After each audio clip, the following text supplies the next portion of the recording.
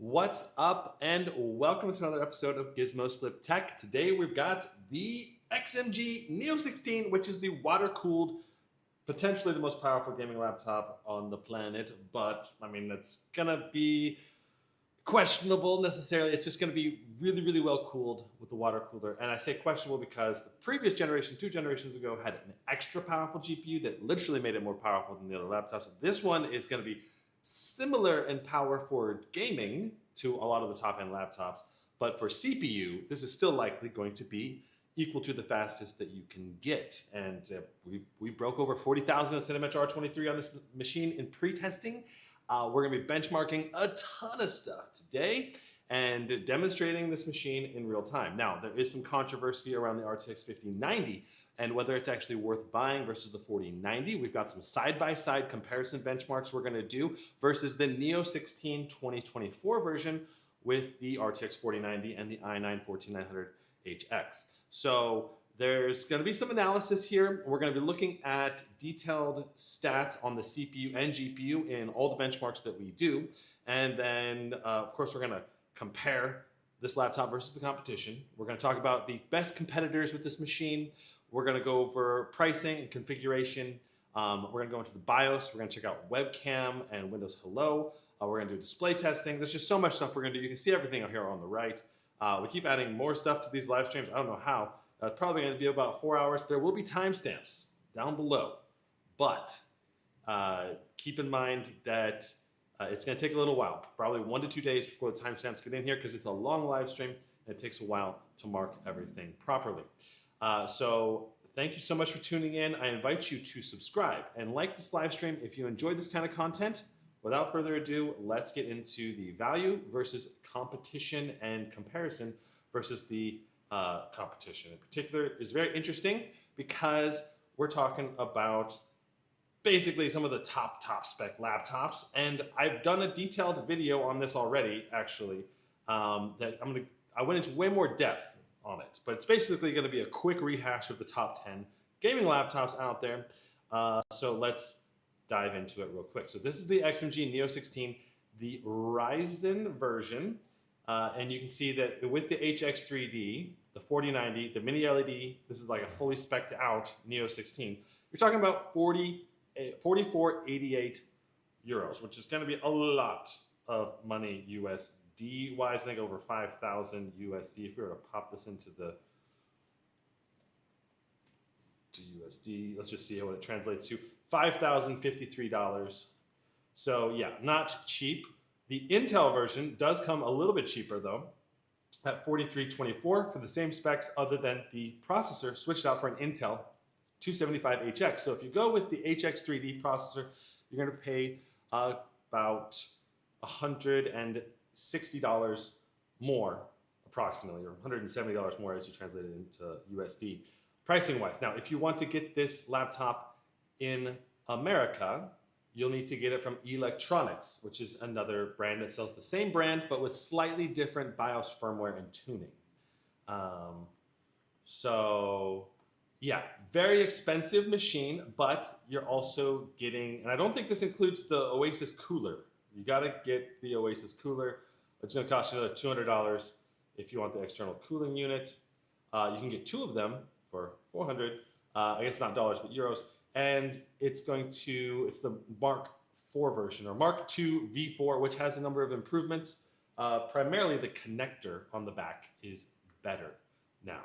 And I believe it's also quieter as well. So yeah, this thing is a beast of a machine, over 200 watts in Cinebench R23, likely, potentially, like I said, the fastest machine on the market.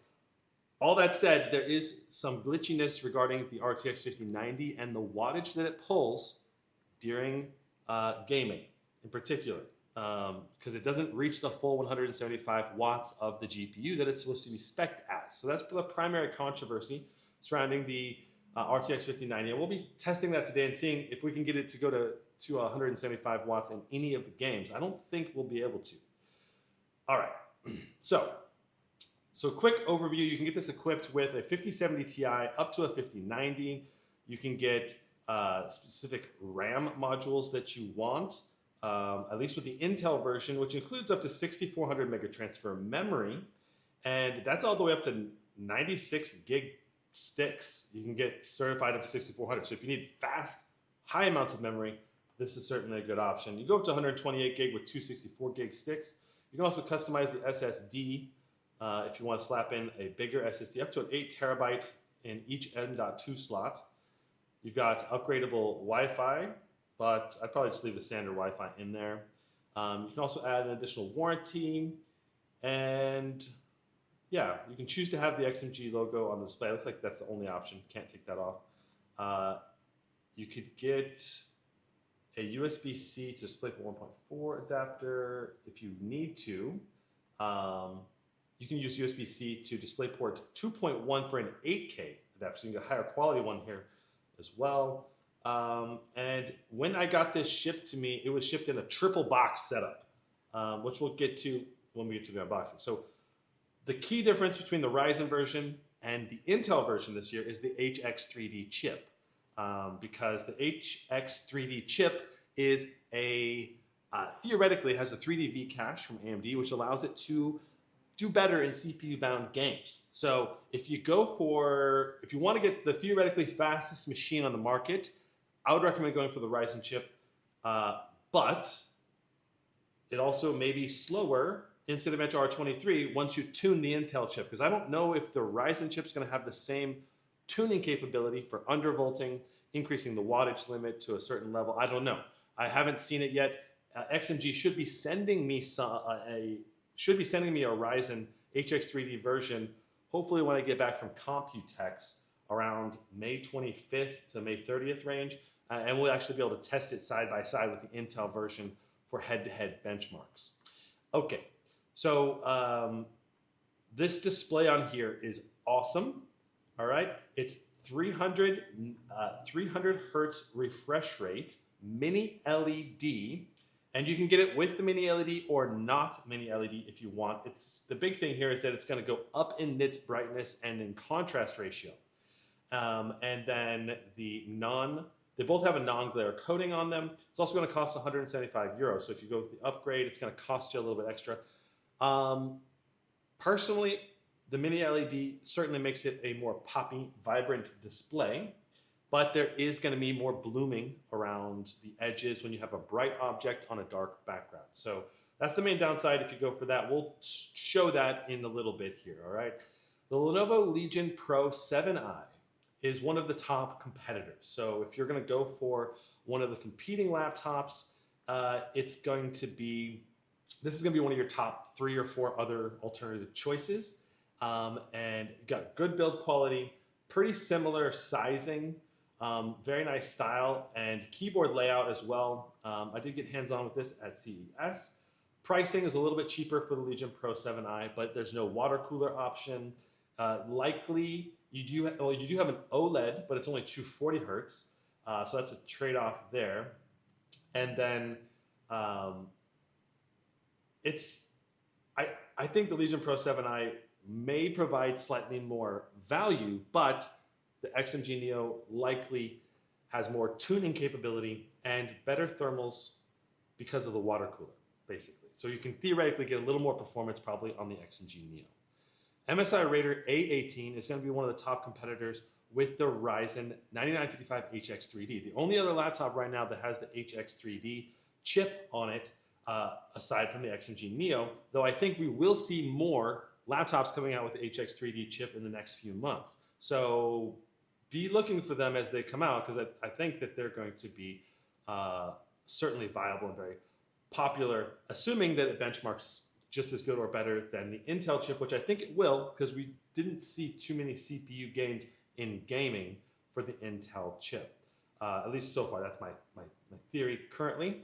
Razer Blade 18 is like the premium version of a gaming laptop. This year's like the ultra premium in that unibody aluminum chassis, thinner bezels, thinner overall footprint, lighter weight than most 18-inch gaming laptops. Now has a number pad, glass trackpad.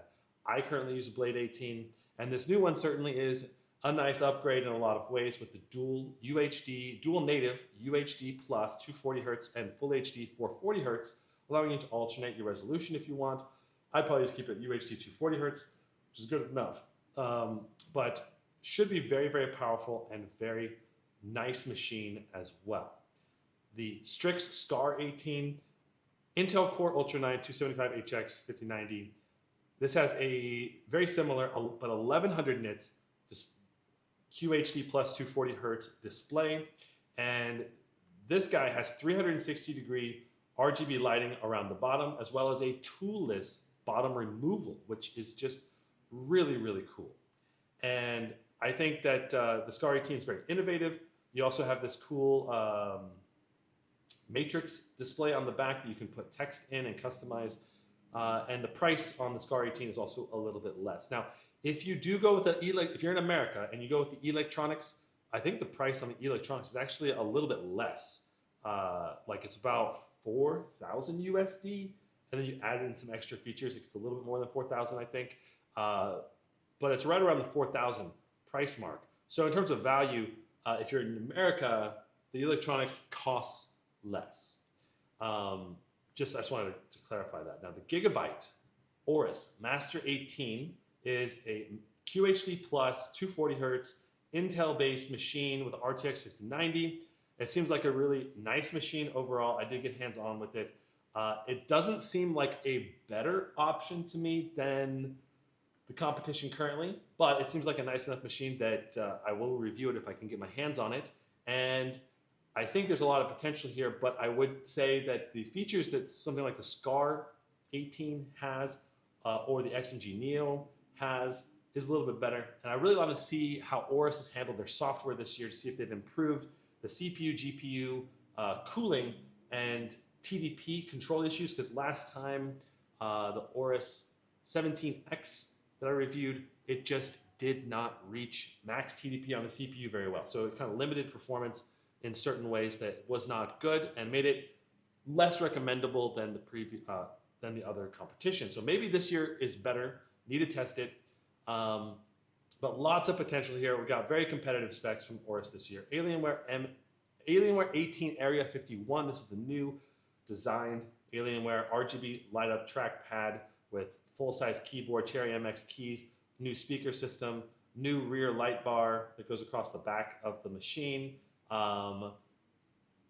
New design, looks pretty cool, has lots of potential, and is really good value at $38.99 compared to most of the other laptops. The only laptop that has potentially better value is going to be the HP Omen Max 16, which runs around 3,500 when you get a 5090 with the regular screen, but you add the OLED, I think it's 3,600.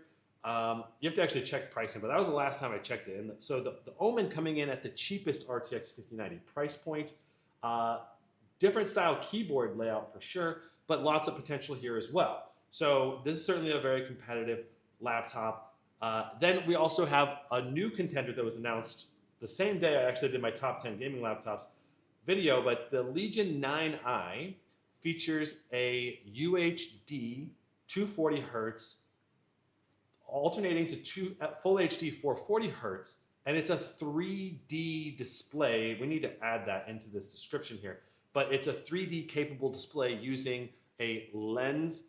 Can't remember the exact term, but it's like a lens-like diffusing layer over the screen that lets the screen direct pixels to your left eye or right eye alternating. So it can do a 3D effect for one person sitting in front of the machine, and it does that by tracking the location of your eyes with a 3D camera. It also has a 3D camera on the front here, so you can record 3D videos. And in theory, if you were doing a video chat with another person with the Legion 9i, you could do a 3D holographic video chat display. You should be able to watch 3D movies on here, play games in 3D, and also use 3D modeling in 3D. So you can see 3D images, like you create a 3D model and then actually just see it right there hovering above your keyboard. It's really cool. I have seen these 3D displays from Asus and also Acer. I don't know how well the Legion 9i implementation will be, but The other big thing about the Legion 99 is that it's an 18-inch. Finally, we have an 18-inch display from Lenovo, and this is going to launch later in the year. In America, at least, it's going to be Q4, so we're talking like November or something, November, October, December, and then also it's going to launch earlier in other markets. I believe in Asia and Europe, it will launch a little bit sooner. So I really want to review this. I really would love to check this one out and see how good the 3D display is. I think 30 games will be supported at launch, but they'll probably add more game support as long as the product is a success. So those are the primary competitive laptops with the XMG Neo. And I think the biggest draw for me with the XMG Neo is the water cooler. Allows the laptop to run at max performance while still staying relatively quiet, which is just so cool. Literally, it's so cool. Anyway, so I see chat is getting some action. It says, how do you know the name for XMG brand in Chinese market? I was trying to find it here, but can't find it anywhere. I'm not sure if it's available in Chinese markets or not, but in different markets, they have different names. Like, I'm not sure what it is in Asia, and there might be like a different manufacturer selling them or a different reseller selling them in each major country, or maybe a certain countries bundled together. I'm not sure. But XMG caters to Europe, and the electronics caters to America. But I think there's a different one for Canada, and there's a different one for Asia. And so there's just multiple different versions of this machine. But essentially the chassis is made by Tongfang in collaboration with some of these resellers. So yeah, so it's this thing. Let's talk biggest pros and cons, the next on the list of items that we're going to be doing. So you can see the second item. Biggest pros and cons. Obviously, the biggest pro is the water cooler allows you to run the machine at maximum performance while still having fairly quiet operation. That is unique in that almost all air-cooled laptops need to have very loud fan noise to be able to reach peak performance. Well, this one, the radiator on the water cooler is really quiet, and you kind of hear the pump a little bit, but this version, I didn't hardly hear the pump at all. And then you could run the air fans on the laptop at like lowish and medium and still have great temperatures. So, and still get close to peak performance, like 97% peak performance probably. And then if you want maximum peak performance, you can run max fans and maximum water cooler at the same time. And it goes down, you can get a little bit more headroom, but yeah, I'm already seeing some really good performance, even on air-cooled or water cooler. So essentially, this is a great air-cooled laptop, but when you plug in the water cooler, it just allows, especially the CPU, to go full throttle, right? The air cooling is capable of running the GPU at full performance already, and so adding the water cooler doesn't really add GPU performance this time. It just makes it a quieter experience and also allows the CPU to go zoom, you know? So yeah. Laro says, let's go, was waiting for this review. Pirate says X3D variant. X3D variant should be coming, and I should be able to test that in about 2 weeks. So, but it will come eventually here. All right, so biggest cons of this machine, you know, having the water cooler means that the rear of the laptop has a water cooling port. And so that takes away one of the ports that you normally would get with this machine. So if I can get a picture of the rear, you'll be able to see this. And so right here, this water cooler takes up an area that probably could be used for at least one more USB or another USB-C port, or maybe even 2 ports potentially if they jammed it in there. But the ports on the system are already still really good. So it's not like your ports are bad on the system. So yeah, it's not really that big of a deal. But it's just one of the downsides, you know, and I suppose adding the water cooling heat pipe maybe adds a little bit to the heat, a little bit to the weight because there's more metal inside. And then it's obviously extra production cost because this thing makes it more expensive having to engineer and design a water cooling system and a water cooling loop. So I showed the improvements to the water cooler loop in let's see if they show it here anywhere on, okay. So you can see there is this water cooler loop goes in one side, goes around the system, and it's kind of over you have regular air pipe, cooler loops right here, but the water goes in around the heat plate and then out. So it really covers the CPU and GPU really, really well this year, and a big improvement overall compared to the first generation that just had a loop that connected to the other heat pipes. It looks like we also have a Gen 5 SSD cooler here, cooling loop as well. So that's good to see. I didn't even realize that it had that. I must have forgot. Anyway, so you can see the water cooler here. We'll set that up. It actually took me about a minute to set up the water cooler this time. It was super easy to run and set up the water cooler. You just pull it out of the box, fill it with water, plug in the 2 cables and plug it into the laptop. Done. Like, it was really, really fast. So 99 watt hour battery. So I did talk to Tom. I did not do a battery test myself, but they have tested it to 8.5 hours at low brightness doing basic stuff. But of course, you're doing web browsing and you're not optimizing as well, you're going to get quite a bit less. So, if you're not optimized, you're probably looking at 3 to 5 hours. If you're really well optimized, you're looking at probably 6 to 8 hours, depending on what you're doing and how bright you set the display to.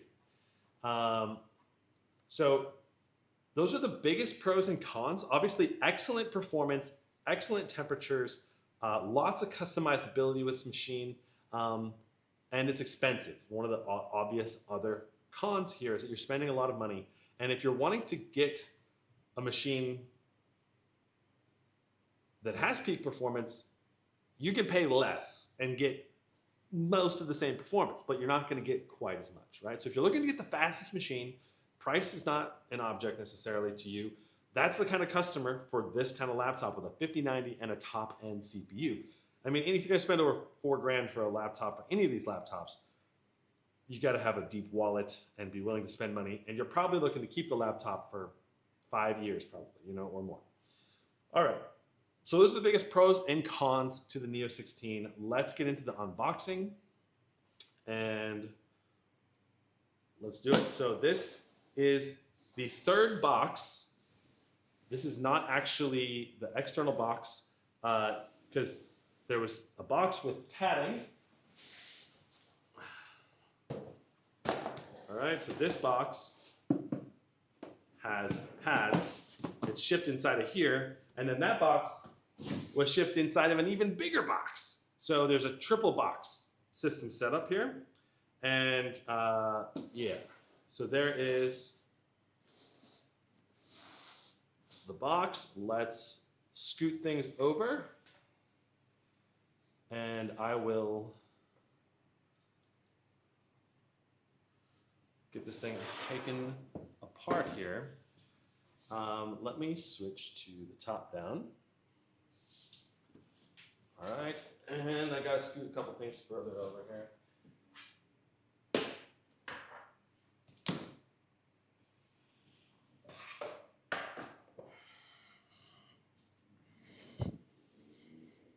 Nice. All right.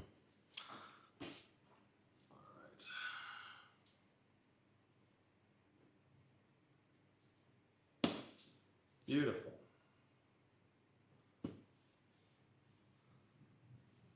All right, let me pull up chat to make sure everything's going smoothly. Can the water cooler be located lower than the laptop position? I believe so. Raider 18 review when? Great question. Not sure. I did talk to MSI. They're going to send me an Intel version of the Raider first, and then a HX version later. I'm just going to send Tom a message telling him that I'm live. In case he wants to tune in. I haven't seen him pop in yet. Usually, I mean, the cable on the water cooler is really short, so you're going to need to put that thing really dang close to you if you're going to use it. So it's only about 1.5 feet long cable anyway. All right, so let's go ahead and open this guy up. right, so they send an XMG pad, mouse pad, which is cool. Very large, gamer-friendly mouse pad. You've got a little foam padding thing there. You've got a laptop wraparound sleeve here. We'll just take this out for a moment. Inside of here, we have our power cable, our 420 watt. Let's go ahead and just show you this. So,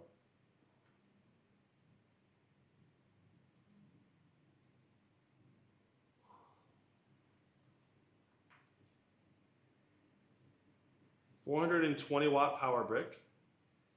It's actually pretty reasonably sized, very similar in size to my, I believe, I think it's a 300-watt power brick from Razer. 330 watt. Yeah, it's like identical in size to my Razer 330 watt. So very impressive that they're able to put a 420 in such a small size. The cable length, though, is not very good. I would wish they would add a little more cable length. So if I go to main camera. All right, so this cable, it's only about 3 feet long, probably.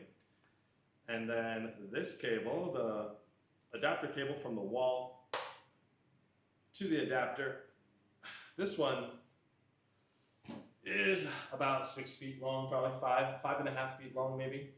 So you're looking at only about an 8.5 foot reach, approximately, for this. And I wish it was a bit longer. So that's one downside. All right, so here is a dongle that includes the latest drivers, which is very cool because you basically have a fresh install of Windows on this machine when you boot it up. I think a lot of the key drivers are pre-installed, but it's nice to have this in case you ever want to just reformat your system. Plug this in and you can get the Wi-Fi on there. Then once the Wi-Fi is downloaded, you can run Windows updates, and then everything else pretty much automatically downloads. And if it doesn't automatically download, you still got the driver right here.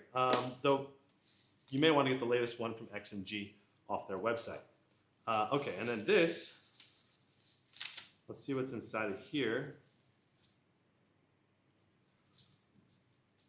Here is your stickers. If you want to put Intel Core Ultra and NVIDIA stickers on your machine, you can choose to put them on there. They don't force you to scrape them off, which is so cool, right? That is just awesome to see. All right. How many laptop manufacturers are doing that? Almost none, right? So that's really cool to see. And then let's go ahead and take the laptop out.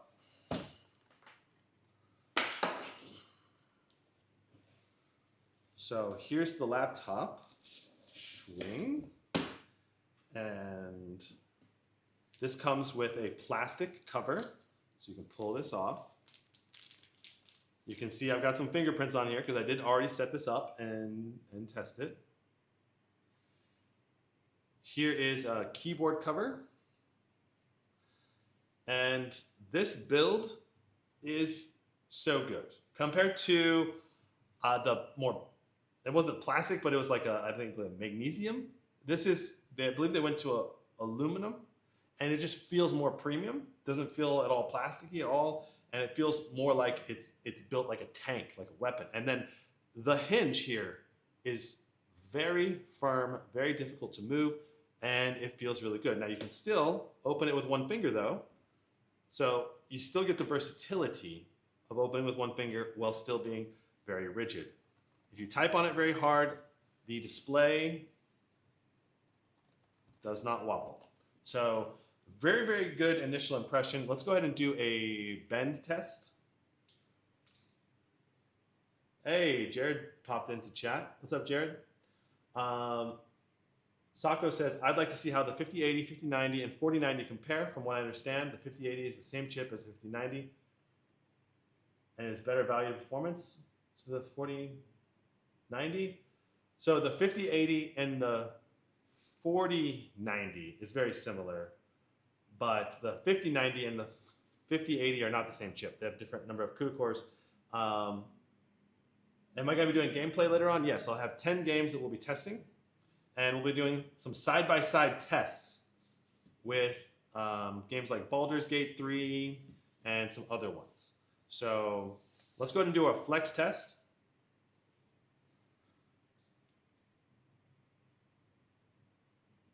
All right, so starting in the right side, we're going to push down really hard. No flex, no flex, no flex. Pretty much no flex all the way around the chassis. Even the top of the screen, this almost always has flex. No flex here still. Going down the right side, no flex. So the entire outer ridge has no flex. Going through the middle here, this is usually the weakest, and there's a little bit of flex here by the arrow keys. A bit of flex here in the middle, but not bad. Certainly a more stiff than average. Going through the keyboard, very, very minimal flex, but there is some around the keyboard area. Very impressive flex test overall. And if you look at the bottom, go ahead and flip to the top-down camera again. You can see we've got our air intakes here and a nice pattern down here with a nice big rubber rest here that it allows the machine to get a lot of support and a lot of airflow. And notice there is kind of a bump here, so it gets thinner for about the front half of the laptop, allowing some more air intake, as well as it to fit into your backpack a little bit easier. So that's kind of how they designed it. Let's go ahead and take this guy apart. It is time.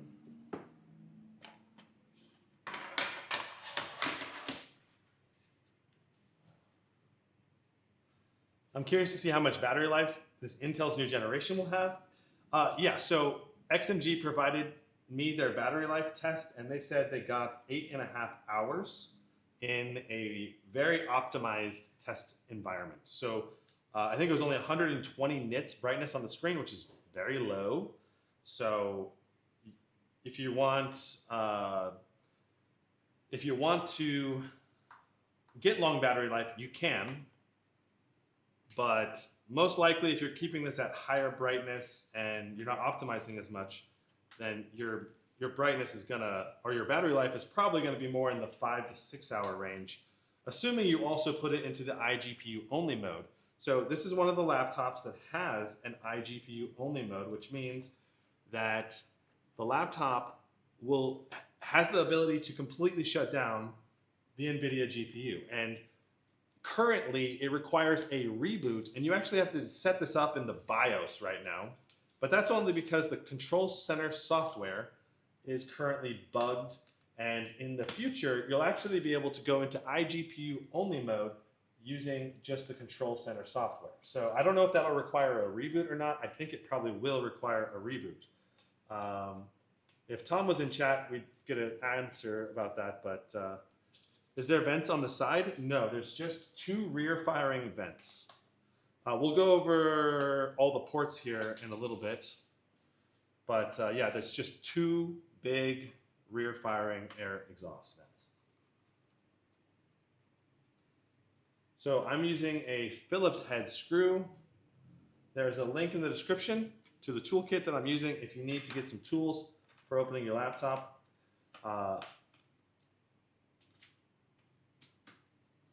This screw is interesting, it's at an angle. All right, so that is that. Notice there is no pop-up screws on the system, and as far as I can tell, I've gotten all the screws out. Let's find out. So if I pop over to this angle, IPS or OLED screen, you can get this with an IPS or an IPS with mini LED backlight. So 500 nits IPS display, or the mini LED goes to 750 sustained, 1000 peak. At least that's what XMG rates it as. I'll show you what I got in my display test. We'll be testing I'll show you the results of that at least today. So going along the light bar helped me get the pop started. I don't know if I can get this thing to completely come up on this side. Looks like I'm making some nice progress. There we go. Nice.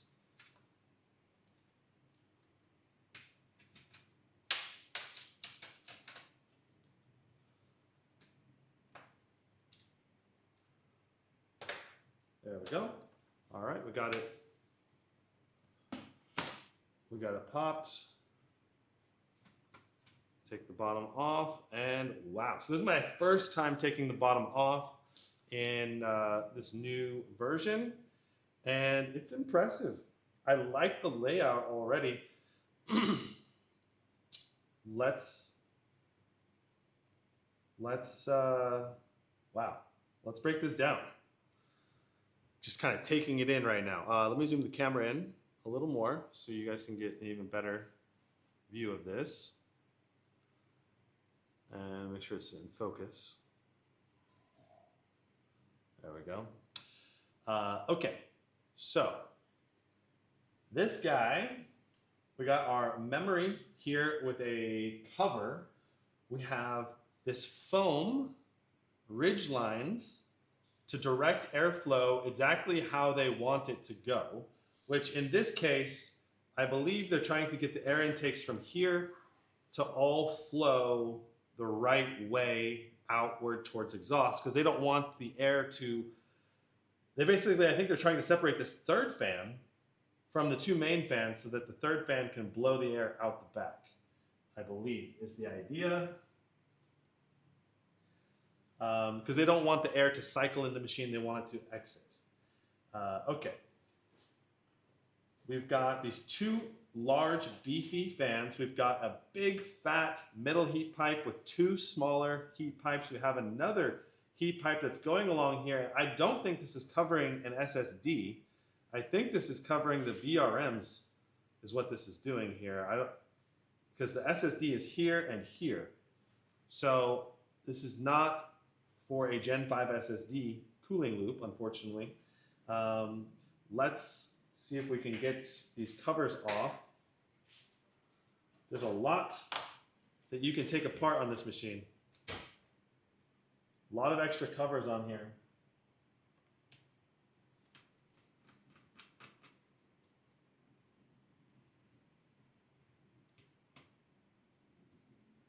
Yeah, that is not rotating. I gotta get a different size.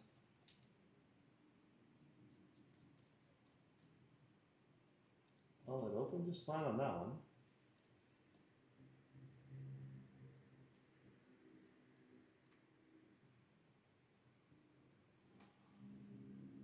I'm afraid I'm going to strip the screw if I'm not careful.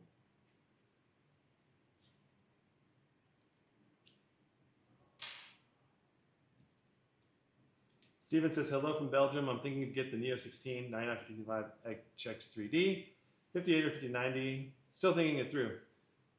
Yeah, well, you've got, there we go, smaller screwdriver or head, pick that screw up. And these are different length screws, so got to keep these separate. All right, so there's your SSD slot. I believe that is, I think it's a Gen 4 SSD.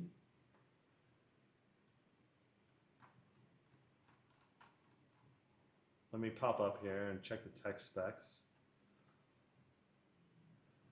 Should be in here.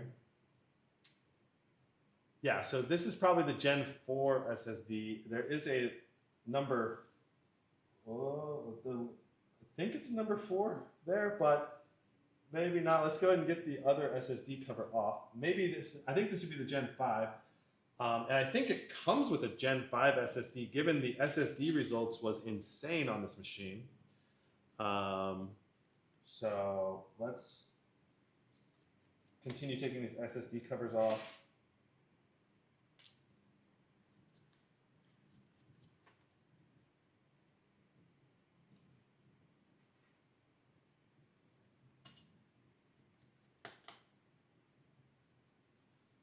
Interesting. All three of those screws are the same size. Not the case on the other side, though.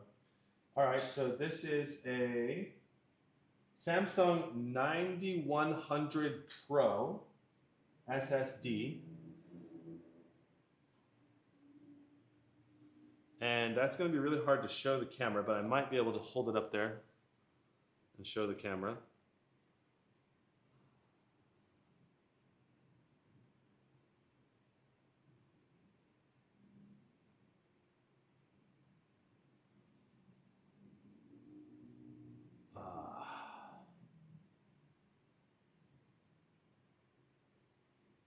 There we go. All right, so 1 terabyte Samsung Pro 9100. Let's get the focus again. There we go. And you also have your Wi-Fi card, which is an Intel AX211MGW. The Wi-Fi card is not as fast as some of the other ones out there, but that is upgradable and fairly easily accessible if you want to upgrade that. Let me just do a quick Google search on this Samsung 9100 Pro and see what the speed is. Yeah, it's a Gen 5 NVMe SSD. And we should get around 13 to 14,000 on the SSD speed test. So, and I'll show you that here in a little bit, but that's insanely fast SSD on this machine. Let's put the covers back on. So that's the Wi-Fi and the SSD upgradability. I want to put these back on in order, just because I don't want to forget which screw goes into which hole, because we're dealing with a lot of different screws on this machine. There is a little heat pad right there. So this one on the right would be our Gen 4 SSD. And it is really nice that they actually are including the Gen 5 SSD out of the box. Because I think some of these laptops with Gen 5 SSD slots are only including a Gen 4 SSD, which kind of doesn't make like that good of sense, you know, when you get the upgraded slot, but you don't get the upgraded memory.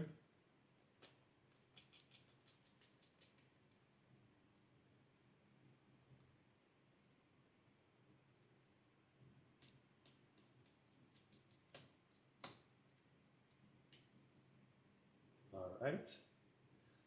Let's go ahead and see if we can access the RAM.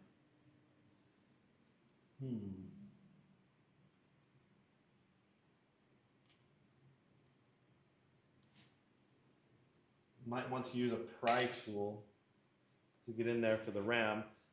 It's not the easiest thing to come up, but it shouldn't be that hard.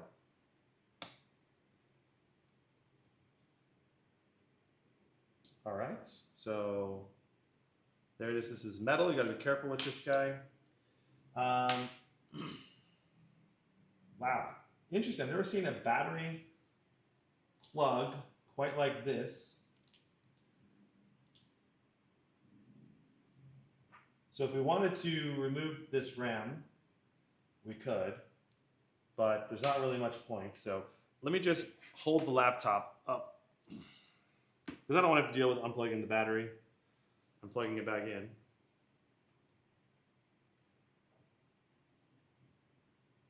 So we got SK Hynix in here, DDR5 6400 CL52. But if you want to read that precisely, feel free to pause it and check out the details on that RAM.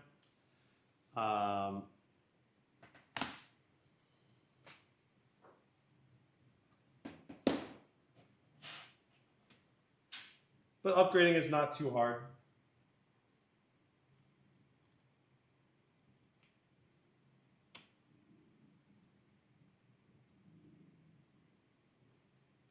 You do want to be careful when putting this back.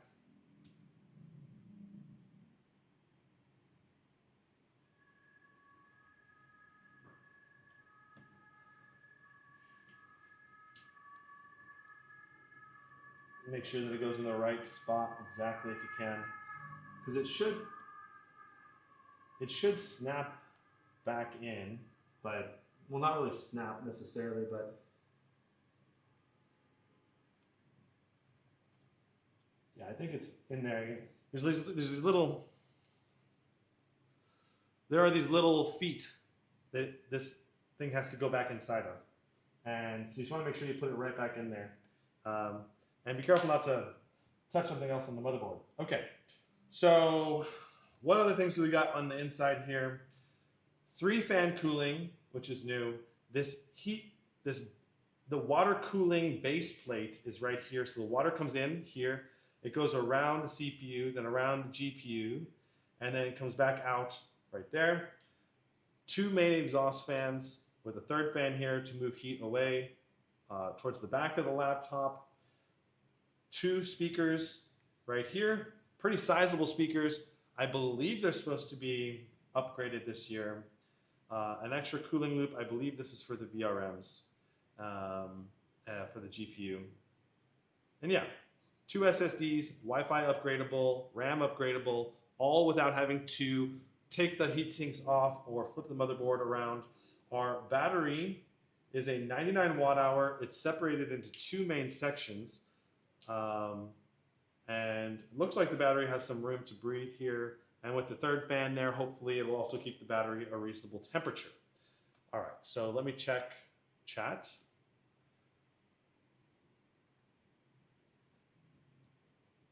CL52, I think, is very common right now.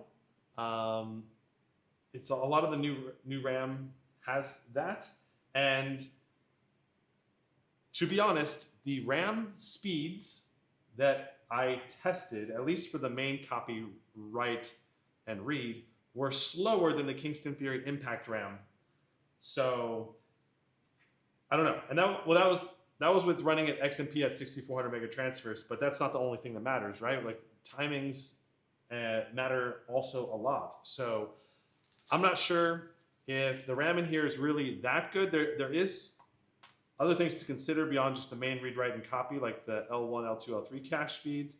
So, and those ones I believe were quite good. Well, I'll show you the AIDA64 RAM speed test here soon.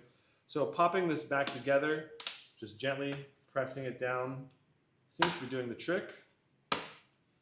In a circle going around. All right, so there we go. I believe we are flush again. Ready to put this back together.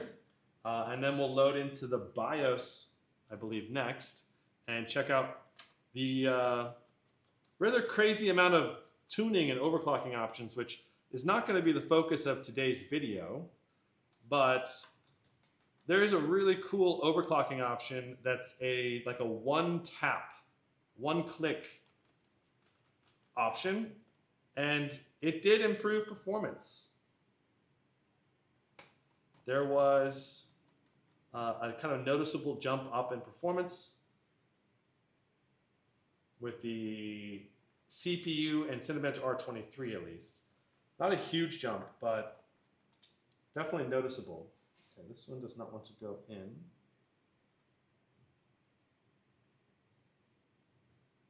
There's some Loctite on it. Might be messing with the screwdriver tread.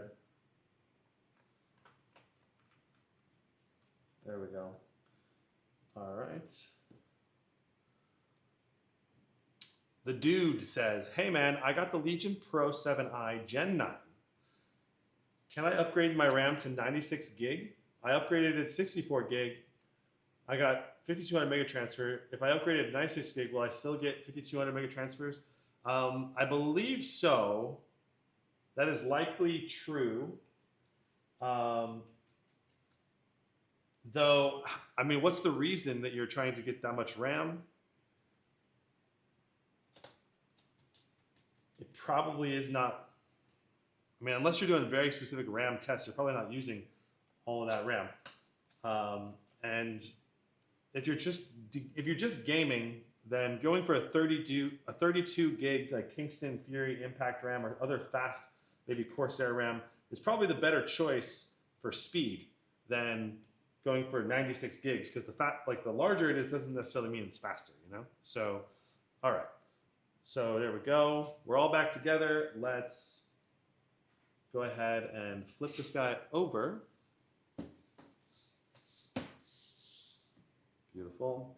And let me put this down.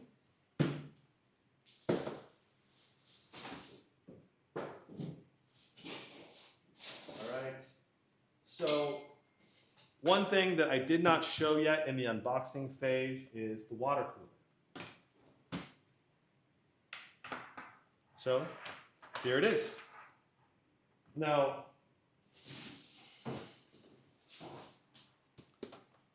the water cooler comes in this box.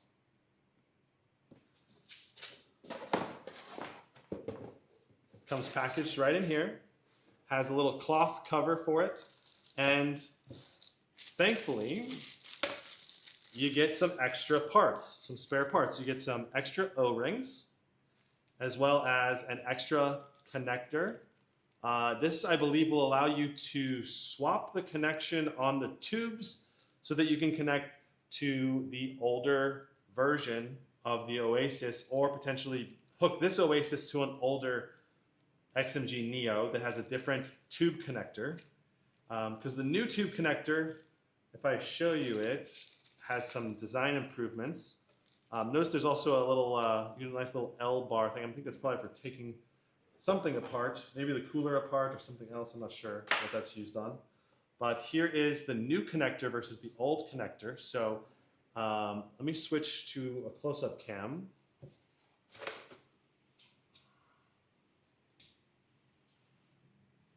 All right, so the old connector here, notice it's got magnetic, it has a magnetic connector here, all right?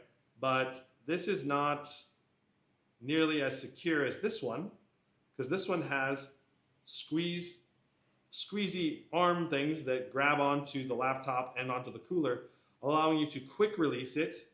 And then there's also little shutoff valves in this to prevent water flow when you connect and disconnect it. So as soon as it's disconnected, the water will cut off, and even if the pump is theoretically underway. So it shouldn't be shooting water everywhere. And also, I noticed the drip leakage on this new connector is very, very minimal. Like almost no drops come out when you unplug it and plug it back in. So nice new connector here for the water cooler connection. Let's take a look at the back of the water cooler. So you can see the rear. You can see the rear of the connector here is just magnetically attached. This might just be a straight, whoa. I don't know if this goes on here like that to connect to another laptop. If Tom was here, he'd be able to tell us. But just like that, and then you connect this to the back of the laptop, and then this has a little arm grabbers, right? So you can grab it and plug that into the laptop. The power plug, this guy, daisy chains the laptop to the water cooler. So instead of plugging the power plug into your computer, you plug the power plug into the back of the Oasis here, and then the Oasis goes to your computer, to the Neo. So you plug this guy into the laptop, plug the laptop's power adapter into here. On the back of on the top of the cooler here, we have our water level. So you can see the water level right now is right here. It's very faint. When the cooler is on, it's easier to see. The water refilling station is right here. And when you first fill it up, just fill it to the top and then run it, and water will enter the pump and it'll go down a little bit. And then if you want to, you can then top it up. So I can just demonstrate for you real quick, adding a little bit of water to the cooler. Ooh, I spilled it a little bit, it's fine, whatever. I would recommend being careful and not spilling it as much as possible. A couple drops fell down there. But it's really not a big deal.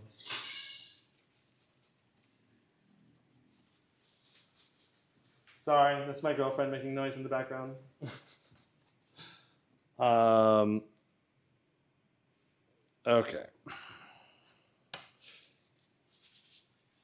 All right.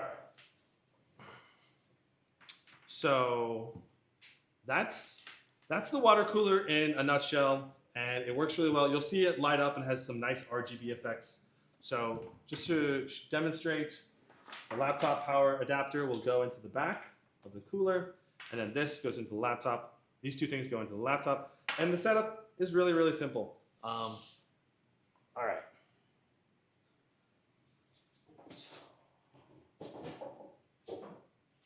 Now, I don't know if they're going to ship this with every XMG Neo, but they sent distilled water in the package to me to fill the cooler up. You want to make sure that you use distilled water to prevent mineral buildup inside the pump, which will degrade performance, I believe.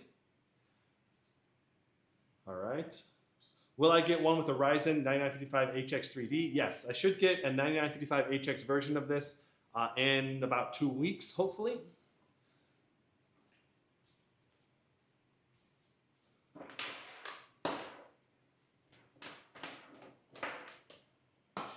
So I'm going to go ahead and plug in the laptop.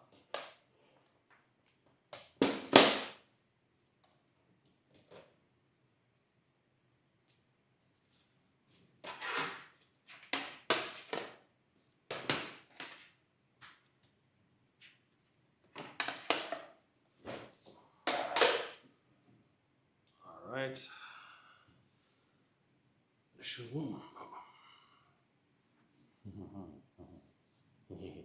Okay. All right.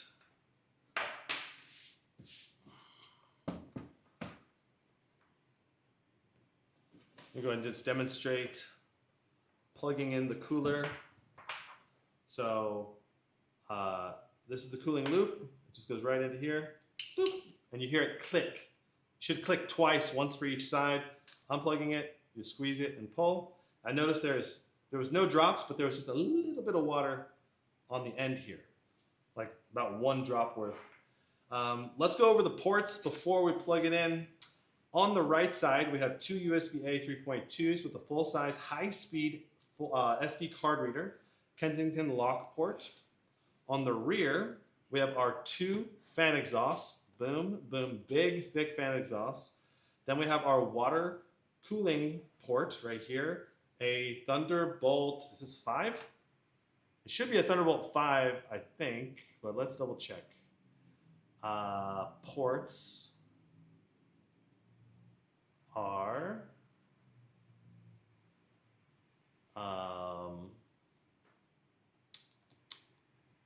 where did they list their ports? There they are. Thunderbolt 4. Okay, so it's only Thunderbolt 4 with 140 watt power delivery. DisplayPort 2.1 support, though, is on this. So that's good.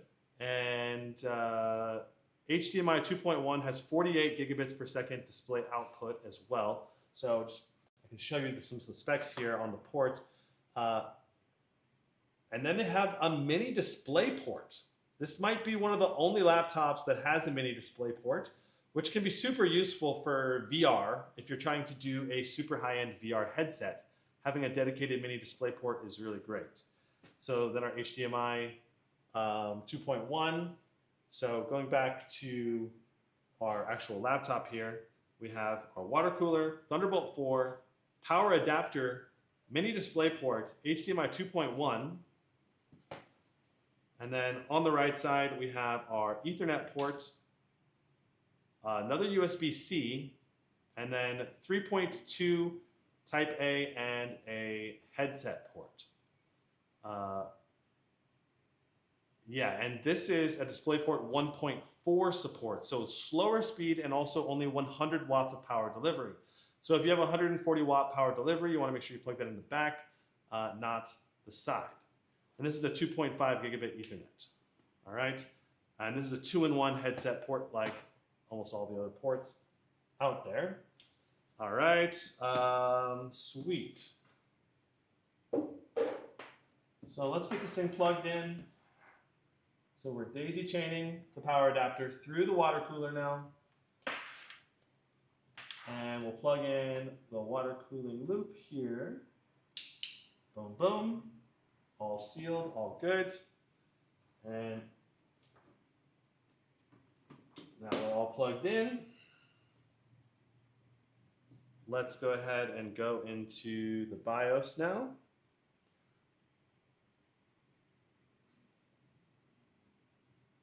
Make sure this is in focus, and then we'll switch camera to this one, and we'll scoot this forward and turn this guy on. And we'll go into the BIOS to start with. How is the build quality? It's really good. It's really firm aluminum unibody style build quality, and I'm very impressed. Okay, so we gotta do something about this camera angle a little bit. Turn this camera off and scoot this back, rotate. There we go. Might be better just to do it a little more of an angle.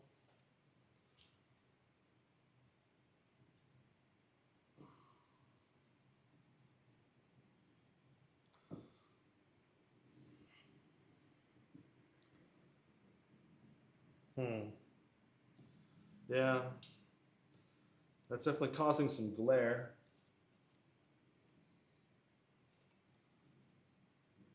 All right, and let me also turn this down. Wow. All right, well, that is a lot better. You can actually see the screen now. It looks pretty similar, I think, to what I'm actually seeing. So let's go ahead and plug in our mouse. So we can control our BIOS with our mouse. And let me go up on brightness a couple ticks. All right, so we'll go setup. Also really bright. Camera has to adjust. So we got some basic information in here. Going to advanced. You can select dedicated GPU only mode, iGPU only mode, or MS hybrid. Let me change this brightness a little bit again. That's a lot better. And so if you go to iGPU only mode, this is currently the only way to get really good battery life on this machine in the BIOS. So, and also, but that's going to change soon, hopefully with some updates so that you can use iGPU mode within Windows. Dedicated GPU only mode is what we're going to be testing with. And of course, MS Hybrid allows you to switch between integrated and dedicated GPU. But the current MS Hybrid mode on almost many laptops oftentimes causes the NVIDIA GPU to wake up, draining battery life faster than anticipated. So if you really want to have good battery life, make sure you switch to iGPU only mode.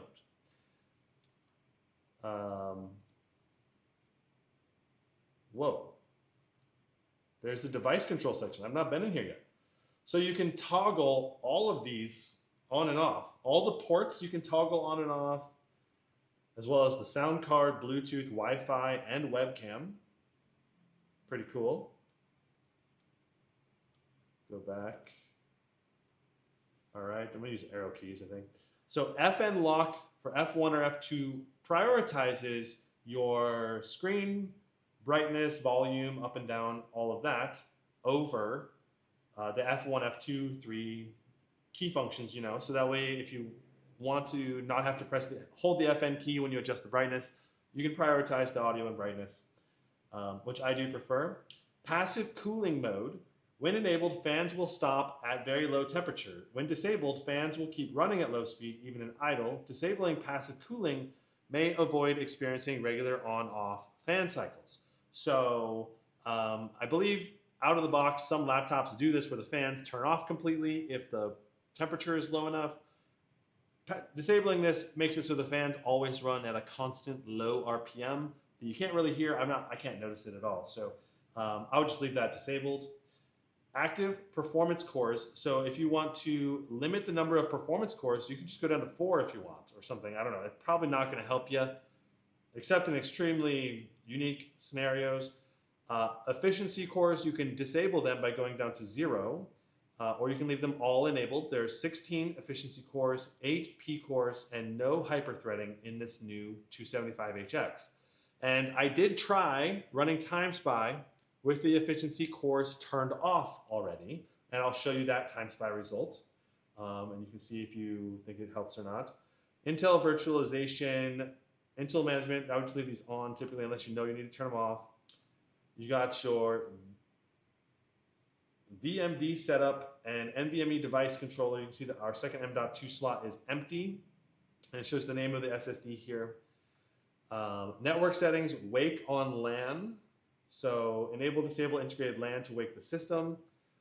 Performance button. So this is the button right down next to the power button. See if I can show you on screen.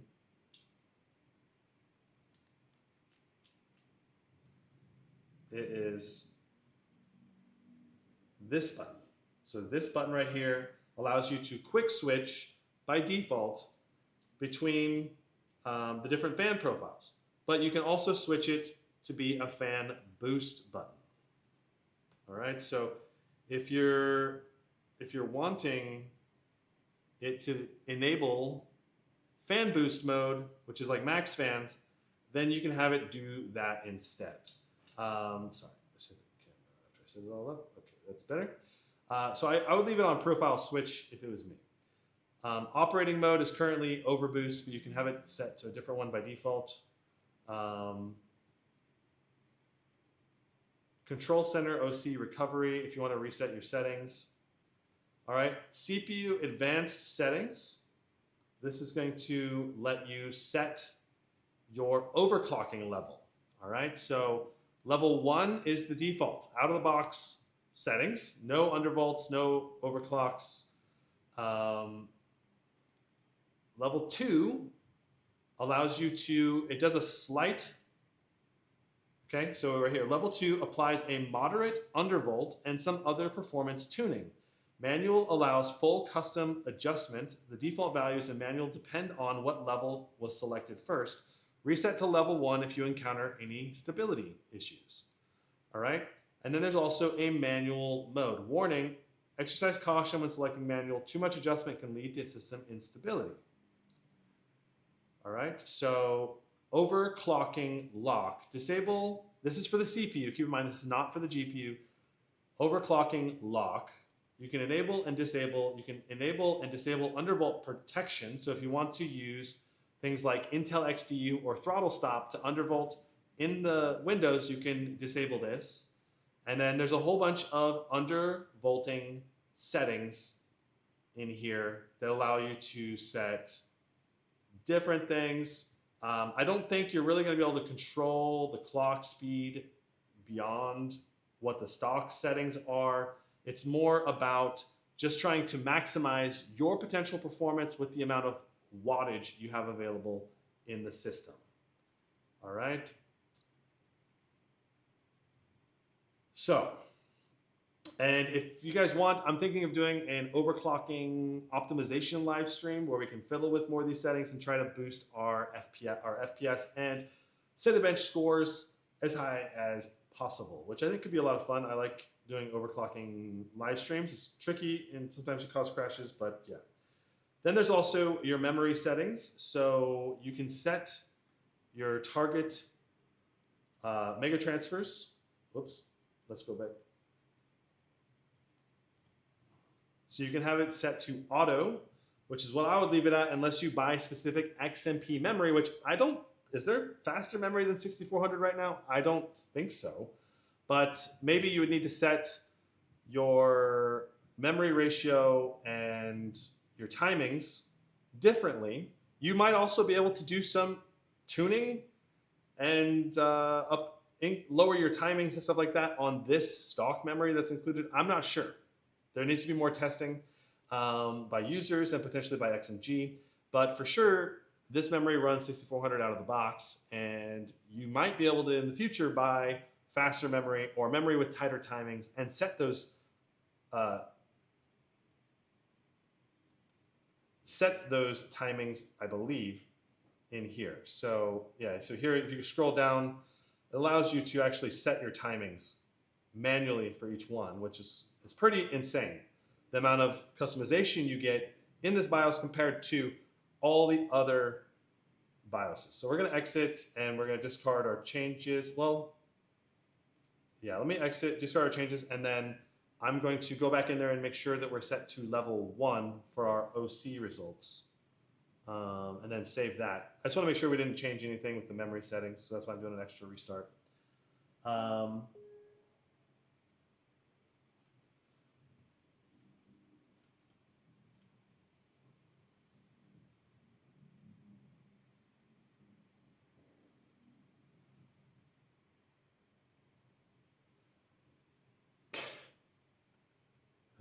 Is this the mini LED or normal? This is the mini LED.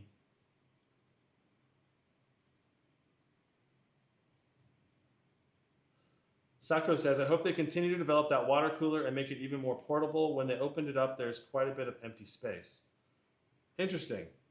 I think the idea is that people aren't going to take the water cooler with them. And if you want to switch between 2 locations with the water cooler, you're probably going to do that with, set this to level 1. So we're running stock out of the box, right? We'll exit, save changes, and reset. Okay, so I think the idea with the XMG Oasis is that you buy more than one. You'll buy one for your home, you buy one for your office, and then you can plug it in wherever you go with that. Now, if you're going to travel with it, you're just going to need to probably empty the water out of it and then throw it in your backpack, essentially, is what I would probably do. And I would make sure to put it in a Ziploc baggie if you're going to put it in the same laptop compartment as the full laptop, because you don't want water coming out of the pump or out of the tank and getting into your electronics.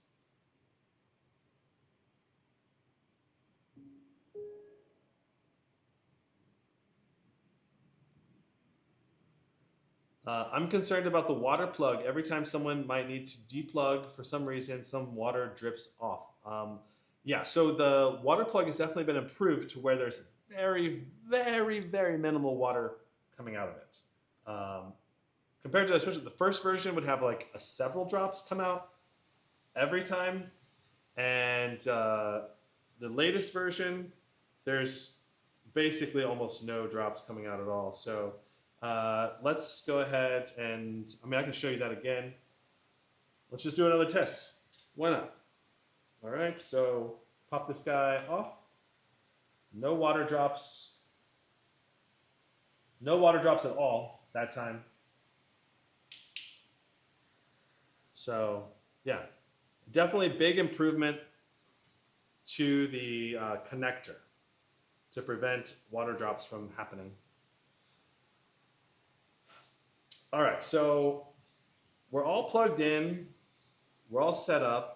Let's get the, let me check. What's next? I want to make sure I don't forget anything. So we need to weigh the laptop. Let's do that next. We've analyzed and reviewed the ports. And regarding the ports, I think they're very good. We have 5 total USBs, plus a mini display port, and an HDMI, and the water cooler port, and a full-size SD that's high speed. So yeah, the ports on this are excellent.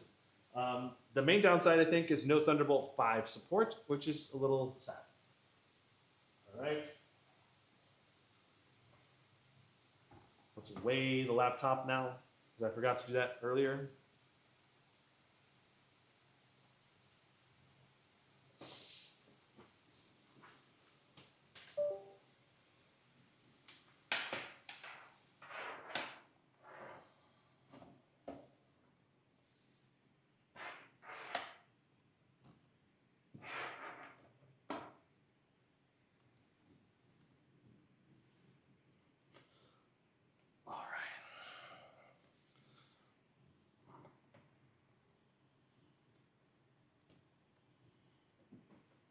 Okay, so we're doing 6 pounds, 4.3 ounces. So like 6.27 pounds approximately. And the power adapter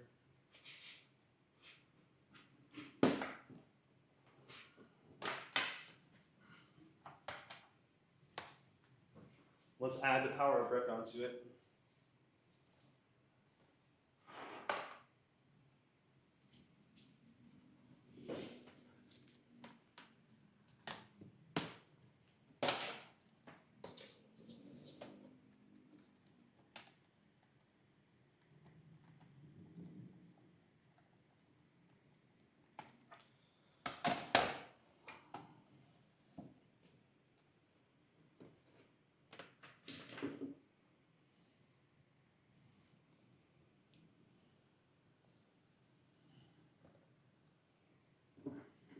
All right, 4.3, and then we add the power brick.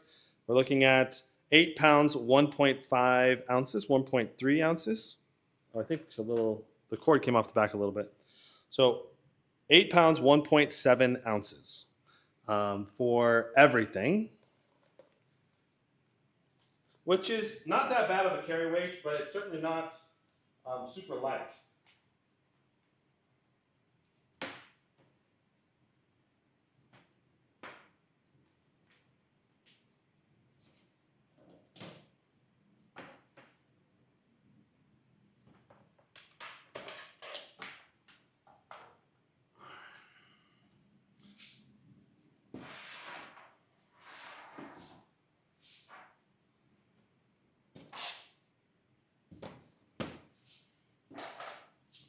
Now I would like to do a few B-roll shots.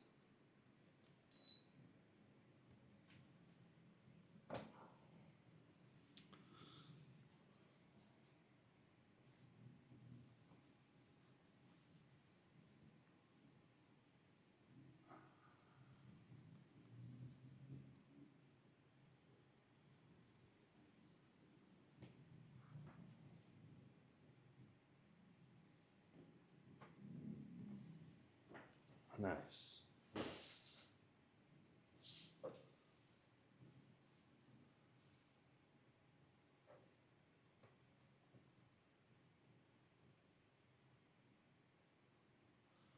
All right, so we'll get some shots on the side first.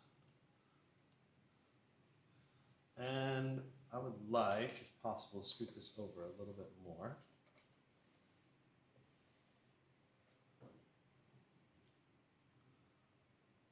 There we go. The clothes rack in the background. Let me raise this up a little bit. Well,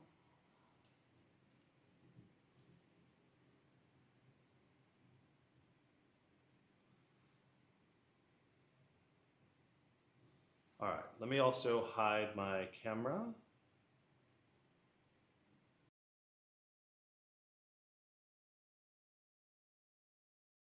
My audio is gone too if I do that. So let me just pull this off to the side for a moment.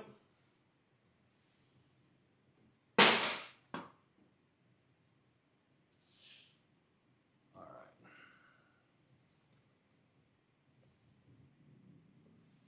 Beautiful. All right, so let's just let it spin one time here. And then we'll open it up. And we'll also do a shot of the ports. So back this up.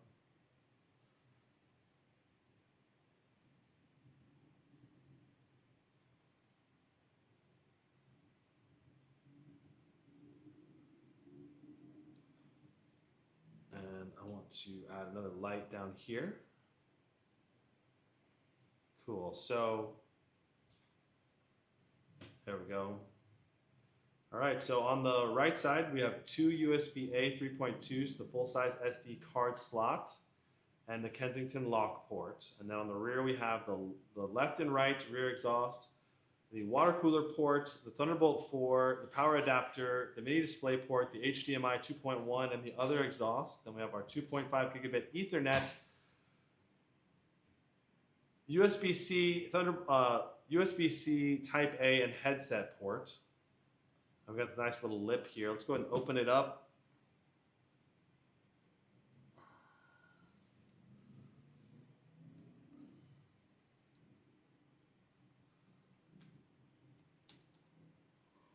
Cool. Go. Let's go ahead and I want to get some close-ups of the keyboard.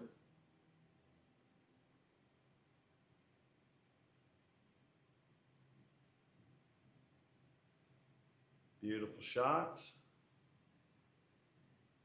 Looks really good.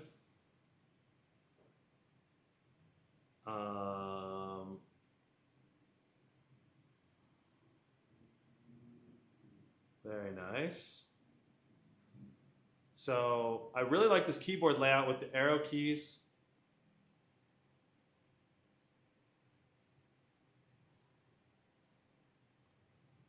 With the arrow keys spaced off like this. And the keyboard backlight also, I think, looks pretty good. Now, the tricky part with the keyboard lighting itself, it doesn't animate nearly as smoothly as other laptops out there. And I'm going to go ahead and change the camera angle a little bit and zoom in a little bit more. And then let's run this back. Swap it to this side again.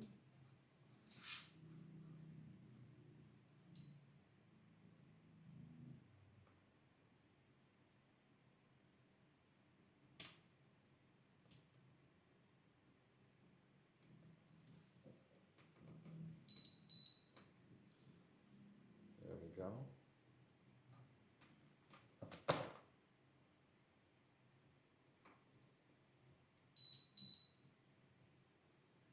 Cool, nice, good looking shot.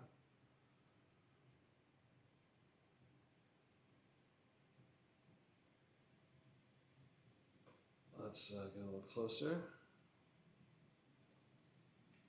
Interesting. The cable is apparently very easy to unplug.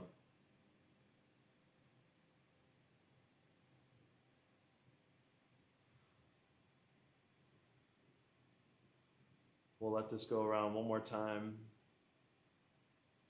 And then we'll do one zoomed out shot, more straight on.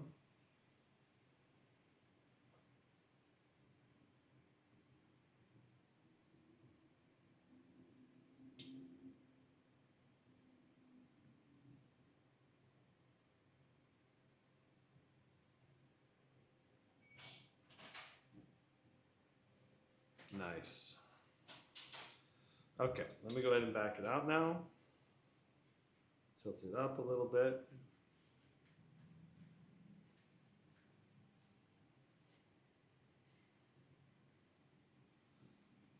All right.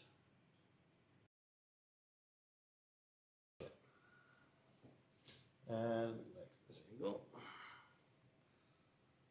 Okay, so beautiful. Let's scoot this back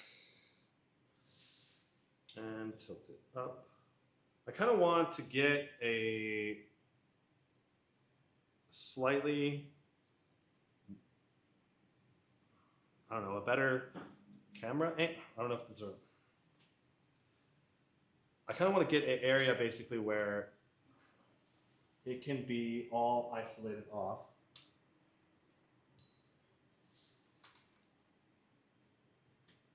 Oh no, did I break my rotating stand?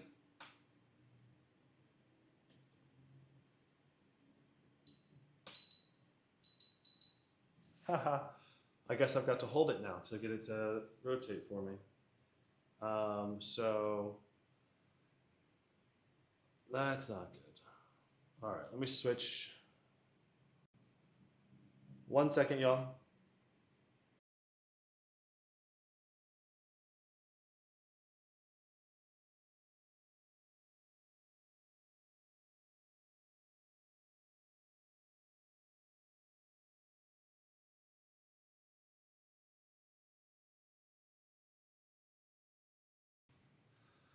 Okay, all right. Apologies for the delay there. Let's go ahead and, I don't know if I can get this thing to turn on one more time or not. Oh, that's what happened. Okay. My USB-C cable busted. All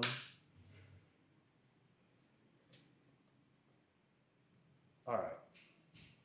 Well, I think that'll be the B-roll for today. We got some good shots. I'll have to work on fixing my rotating stand for next time. Let's see here. What is next? Okay. So we did B-roll, ports, bloatware evaluation. This thing had no bloatware on it because it was basically a completely fresh install of Windows 11. So that was really nice. All right, let's get this guy plugged back in. And we'll do our webcam test.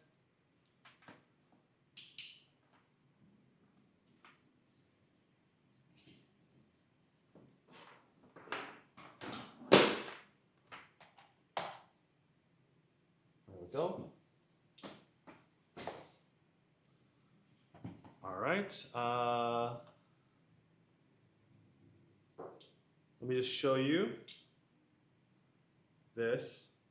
So to get the Oasis working, it is, in my experience, really simple. All you have to do to get Oasis working, it's very simple. You plug everything in, connect everything, press the power button on the Oasis. I just pressed the power button.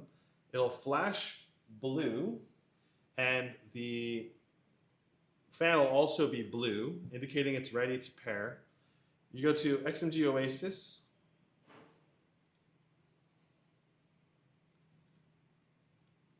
and you find it in here. Maybe it's still booting up.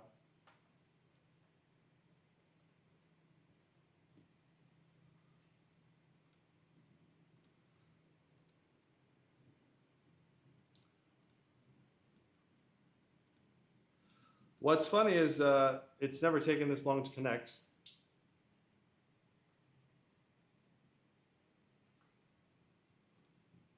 There it is. It probably takes at least, I don't know, 30 seconds of turning it on. And then you select it and hit connect. And I'm gonna move the mic down so you can hear the water pump. All right, here's the water pump sound.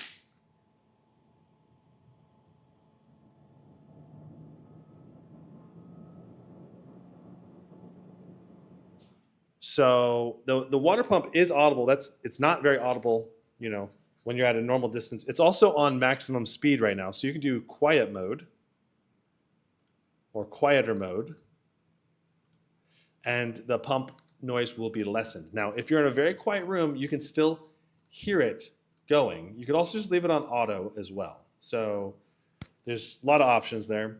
Let me put the mic back up here. So the water cooler is connected, and you can adjust the lighting. Now I've got an RGB-ified water cooler. Looks pretty sick. Cool, and now we can continue our tests. Next up, we have our webcam quality and Windows Hello. This does have Windows Hello on it, and we're gonna go ahead and open the camera up now. Windows Hello has been working for me just fine for the entire time I've had the laptop in for testing. So any improvement from the previous version? I think you said, are you asking if there's improvement? Yes, there is improvements. This new one is supposed to be a little bit quieter. The connector is better. Okay, so that is the camera quality. Let's zoom in. I do have the RGB-ified background behind me. But the camera quality does not look that good, I'm gonna be honest with you. All right, so what's up? I am typing and talking at the same time now. How is the audio quality? Let's find out. I also want to mention that there is a LED on the webcam up here to indicate that the webcam is in use. So if you want to avoid, if you want to know if your webcam is being utilized at all, you can always know for sure with that little light indicator. We'll end this. Let's take a couple photos. Hey. Okay. Let's take a look at those photos in detail. So looking at the detail of my beard and face is pretty mediocre detail. Pretty grainy looking. You can clearly see the text though, so that's good. Let's go to the next photo. Still grainy looking. Color replication is pretty decent though, especially considering the background color is changing. Let's go ahead and see what the mic and speakers sound like. All right, so what's up? I am typing and talking at the same time now. How is the audio quality? Let's find out. I also want to mention that there is a LED on the webcam up here to indicate that the webcam is in use. So if you want to avoid, you want to know if your webcam... Okay, so there is the video quality. I mean, it'll work fine for Skype, but that is not very good video quality compared to the highest end machines. So that's another area where XMG can work on. It'll do just fine for some basic Skyping and webcamming with grandma or your business associates, but it's not a super high-end camera for sure. All right, let's move on to the next section. Let's go over the keyboard and mouse. The keyboard and mouse on this are, I think, really good. But let's just do that detailed deep dive here. All right, so here's the layout. This is a German keyboard layout, so it's not the same as the US version that you would get with electronics. I believe XMG offers a number of different versions on this keyboard that you can pick up, but I don't think the US option is even an option, which kind of sucks. In case you just wanted to get XMG instead of another brand of this laptop, but that's I'm pretty sure how they do the deals when they set up their their reseller agreements. Okay, so the actual keyboard layout itself, we've got a tall enter key and this extra key here where the enter key normally would be, and then on the left side we also have a slash less than symbol here on the left where the Z key would normally be, or the shift key actually would normally be here. The Y and Z keys are also flipped, which can be a little bit weird to get used to, but when you set this to the US keyboard, this is the Z, even though it shows Y, it's pretty weird. Anyway, the actual key travel and feel is good. It feels like a great keyboard. I like the layout. The arrow keys have nice spacing, they're full size. The number pad is not full-size keys, but they're spaced well enough and they're in the usual place to where they work just fine. And the other thing is the keyboard backlighting is very bright. Now let's go over the keyboard backlighting options inside of the control center here. And I'm just gonna briefly show you where I'm going inside the control center and what options you have, then I'll demonstrate them for you. So you go to light settings.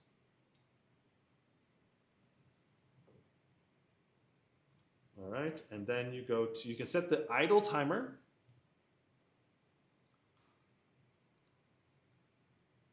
I'll make this a smaller window and let's zoom in on this. Cool.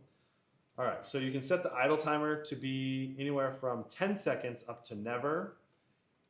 Keyboard backlight, I currently have it set for an hour. Keyboard backlight you can turn off and turn on. And then there are these 12 or so different keyboard functions that we'll go through. You can set the direction, speed, and brightness. And you can save it to the BIOS so it boots into that mode when you turn the laptop on, basically. So that it's not reliant on getting into Windows before you get the keyboard lighting that you want, which is what my Razer Blade does, which is kind of annoying. But, okay, so let's go ahead and take a look at the actual key functions and what they look like, the animations. And we also have a light bar in the front here, and we'll go over some of those settings as well. So the first one is monocolor. This allows you to set a color anywhere on the spectrum from green, blue, purple, whatever.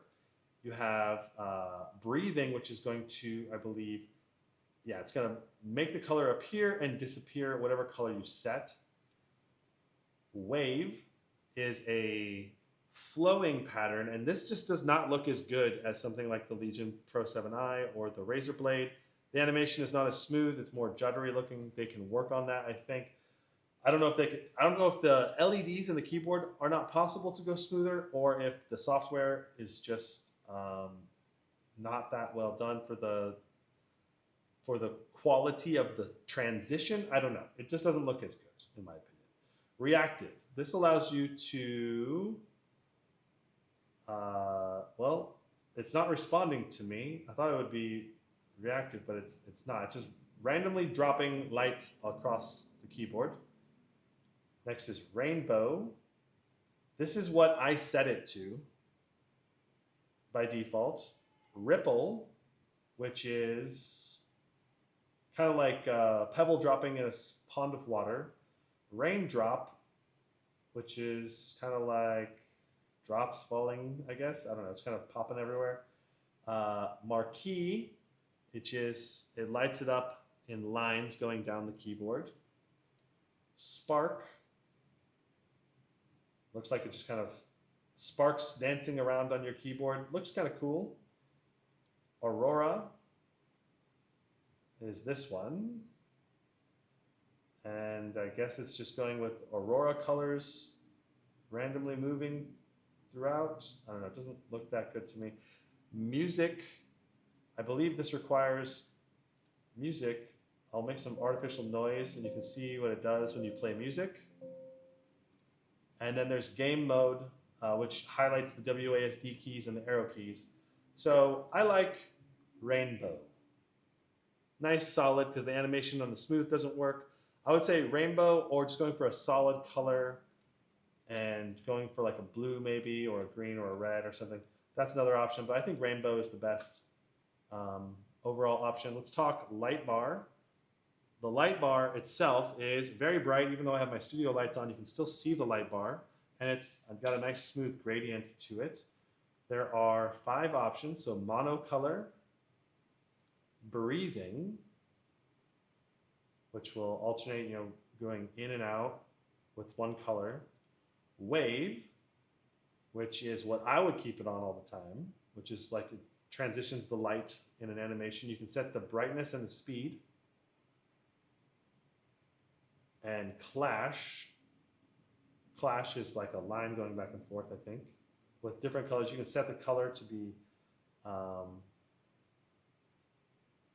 whatever color you want, I think. It's not switching the color on this. I don't know. I'm setting it to go green, but it's saying red. And then there's Meteor, which I think it's just like one line going across, and you can set it to be whatever color you want. So yeah, I would just do wave on the front. It looks really good. And then do rainbow on the keyboard backlight. And that's what I would just leave it set as. Okay, so I saw we got a super chat here. Let me pop over to chat. After reading the benchmarks of the 5090 versus 4090 laptop, I've decided to skip this gen of laptop, especially since I've already upgraded my desktop 4090 to 5090. So that's fine, especially if you already have a 4090. That said, I think we'll see better benchmarks as NVIDIA optimizes the drivers. Thank you so much for the super chat, Super Googly. All right, so let me see. Next up is the mouse. So we talked keyboard, let's talk mouse. So this, I believe, is a glass trackpad. It feels really good in the hands, and let's see how it clicks. Has a nice solid click to it. It's a nice size, but it's not super big. Like, it's probably like literally half the size of my Blade 18 trackpad. So depending on if you want a really big trackpad or not, you may want to, get a different laptop if you want a huge trackpad, for example. But it clicks good. It feels good. It's smooth. I do think they could make it a little bigger, right? They should be able to at least make it a little taller.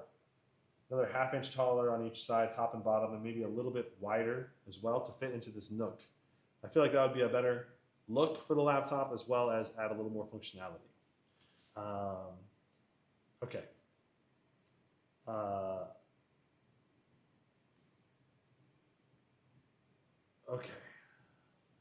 If everyone says this laptop gen is so bad, then why are they constantly selling out? Well, there's a lot of reasons to buy the new gen of laptops beyond just the RTX graphics cards. For example, if you want the latest OLED 500 nits display, you have to get the new Legion Pro 7i instead of the last generation, right? If you want to get the toolless bottom to upgrade your laptop and clean out the fans whenever you want without needing a screwdriver, on the Star 18, you have to get the new 2025 version. So there's more reasons to upgrade.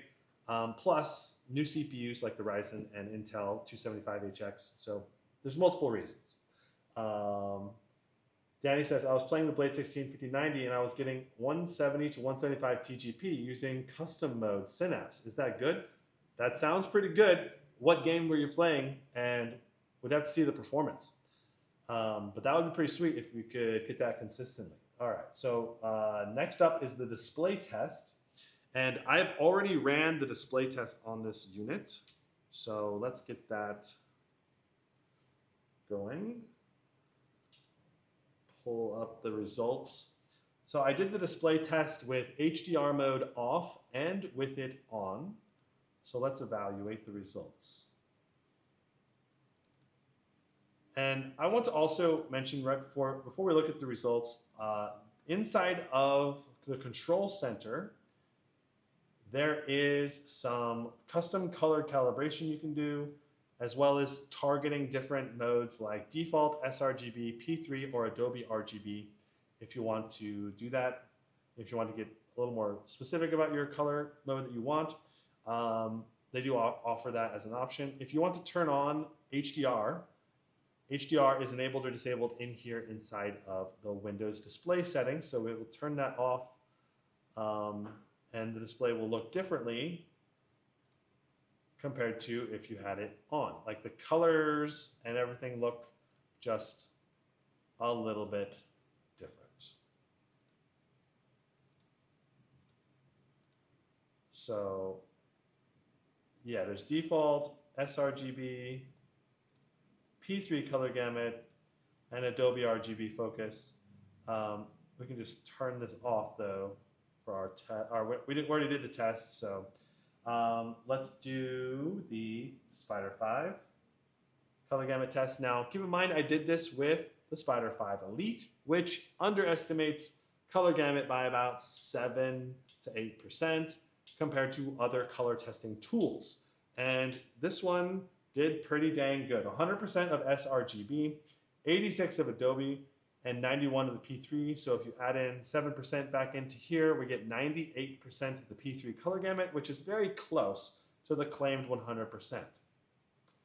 And then if we go to our brightness and contrast, this is without HDR. We got 772 nits brightness on the display and 772,000 to 1 contrast ratio, which is also excellent. So very, very good.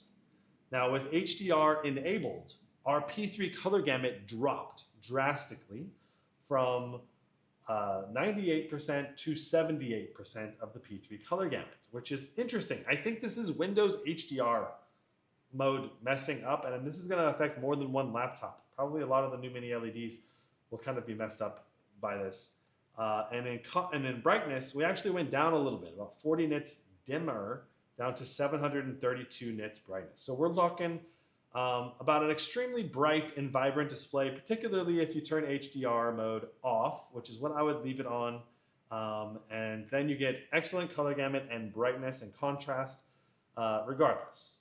Okay, so I really like the overall display quality, and the brightness of the display is so bright that I do feel like I turn it down a couple notches, down to maybe 70–80% in typical viewing scenarios. And the content and colors on this display also really, really pop. So let's do an example. I'll do the one I normally do here, the OLED display test. Technically designed for OLED, but it still will give you some really good examples of the colors that we can see. Of course, this is through a camera, but it still works well to demonstrate the color replication because it does look very, very similar when I see the display and the way it looks on the live stream. Okay. Just Ordinary Guy says, I think Gizmo and Jared are my top 2 laptop reviewers. Thanks, man. I appreciate it. Jared is great. Hogwarts Legacy, Cyberpunk, Doom, Dark Ages. We're not doing Doom, but we're doing Hogwarts and Cyberpunk and some other games. Can I do the Raider A18 9955 HX 3D? Yes. MSI is planning on sending me that after they send me the Intel version of the Raider A18. So we can do some side-by-side comparisons. Can't wait to hear the fan noise. Hopefully it's tolerable. Okay, so that is the display. Let's do the UFO ghost test. All right, so can we go full screen? There we go. All right.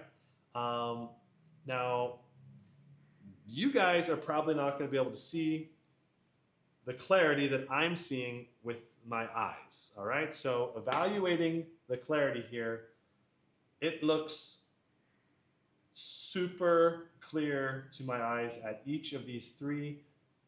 Let me go down. And I believe each of these is set at a different refresh rate, but they're all looking very clean and clear. I can probably take a photo here.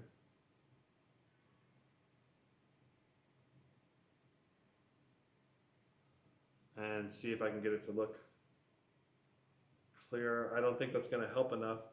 I need to have a faster shutter speed on my camera if we're going to do this. Clearer. It's hard to tell. But I can tell you visually, I'm not seeing any ghosting on any of these 3. So it looks good. And I've not seen any ghosting in gameplay either. And I did play some games on here. It feels very, very responsive. 300 hertz refresh rate. We should have in here, let's just pop down and make sure that we're running it at all 300 hertz. Yep, 300 hertz refresh rate on here is excellent. Let's go to our next test. Laptop control software evaluation, all right? Let me check chat real quick for questions. Amini says, why does MSI still refuse to add variable refresh rate and G-Sync in most of their laptops? I doubt it's that expensive since Asus added it to their TUF series. I don't know. MSI needs to add it. And when I talk to them, hopefully I'm talking to them when I'm at Computex here next week, I'm going to reinforce that they need to add that into their next gen laptops. Because I've been telling them that for 3 years, but I'll be a little more insistent this time because it's really important that they don't, it's like they're messing up basically, pretty big, I think. And they're losing out on, especially on the 4K panels in particular, really need the G-Sync support. Okay.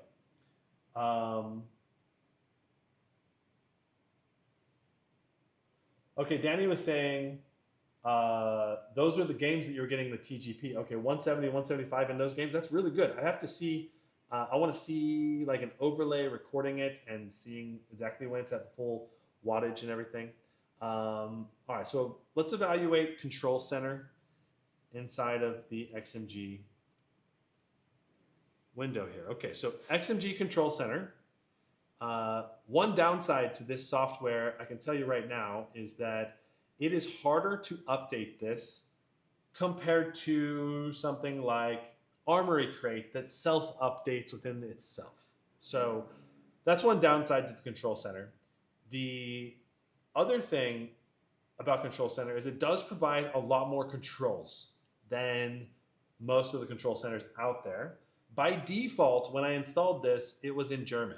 So if you need to change the language, I'm just going to say, click Device Information, then click About. And here's where you can set your language, okay?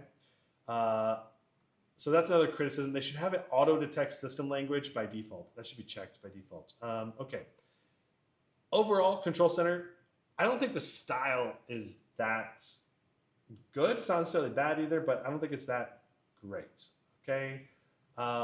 Mini LED local dimming switches between uniform backlight and zone-based local dimming. Currently, local dimming is enabled.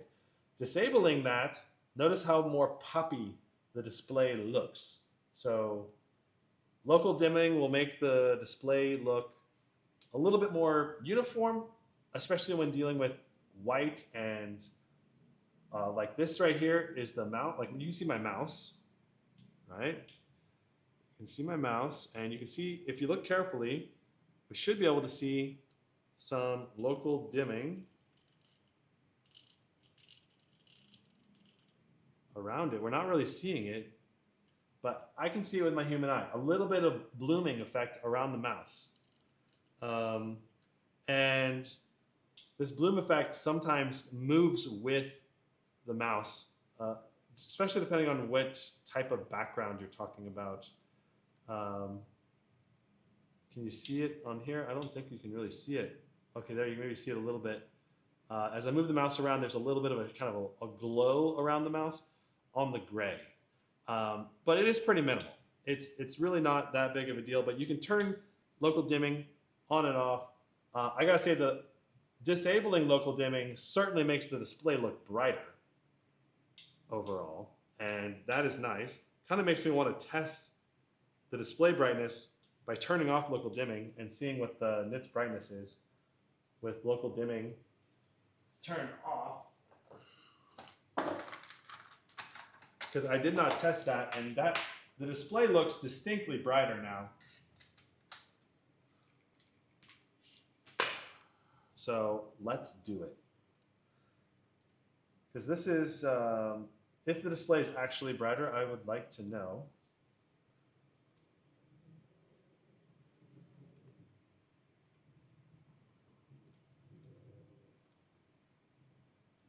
This will just take a minute or so to do, so I might as well just get it taken care of.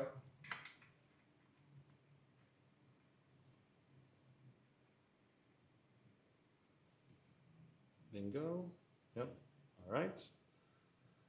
So this is going to go through the color gamut test first. Oh, hey, Tom from XMG is here. So he can answer any of our questions. We were wondering, or I was wondering, what this extra piece is for that's in the Oasis water cooler box. Is this for the older XMG Neos? Like if you have a 2023 or 2024 version? Let's pull that up a little bit. There we go.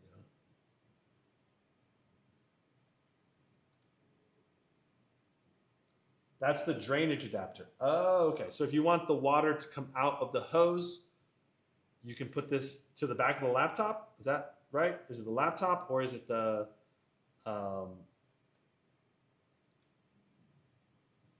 hose itself? Or could it be used on either one? Like if you want to empty the cooling loop inside the laptop?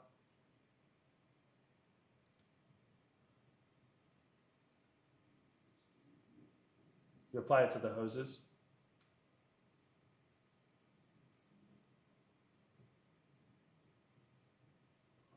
Is it possible to have a gamer version in a creator case? I mean, this is a very neutered gaming laptop already in terms of gamer-ish if you just turn off the RGB or set the RGB to just be white. Can it be set to white, Tom?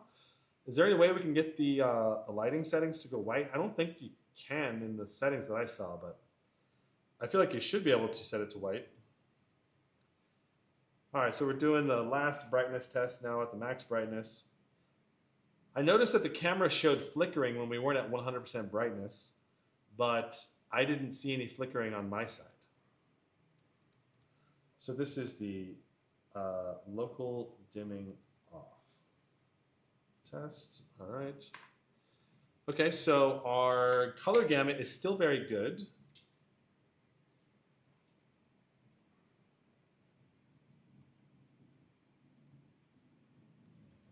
With, let me zoom out a little bit more.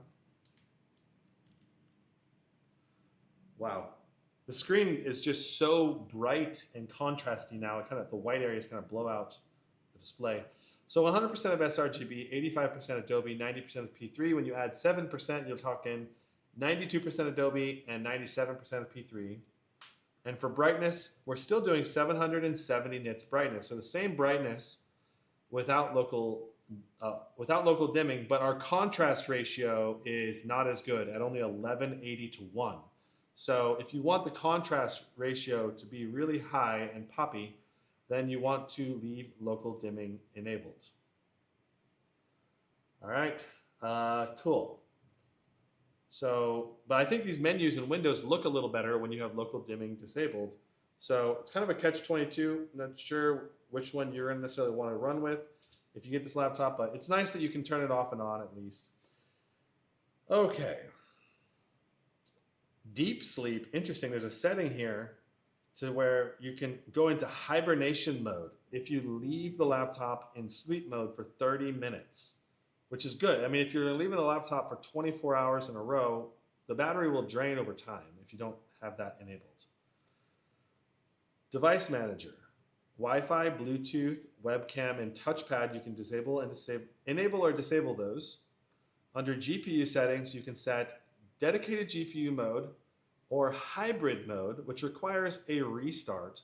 And like I said earlier, if you really want to run iGPU mode, then you have to go to a restart and go into the BIOS currently until the control center is updated and this bug is fixed, so that you can switch to iGPU only mode, which is, I think, really cool. iGPU power saving mode without, does this still require a restart, Tom?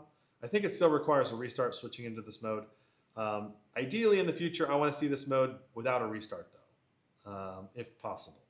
Automatic refresh rate, right now we have 300 Hertz refresh rate enabled. Under the performance settings, we have 4 performance profiles, but the custom one actually allows for sub profile. So I've made my own gizmo slip sub profile here. And I'm going to make this window a little smaller because we don't really need to have it be this big, and then I can zoom in a little more. Tom says iGPU mode and control center is planned to work without a restart, but not working yet. Okay, so it's planned to work without a restart. That'll be, I think, the only laptop that allows you to do iGPU only without a restart once that is working. So that is really cool to see. So going from quietest, lowest performance mode, you go from balance to enthusiast to overboost. Overboost will do a lot more fan noise, and custom mode allows you to set up more specific limits, even your power limits for your CPU, for your long CPU power limits, as well as your peak power limits. Now, if you go over 200 watts, like we have set up here, we have set to 210, the CPU just won't pull more than 210, as far as I know, even during peak. Even though our peak, which is the initial burst power limit, is 290, we're not getting 290. We're only getting about 200, and I think 8 is the most I've seen. So you can enable and disable this. You can also focus on temperature limiting your CPU to just 95 degrees. It's interesting that you cannot go above 95. But if you want a temperature limit down to 80, then once it gets to 80, it will start power limiting the CPU instead.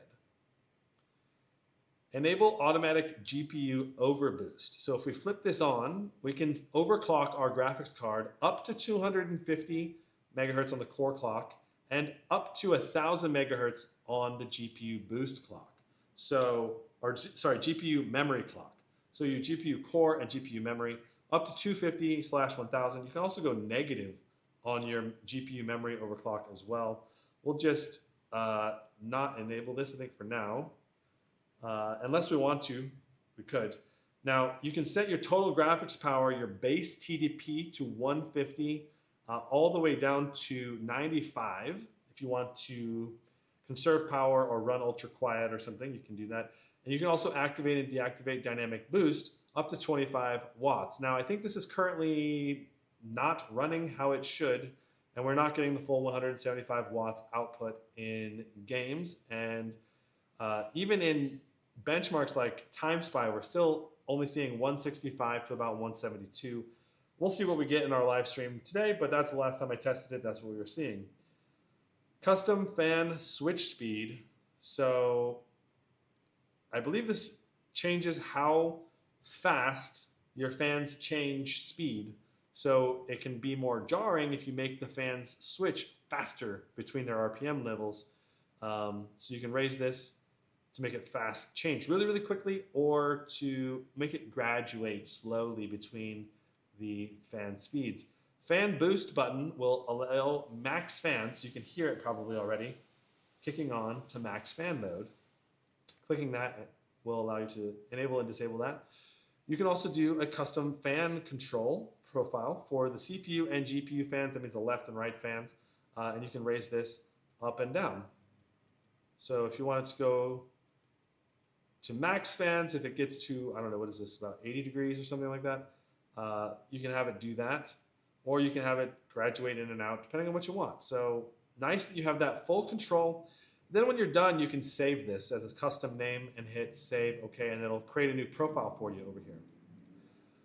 Or it'll save whatever profile you have selected. Now,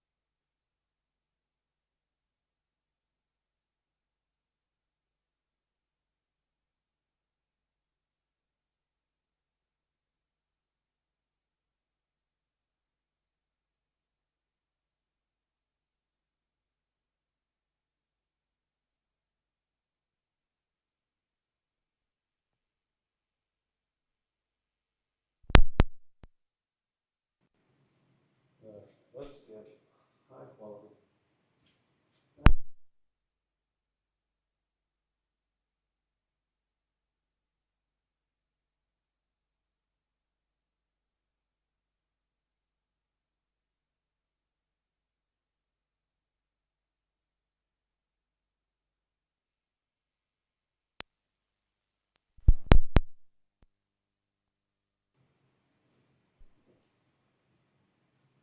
Test.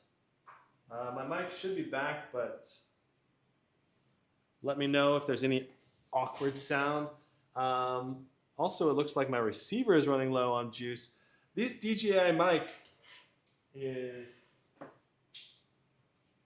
does not last as long as they advertise. That or it just doesn't charge properly when you... I'm going to switch to my other mic here. Because I think it's supposed to be like a 12-hour battery life on these mics, but they do not last that long. Okay, testing the mic. Does it sound good? Let me know, chat. Mic test. Mic test. Test, test, test. Haha. Is it good? Bum, bum, bum, bum, bum. Let me know, chat. It looks like it's working just fine. Mic is good. Okay, cool. All right, so what I'm saying is there's different RGB light indicators, and the tank will go green when you're connected, and when you disconnect, it will change the RGB. So there's a blue light indicator and the fan stops, and then you click connect and it goes green indicating connection, and then it starts resuming colors when you start using it. So it's nice to see the water cooler have RGB, and it's actually functional RGB that has usefulness to it. So I'm just saying, good job XMG Tongbang for making the RGB colors work and look cool as well. Like the RGB actually looks really sick. Okay, so I'm not sure where the mic cut out, but I'll just go over this real quick. There are 4 different fan profiles for the Oasis: quieter, quiet, balanced, and auto. You honestly can probably just leave this on auto and not have to worry about it, unless it's a little loud, then maybe go to the quieter modes. But for the most part, it's overkill cooling for the most part. Unless you're trying to push benchmark records, which kind of we are today. So we'll do the balanced mode for the Oasis, which is the highest performance mode. I think there's maybe 1 or 2 more sections to go over here. So inside the software, there's also the light bar settings and the keyboard backlight settings, and you can even do custom key colors as well. I don't know how this exactly works. I guess it's just like that. Yeah, and now all of my keys are changing color based on what I have set. So if you want to set custom keys, keyboard lights, you can do that. Very cool. Let me turn this brightness down a little bit. I'm noticing that the color, I think, there, yes. Turning down the mini LED, I guess, is important to make the display look more color accurate on the camera, but it still looked good to my eyes. I don't know, very interesting. Okay. And you can also set the idle timer for the backlight as well. Now for battery, you have high capacity mode, balanced mode, and eco mode. Eco mode will charge, it reduces the charging speed, and the peak capacity is reduced even more. Then you have high capacity mode should go to 100% and allows for the longest battery time, but the battery lifespan will be shorter. Balanced mode is ideal for using the battery and making the battery last longer. I would say that eco mode will likely keep your battery going for 5 to 10 years. Balanced mode will probably keep it going for 3 to 5 years, and high capacity mode probably only 1 to 3 years. If you're keeping it 100% charged all the time, it's going to degrade more quickly. Don't know when it will actually fail, but the degradation will be a lot worse. So currently at 100%, and we could probably just go down to balanced mode maybe for now. Probably a good setting. So display calibration, I already showed you this, but you can set some targets and adjust your colors a little bit. And then of course we have our device information, status, and components, though not really that useful at this point in time. Okay, so that's control software. Aside from a couple bugs, I think it works well.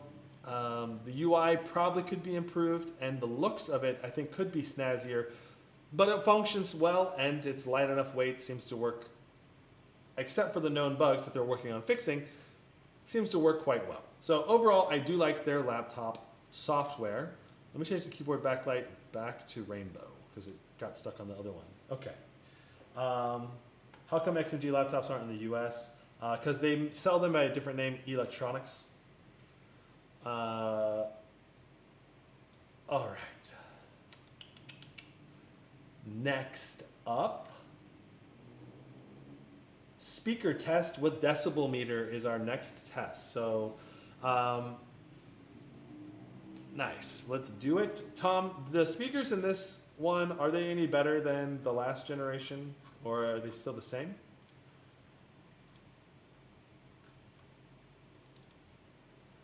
All right, first up we have Peter Spacey Roar. Let me get my sound meter out.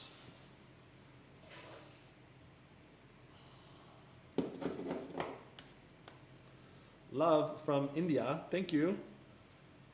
I hope you guys get peaceful relations with your neighbors again soon. War is a sucky thing to have to deal with, so sorry. But thank you for the comment. Okay.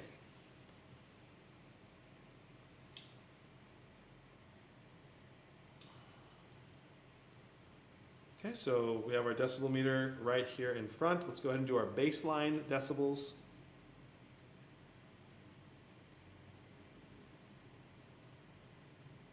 About 47 decibels. You know, being here in Thailand, Bangkok, downtown, we get a lot of extra noise. I can hear road noise out there, and I've also got my fans going here, and this is kind of an echoey environment. Anyway, let's go ahead and see how loud these speakers get. I've got the mic here. We'll hold it down next to you. And I'm also going to close this. Yeah, okay, and yeah. Just trying to make this white window smaller so it doesn't blow up my camera quite as bad. Okay, all right, I'm gonna hold this right next to it and we'll go ahead and play.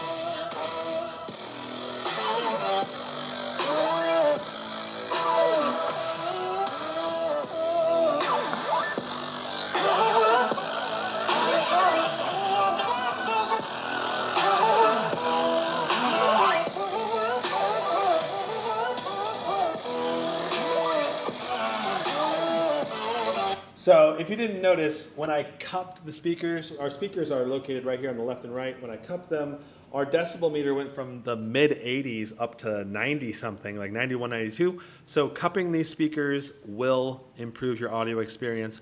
I definitely heard a lot of bass, which is great, with moderate clarity in the mids and highs, but not necessarily great. Let's check out the Nahimic profile. So Nahimic is an app for controlling the speakers. You can adjust the bass, the treble, and all that. Let me go ahead and refocus the camera and show this to you. So inside of here, you have a few different modes: music, movie, communication, gaming, and smart. Most people are just going to keep it on music, and probably recommend enabling the effects. You get a little more bass, and you can also do a little bit of EQ by reducing or raising the treble and bass here. There might be an actual EQ. I don't know. I don't see a full EQ here, but oh, there it is. Okay, so you do have a full EQ in here if you want to fine tune it some more. But I gotta say, the speakers sounded pretty decent in the initial impression. Let's go ahead and test our other songs here. So that first song was Peter Spacey, Roar. And next up will be Faded Aeon Half-Life. Let me adjust my camera again.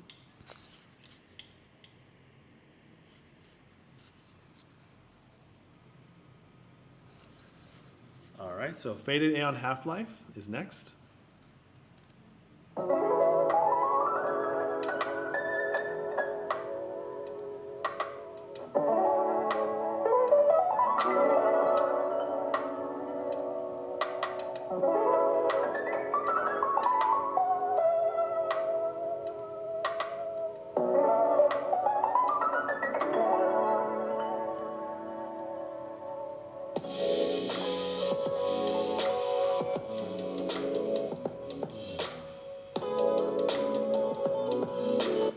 Well, I'm pretty impressed. Compared to most laptops, this is certainly above average speakers with decent bass response and moderately clear highs and mids. Let's do Deuce Williams, Lella, Love You Like.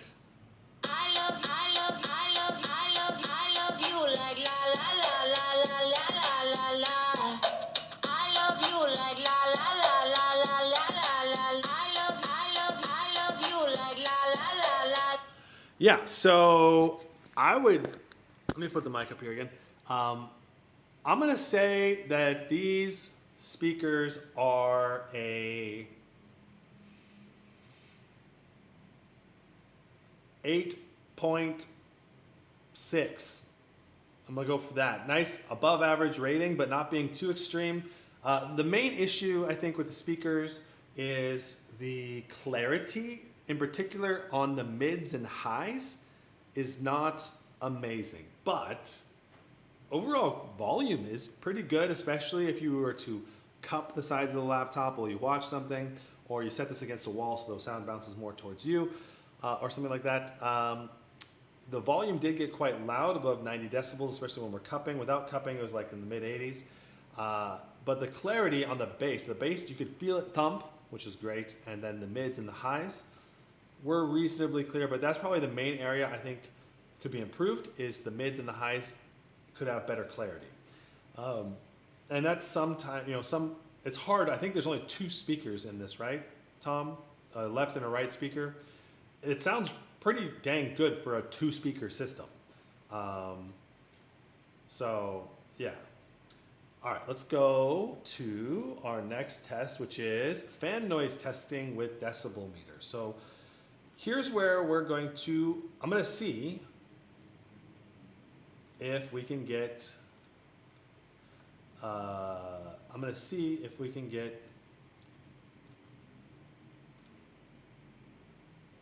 full levels of performance with quiet fans and the water pump going, basically. So we can see what the audio is like utilizing, the water pump to keep the system at full performance while staying quiet. And then we'll also juice the fans, and we'll do a medium. We'll do a low and a medium and a high. At least 3 different modes. We could do, yeah. Waiting for Blade 16 Mercury White. Someone says it won't happen. I wonder why. They've done Mercury White in the past on a lot of them, but they don't always offer it. Kind of tough to rely on them offering it. Razer sometimes is finicky on what colors they offer. Okay, so let's get in here. And I'm going to show you how we're going to set up this test. We've got Time Spy. We're going to do a custom run. Graphics test 2, windowed mode, looping enabled. We'll go ahead and run that custom. And there we go. We'll pull up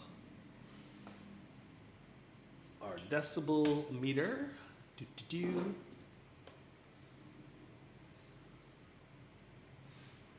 And we'll take a look at that here in a moment. Okay, so this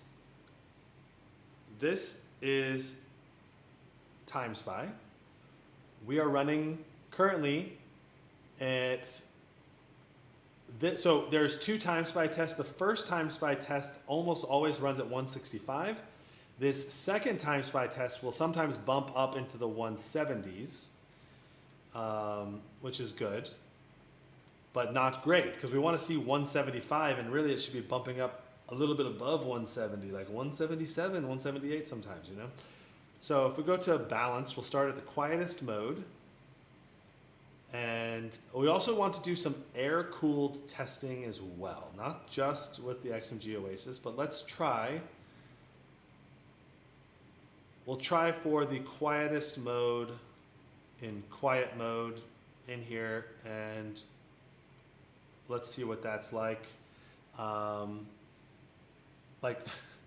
It's kind of crazy right now, but I'm pretty confident my Blade 18 is the loudest thing in the room right now.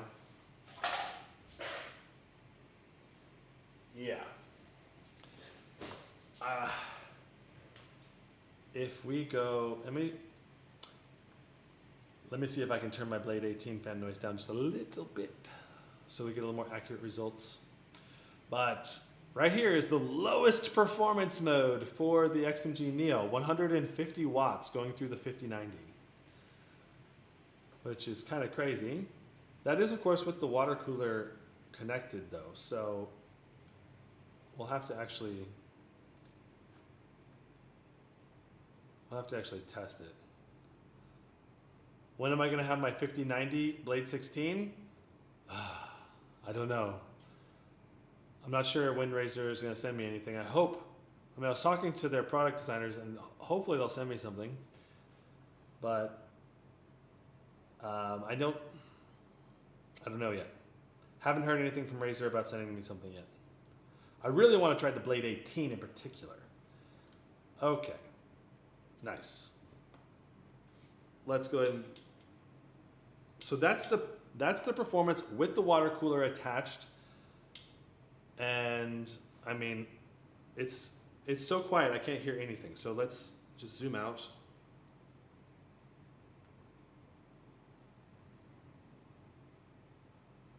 You can see we're getting the room base level decibels. Okay, room level decibels, which is right around 47, 46 decibels, and then we're getting 150 watts of power to the GPU. And look at our temps, 56 degrees on the CPU and GPU, which is insane. So not only are we completely quiet, we're also below 60 degrees Celsius on CPU and GPU. So yeah, you can really game with this thing. Yeah, let's try switching to Enthusiast. Enthusiast, I'm seeing more CPU temps. Same GPU wattage though. Overboost. Oh, and there's a GPU overclocking button here now. Interesting.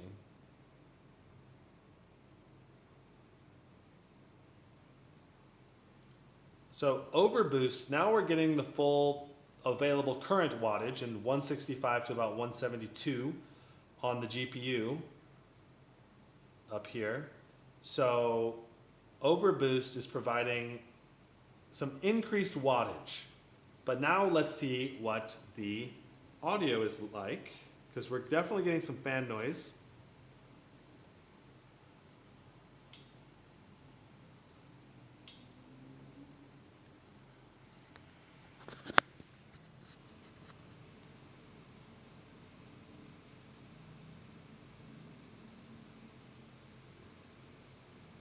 Still only about 48, 49 decibels. So extremely minimal fan noise, even with overboost. Maybe it's going to continue picking up in terms of fan noise though. I think it is getting louder. Let's see. Let's give it at least another 30 seconds to a minute.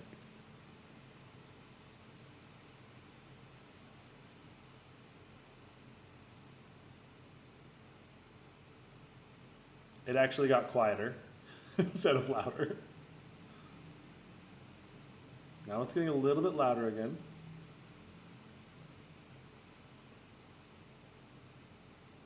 Now it's getting quieter again. So, and taking a look at our temperatures.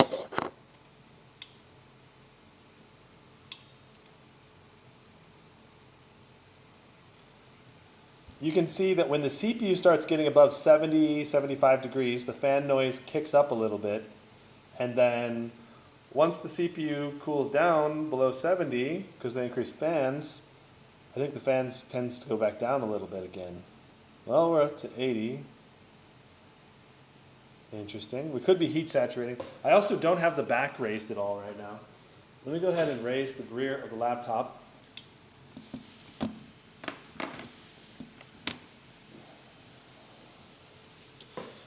Which is something I do for pretty much all the laptops I test. It does not feel necessary with this one, but to keep things fair, let's do it to increase airflow just a little bit.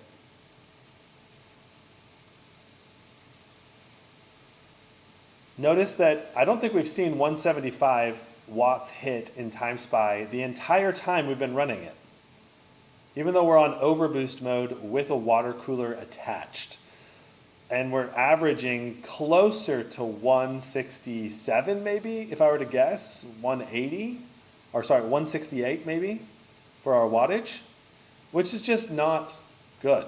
because we should be hitting close to 175 consistently here in TimeSpy. Or at least bouncing off 175, maybe going a little above and below it, is what you ideally want to see in TimeSpy. And we're not doing that. And that's, I think, an NVIDIA driver issue as far as I can tell. So our boost clock is also lower than I would have expected. All right, so let's do Overboost Extreme and GPU overclocking. We'll click both of those. And we'll go to balanced mode with the water cooler. Okay. So we've overclocked the GPU.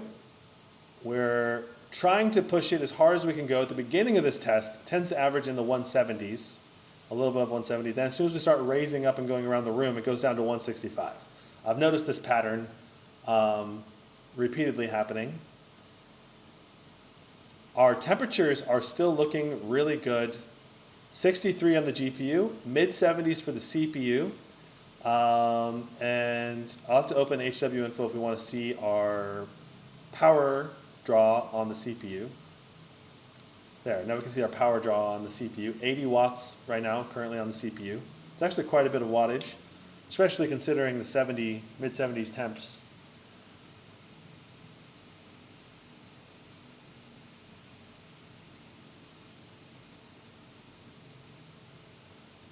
Danny, when will NVIDIA fix the drivers for the TGP? I don't know. And they may say, oh, it's not that big of a deal, and they may never fix it, but I hope they fix it. If people make a big enough stink about it, I think they'll probably fix it. And I'm definitely going to talk about it whenever I review a 5090 laptop, because I think it's causing at least a little bit of underperformance compared to what you'd expect. Okay, so let's take a look at the fan noise now that we are in overboost, overclocked, extra performance mode. Okay.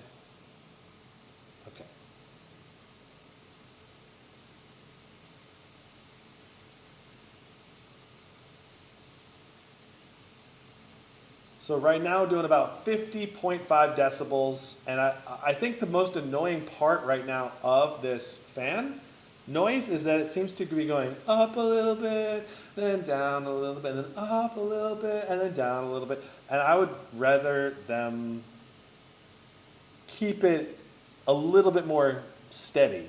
Like if you guys can, Tom, if you can adjust so it doesn't adjust up and down quite as often.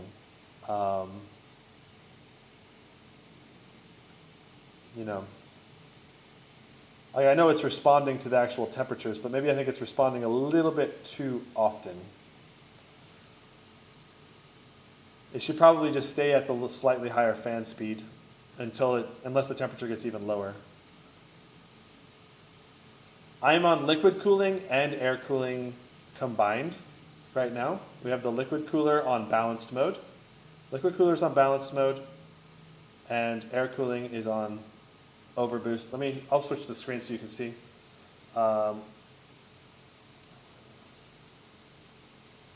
Overboost with GPU overclocking and balanced mode currently on the water cooler. Let's go ahead and we did 50.5 decibels in that mode. Let's disconnect the water cooler. All right, so water is no longer flowing, and we are on all air now. Let's see what the temps and the performance is going to be like.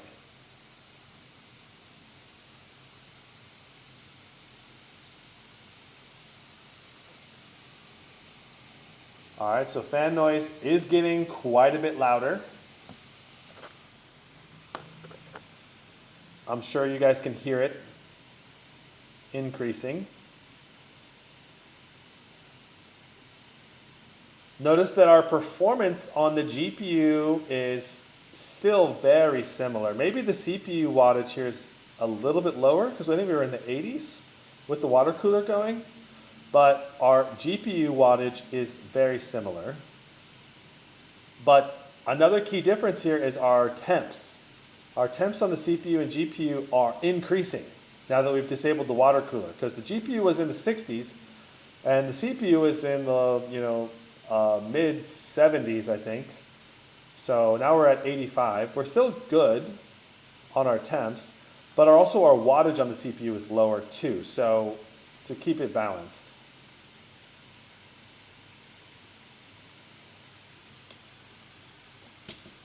Sorry, I spoke to the camera. All right, let's zoom out and let's see the decibel meter now. This is basically the loudest fan noise that you should expect on air cooling, aside from max fans.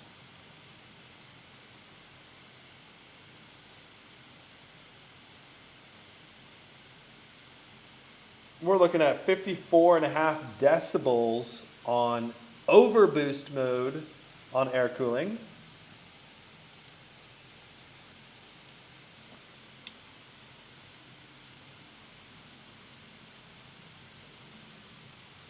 Let's do, let's see here.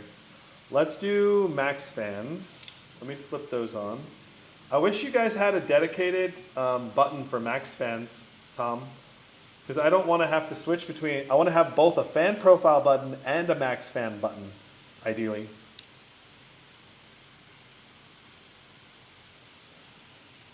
Okay, so, ooh, something else I'm feeling. Okay, we're running this benchmark for quite a few minutes now. The wrist rest here on the left is starting to get warm, where when we had water cooling, it did not feel like it was getting warm. I wouldn't say this is uncomfortably hot at all, but it's on the warm-ish to hot-ish side, where you might start feeling uncomfortable if you're not in an air-conditioned environment. Okay. Let's go max fans. Fan boost. Okay, so we're in max fan mode now. Let's see how loud we get.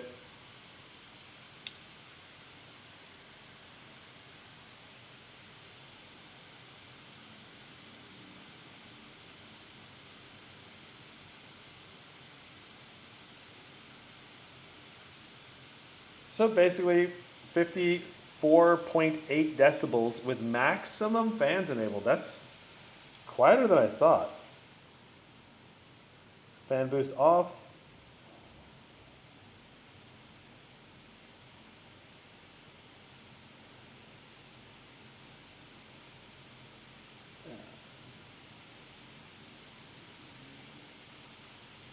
Seems like overboost mode naturally, well, I guess this is custom profile mode where we're running everything at max. So it's going to eventually get up there anyway. All right, so let's go over to balanced. So we're air-cooled now. Balanced fan profile. Whoa, Tom. Why are we only getting 36 watts to the GPU? Is that right? Enthusiast takes us to 150. Going back to balanced again. Wait, now balanced is taking us to 147.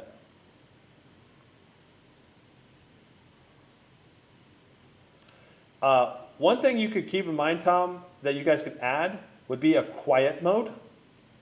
I feel like balanced should be replaced with a quiet mode, and enthusiast and overboost are enough, you know, a low quiet that maybe uses like 80 watts to the GPU and 30 or 40 to the CPU, and then enthusiast, you know, goes to 150, and then overboost does the as high as it can go. And then you have your custom profile. That'd probably be better. Enthusiast and balanced seem too similar in the current profiles setup. Okay, let's see how loud balanced is on air-cooled. So this is running all air. Notice that our CPU wattage is only 25 watts. That is very low.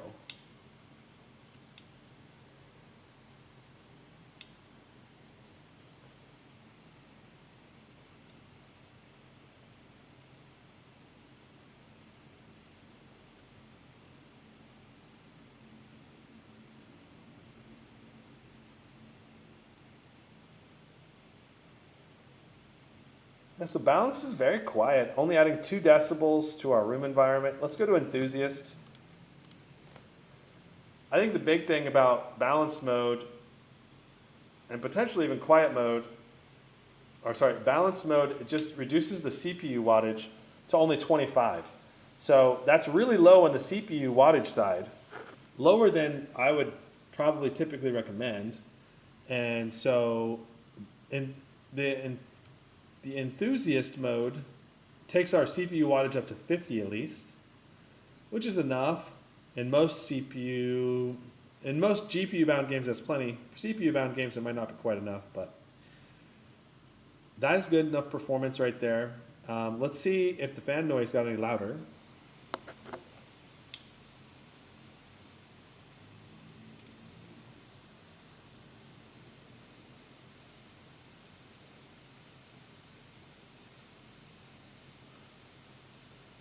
So only about 1 decibel louder from 48 to 49. And now we'll go to Overboost. I think we already did this, but we'll just let it go up again.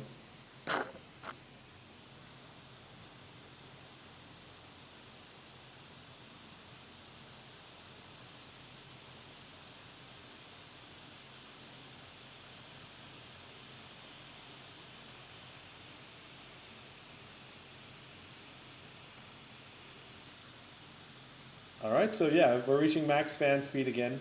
Let's go to the Oasis, and I'm going to connect. I'm going to connect and enable Oasis, and then we'll see the fan noise drop. All right, so I'm going to go ahead and hit connect. Connecting, starting up now, and let's just listen.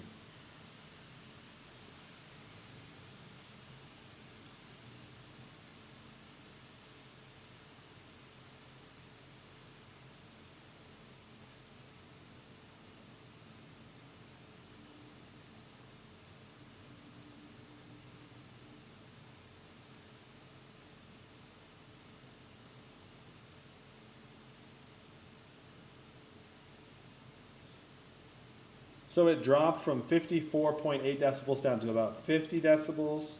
And then if we were to set it to, say, Overboost normal, does that reduce our fan noise more? Or I guess let's go to Enthusiast. The Enthusiast drops the wattage on the GPU to 150. Let's do Overboost normal.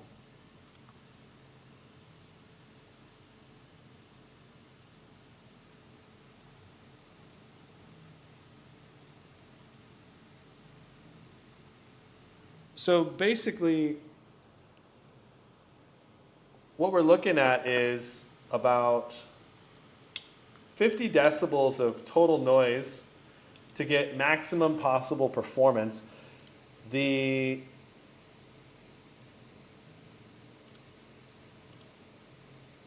if you want to have 150 watts of power, say on Enthusiast, and you have the XMG Oasis going, I feel like that is probably the best blend because you get good CPU. We're getting 60 something watts to the CPU.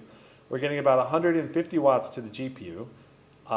And we're basically at room ambient noise almost. So let's see one more time. Last fan noise test.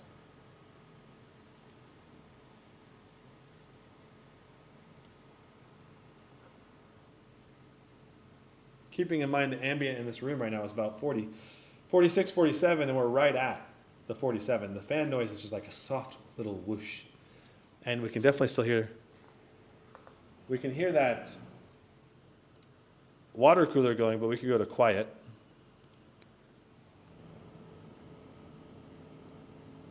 I'm putting the mic next to the water cooler now. That's balanced.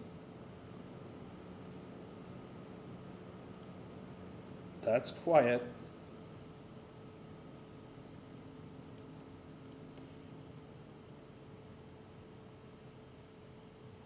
And that's quieter. I don't know if you can hear the difference between those, but either way, you can definitely get some great performance on this machine with the water cooler attached, without the water cooler attached, and you can pick the acoustics that you like, if that makes sense. Like if you want to have maximum performance and moderate fan noise, you can use something like Overboost or Enthusiast with water cooler attached. If you want to have about 95% of the performance, 90+% of the performance, with the water cooler attached, do like balanced or Enthusiast with the water cooler on balanced mode or on quieter mode. And yeah, phenomenal performance, while still not being super loud. And honestly, even at max fans at 54 decibels, that's still very reasonable to me. Like that's still below average. Like the Titan, when it goes to max fans, it's like 61, 62, 63 decibels or something like that, you know? So much louder compared to this laptop. All right. 8 to 64 RAM test. Let's take a look at our RAM and SSD speeds, and then I believe it's time to get into some benchmarks.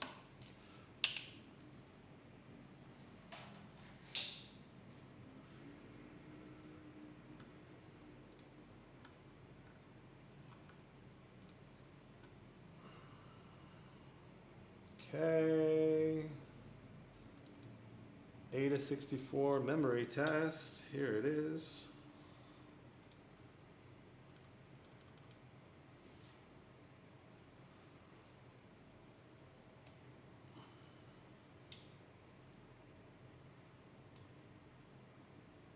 All right.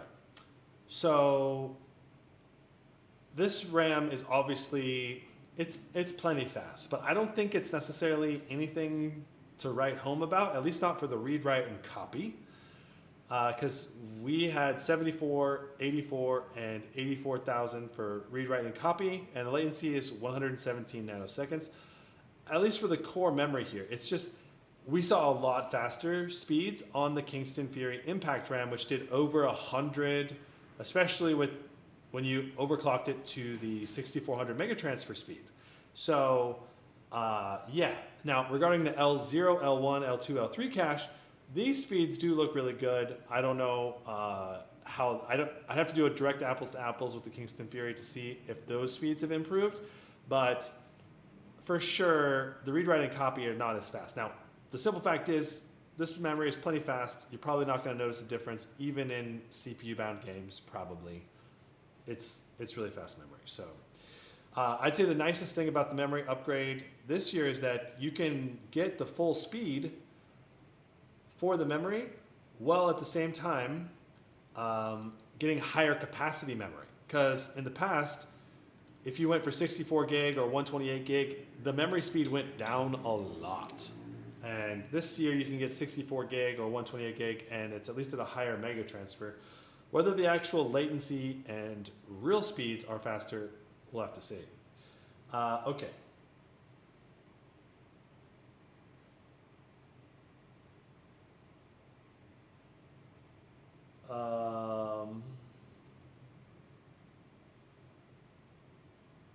Tom, you'd have to hit me up with your suggestion there. I see you're saying that you go into Windows Power Plan. Why would we want to lower the power usage of NVIDIA? In Windows Power Plan, change the clock speed down so the clock speed is using less wattage. You know, you can make a custom fan profile too with lowering the... If you want to lower the NVIDIA, just make a custom fan profile and then lower your target wattage. Okay, let's talk CrystalDiskMark. We got 13,900 and 9,000 essentially for our read and write, which is insane. It is insane. That's at the write speed, I think. Theoretically could be faster. Let's open this up one more time and just test that line. Let's see what we get for just the read and write here. 13,800 for the write speed. Let's see if it tests higher this time or not. That said, this is an insane Gen 5 SSD, even slower that time. Interesting. So from an SSD perspective, it's beyond fast, super, super fast. I don't know who needs this fast of speed. Probably not me. So maybe you do out there, but this is insane for CPU SSD speeds. Okay.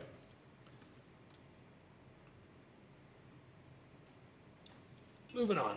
Let's go to our next test. Cinebench R23, R24, and TimeSpy. I will show HW info and the power limits, the temperatures, and everything, and then I'll show you my 10-minute score runs, and we'll also do a single run for each of those.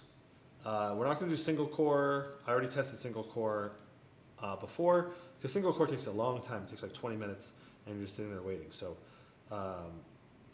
okay, so let's just review our CPU settings before we actually do the test here. So the key thing to keep in mind is that we could tune this system more. Prima in the chat said that he got 45,000 on the electronics version of this machine, which is insane. We're not going to get that today, but maybe with some overclocking and tweaking, and if we get lucky with Silicon Lottery, maybe we could get close to it, or maybe even beat it. If we do an overclocking testing with this machine, overclocking and optimization, maybe, probably not. 45,000 is insane. But if you don't know who Prima is, Prima works on the BIOS for the electronics version of this machine that's sold in America. And he's been overclocking and creating BIOSes for laptops for many, many years. Okay, so just reviewing our settings before I do our test. We're in balanced mode for our water cooler. We'll go to custom mode for our fan profile. Inside our fan profile, we have it set to 95 degrees as the temperature limit, 210 for our sustained and boost, and our peak power is 290. And then this is for the GPU, which is not relevant. We will enable fan boost mode. All right.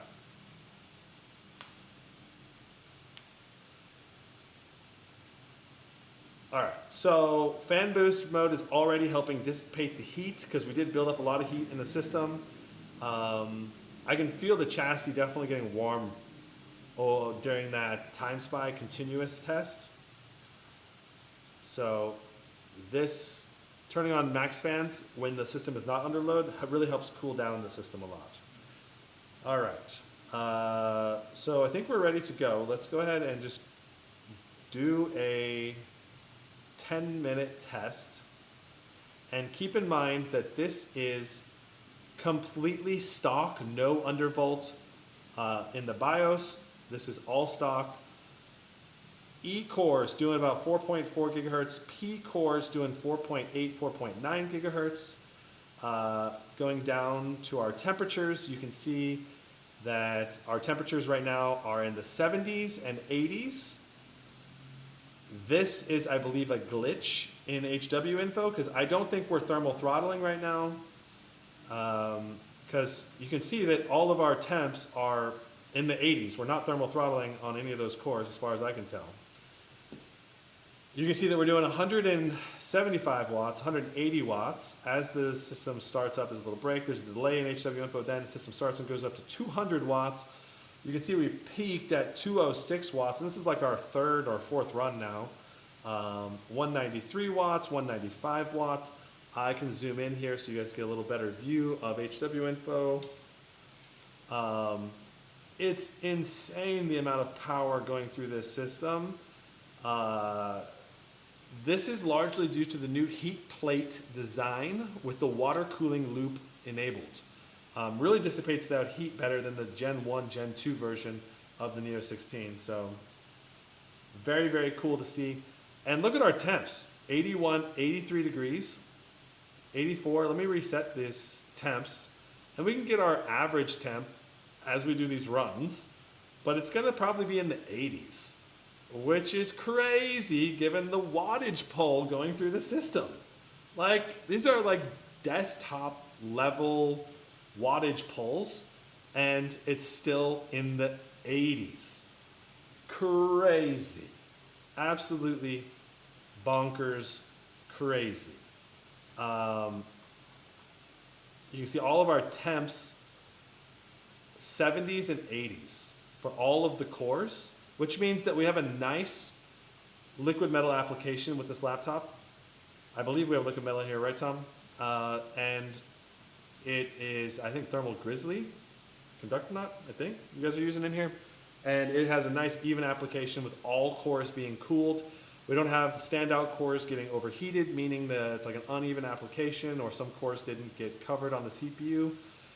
So everything's looking great.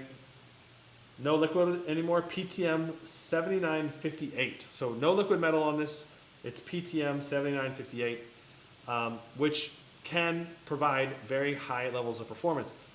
I think the main question I have, if you switch from liquid metal to PTM material, is how long is that PTM material going to last? It's easier to replace than liquid metal, much easier to replace, but it also, I don't think, lasts as many years in terms of replacement. I think you might have to replace that every 2 or 3 years, maybe every 5, I'm not sure. But yeah, it's safer for the laptops, and that liquid metal can leak out and cause problems. Tom says, we've transitioned from liquid metal to Honeywell PTM 7958 to improve serviceability and reliability while maintaining strong thermal performance. I agree the thermal performance on PTM is really, really good.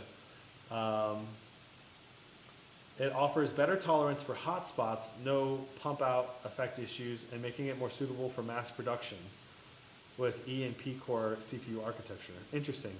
I think the main question is how long is it going to last? You know, but you can see that we've been running now for 4 or 5 minutes. We're still in the 70s and 80s. And you can see that the peak, the highest core temperature has hit is 90 degrees on P Core 10. So absolutely crazy thermals on this machine, continuously going through here. We've averaged 183 watts for our run for the last 2.5 minutes, 85 degrees on average for our CPU temps. This is unlike anything you're going to get in any other system, as far as I know, yet. Maybe something's going to surprise me, but as far as I know, you're not going to see any better performance as far as total CPU TDP going through the system. Now, the AMD version of this machine is probably going to use a lot less wattage, but it's also going to offer less tuning capability, so you might actually get less performance on the Ryzen chip, I think. I don't know, Tom, you would know more about the Ryzen's tuning capabilities than me, but I know that, I don't think you're going to get over 45K with the Ryzen. So in theory, a perfectly tuned Intel with Great Silicon Lottery is probably going to be the fastest Cinebench scorer for a laptop this year, probably. I don't know.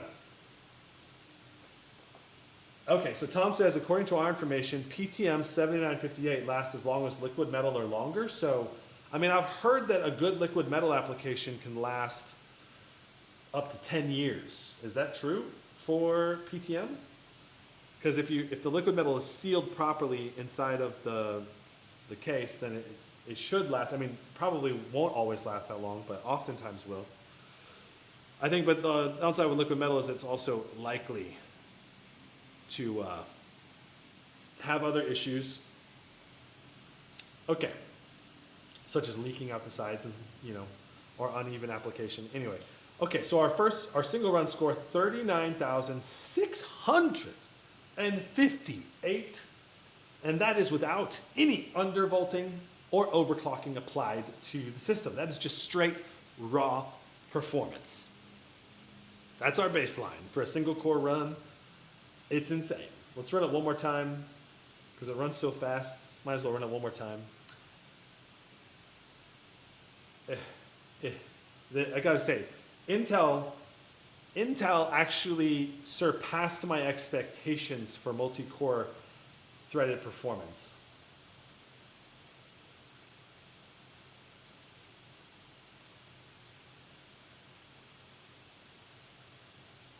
Okay, so our second run, 39,891. So we're almost exactly at 40K, like 40,000. We're only 100 and 109 points off from 40K without any additional undervolting into the mix. Crazy stuff. We'll do a Cinebench R24 run live as well. Cinebench R24.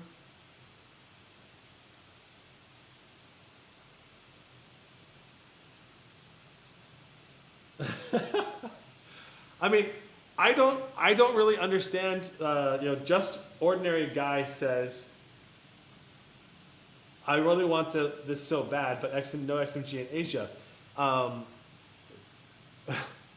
I personally think that Electronics and XMG should be able to sell their laptops to anywhere in the world, if the user wants to buy that version of this machine. I don't think there should be any reason why they shouldn't be allowed to do that, but that's what they've decided. I think with Tongfang and the partners that, to try to keep things, because they're basically making the same laptop.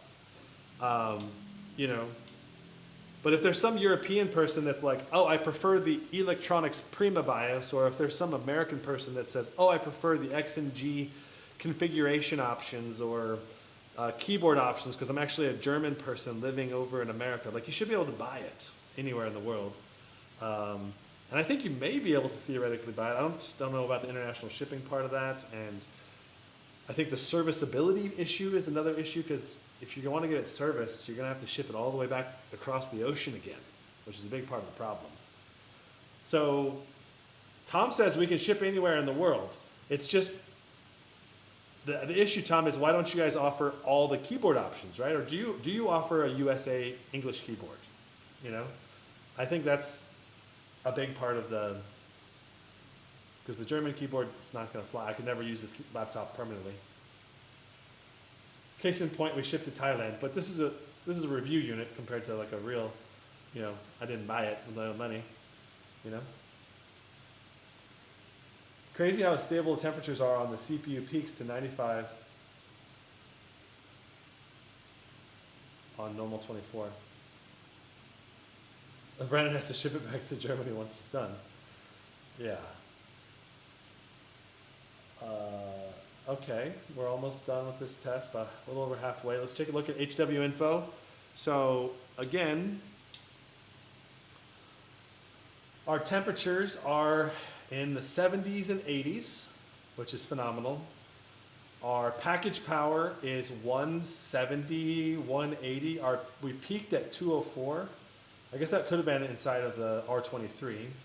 I just reset it just now, so we get a little more data just to this specific test. But you can see our average temperature is 83 right now, 82 degrees on the CPU package. Our clock speeds have stayed very consistently, with the E core is doing about 4.4 and the P core is doing about 4.8, 4.9. Yeah, that's just phenomenal performance. Just phenomenal performance from a CPU perspective. Hard to ask for much more than that. The only way to really improve it is going to be the undervolting and maybe software optimization to be able to boost scores. Okay, so our Cinebench R24 score was 22,043 for the stock with no undervolting or anything else applied. Let's take a look at the scores that I managed to get. I did do a bunch of these Cinebench runs, in pre-testing. So let's take a look. Looks like my highest single run right now with just the preset for level 2 undervolting. So it didn't really take our score up that much, but we got 40,335 and 22,001 for our single core. And those were single run scores, not 10-minute scores. 40,242. And R24, here's R24 on a 10-minute run with level 2. So a 10-minute test with BIOS level 2, so slightly undervolted, managed to get 30 more points for 22,073 and 135 for our single cores. Let's do Cinebench. Yeah, so here's our R24. Oh, that's R24. Where's R23? Okay, so here's our R24 10-minute score with level 1 OC, so not level 2, level 1 OC, 39,041 for a 10-minute, and our single core was 2176 for a 10-minute.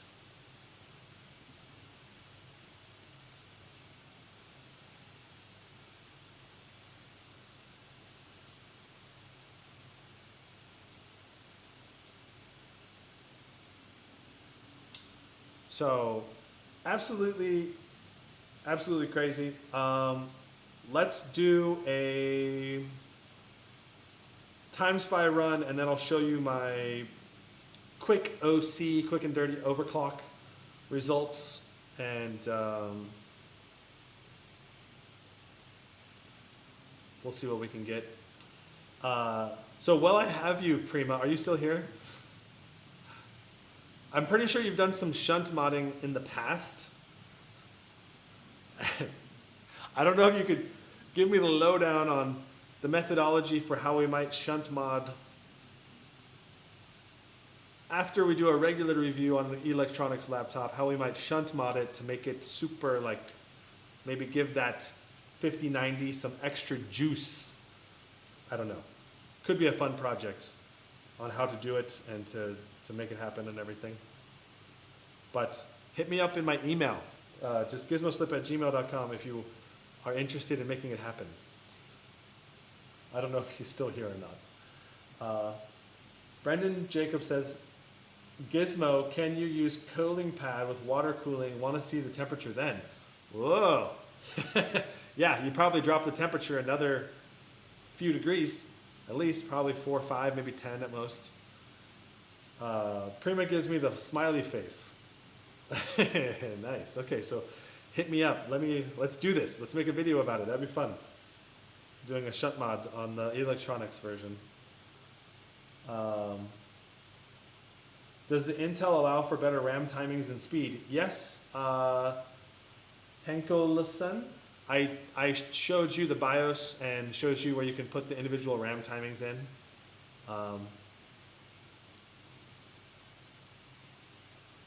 So right now we are doing, maybe zoom out a little bit so you can see everything. Okay, there we go. So Time Spy being ran. Notice that we're only getting 164 TDP in a Time Spy test when we should be getting 175. The CPU is only pulling 44 watts, and the GPU boost clock, I think, could go to 2150, 2200 right here if we were getting 175 watts. And so the lack of wattage here is, I'm not saying it's crippling the 5090, but it's holding it back. And it's probably reducing the performance on the 5090 by maybe 5 to 7%, 5 to 8%, somewhere in that range. At least theoretically, I think if we could get to 175, then it would be a lot better.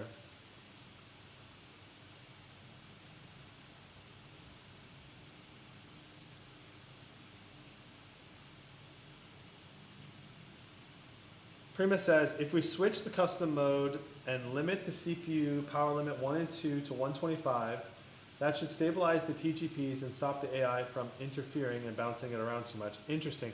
Well, we can try that. Maybe that would, I mean, we can test it at least and see if that helps. Okay, so in the second graphics test, the most wattage I typically see is about 172, 173 for just a moment or two, and then it goes down into the 160s again. And this is not typical. RTX 4090 would be doing like 172 here instead of 165, and then up to 177, 178, kind of bouncing between that range, but averaging around 175. And so that's why I think the RTX 4090 and or RTX 5090 is matching or only slightly beating an RTX 4090 in a lot of benchmarks. of course, that is assuming that we're not using multi-frame generation in the mix. You're just using raw rasterization. So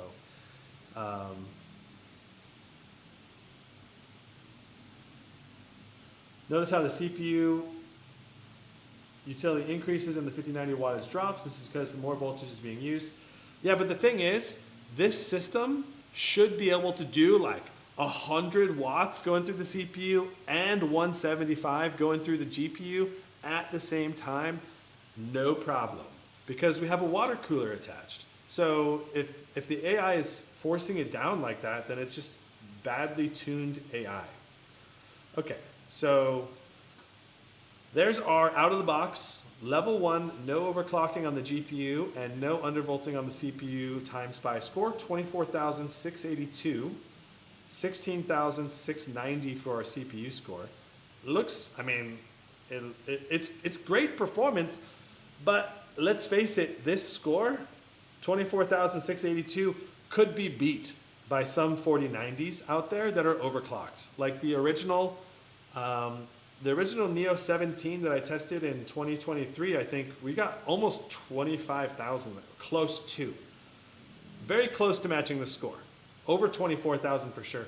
And yeah, so that's an example. That said, most RTX 4090s are going to average around 22,000. So this is a step up over most 4090s. Okay, let's show you our results. Oh yeah, you wanted me to test this. Let's test this. So you said drop the wattage to below 125. So we'll set it to 120. All right. And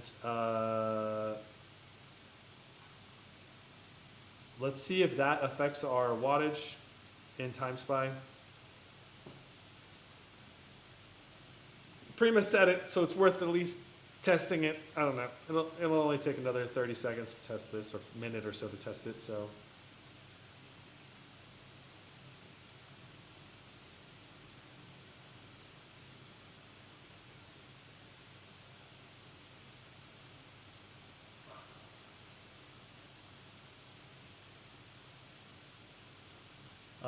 My XMG Neo 16 arrived yesterday. 300 Hz display option does not appear in Windows display settings. May I accidentally skip the driver? Sounds like it, because I definitely have 300 Hz refresh rate in mine.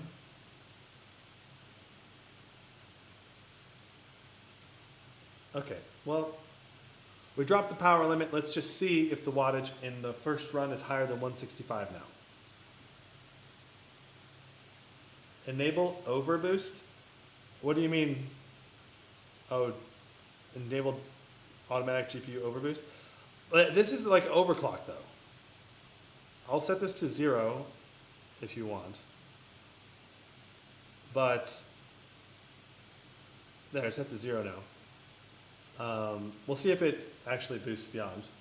But as far as I can tell, that enabling GPU overboost just adjusts the curve a little higher.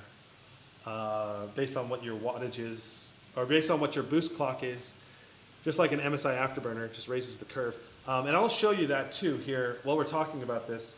I think there may be an issue with the the voltage curve, because it has a steep spike in certain areas. Oh crap. I turned off the overlay. I am so silly. I have to reload in.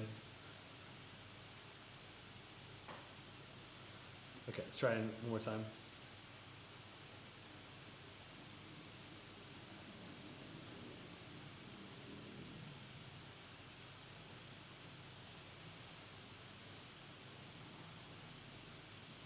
Chikon asks, will the demo part of TimeSpy in the free version affect the final score at all? No, unless you're preheating the system in a way that causes you to thermal throttle, it should not affect your final score, because it's not calculated in the scoring. River Song says, I don't think Intel iGPU supports 300 Hz, but it supports 240 Hz. DGPU only mode will give you 300 Hz. Oh, interesting.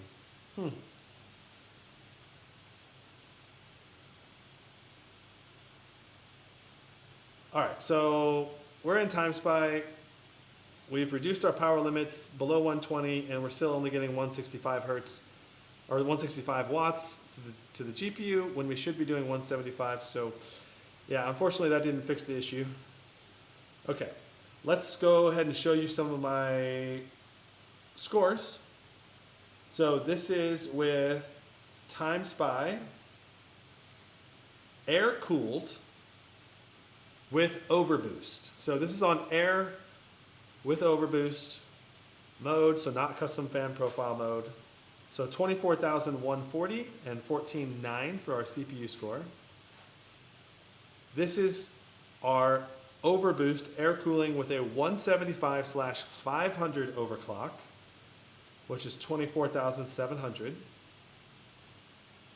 This is a score with our water cooler plus 175/500 overclock with BIOS level 2 undervolt on the CPU.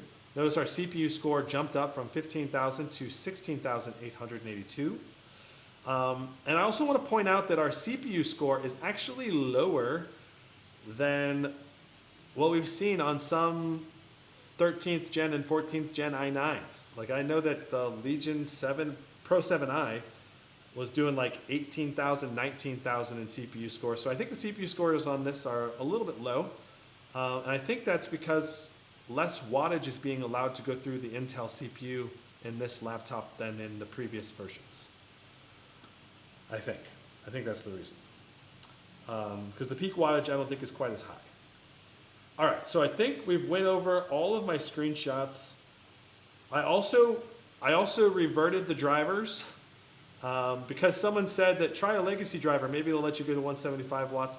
And so I tried 572.72 and it only got 22,200, so not a better result, got worse using older drivers. All right, is that all of our synthetics? I think so. It's time to move into our benchmarks, and we are going to do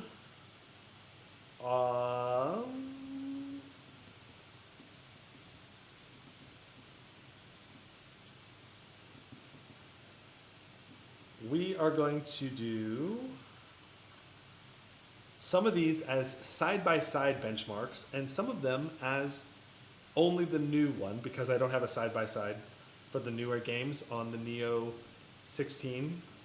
So our first game that'll be side-by-side is Baldur's Gate 3. So let me pull up our side-by-side on the old one.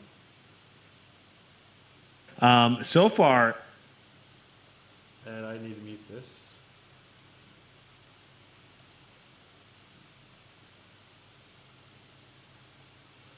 Okay. All right, opening up Baldur's Gate. I'll let you see the settings, and then we gotta switch the view. So to do this benchmark, I want to be clear that we're using different game versions, different driver versions, which can affect some benchmark numbers. So to take this with a slight grain of salt.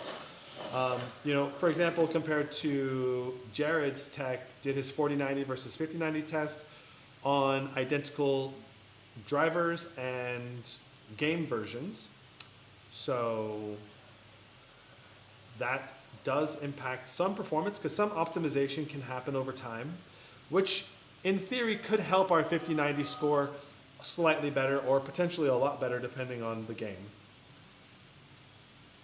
But usually game optimization and updates don't affect game performance very much. Sometimes it can affect it positively, sometimes it affects it negatively. It just depends. Okay, so we're loading into the game. Let me switch our settings as well. Options, video. So here we are, 2560 by 1600. We have no VSync. DLSS is on quality. As far as I know, Baldur's Gate does not support frame generation, so there's no option to enable that here. We have used the Ultra Graphics preset with DLSS on quality, and that is the same settings we used on the previous tests. So when you go to our side-by-side, we've got the Neo 16 with, I need to aim this up just a little bit more.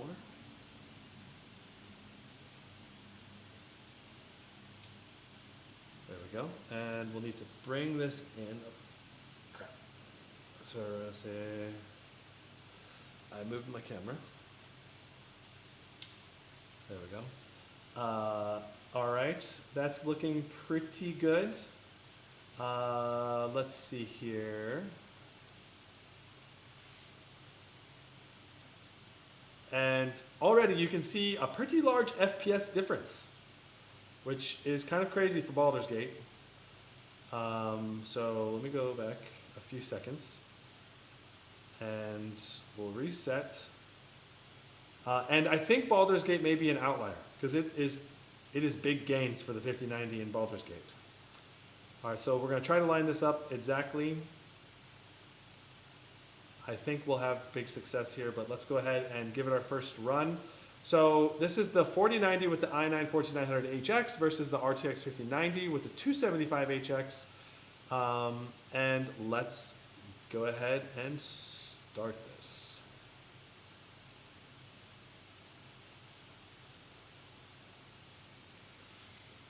So the 4090 is currently doing about 220 FPS, 206. The 5090 is crushing it at 270, 280 FPS. We've got much better 1% lows as well for the 5090. We've got to hit and turn, and let's hit and turn again. And notice that the frame time graph in the 5090 is completely rock solid with no stutters anywhere, where we still get some stutters on the 4090 version. And in this game, notice that we have very similar, did I hit? I think I need to hit end, okay. We have very similar wattage, both doing 150, and very similar CPU power pull in about 80 watts, 70 watts on both systems. Okay, and we're almost done with this test.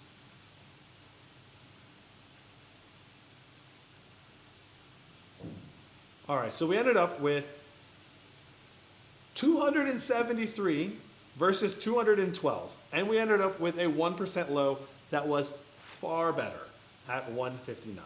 Now, chat, did everything look good in the side-by-side? Let me know, okay? I think let me check the visuals on it real quick on the live stream historical, but I think everything should have looked good. Doing it like this, yeah, nice, okay. Good enough for us to get all the data at least lined up here. So, yeah. Baldur's Gate 3, big stonks win for the RTX 5090. Pushing, I mean, we're already pushing crazy frame rates in this game already. So, you basically are golden already. Now, I want to point out the GPU boost clock on the 5090 is significantly lower. With the Neo 16, we were doing 2500, and with the 5090, we're only about 2100, sometimes peaking up to 2300. You know, of course, with the 4090, it does vary some, but for the most part, it's just 2400 to 2500, but mostly 2500, just staying right around that, which is a very high boost clock for the 4090, because the Neo 16 did a really great job of overclocking it. Let me swap over to chat and make sure. Right now, is it air cooled? No, we are in water cooler mode. Do you want me to do the test air cooled? Because I could do an air cooled test as well, real quick, just so we can get a side by side with air cooled versus water cooled. So we can do a comparison. Oasis, let's disconnect. All right, so we're on air now.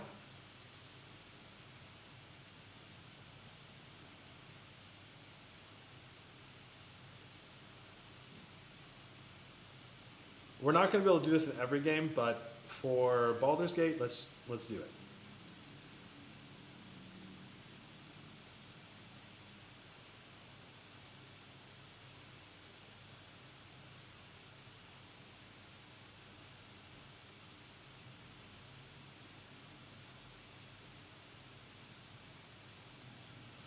All right, so we are on air-cooled right now. Let's go ahead and run this test. And you can see that we're getting essentially exactly the same performance. It's just that our temperatures are going to get warmer and warmer. And just be at a warmer level is basically the way I would describe it. In terms of gameplay, you're not going to get that much drastically different levels of performance.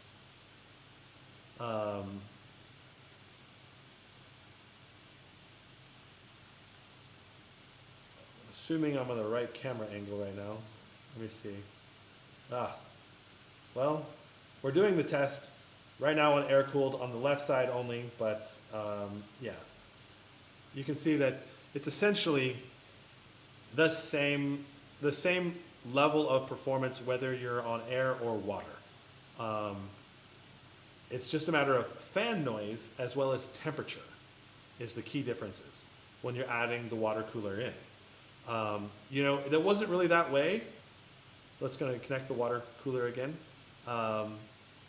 It wasn't that way when we originally had the 2023 version because adding the water cooler did actually boost the GPU boost clock by like another 100 to 200 megahertz. You know, it was actually boosting it. And nowadays, in this version and in the 2024 version, adding the water cooler primarily lowers temperature and overall noise. So, okay, so Counter-Strike. We're gonna go to very high and we're gonna leave very high on. It's going to be native resolution, no upscaling.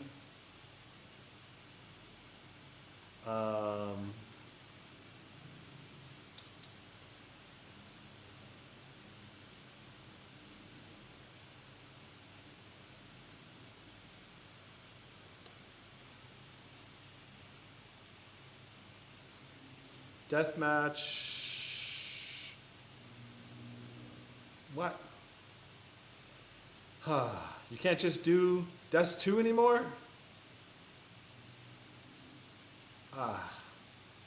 That's sad. I need to see if I can get a benchmarking. I need to spend some time in here and see if I can get a benchmarking map.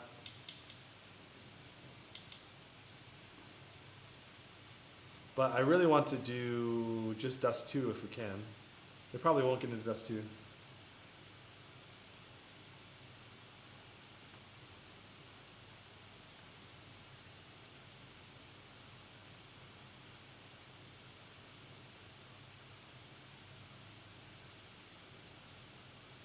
Vertigo. I don't want Vertigo, I want Dust 2. Let's see what the FPS we get in Vertigo is. Maybe we can get a Dust 2 deathmatch if we go to a custom server. All right, so very high settings. We're pushing 300 and something FPS up here. I saw 400, I see some 200s. It's not gone below 200. So, I saw a flash where it went to below 100, into the 100s for a moment. Oh, what? This isn't deathmatch. What the heck? Deathmatch. Okay, yeah.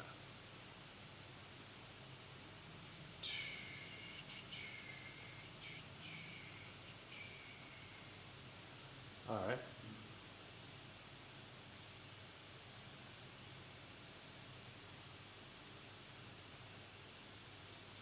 I mean, honestly, this is probably a better way to actually do this so that people go in and try different maps and everything, but still,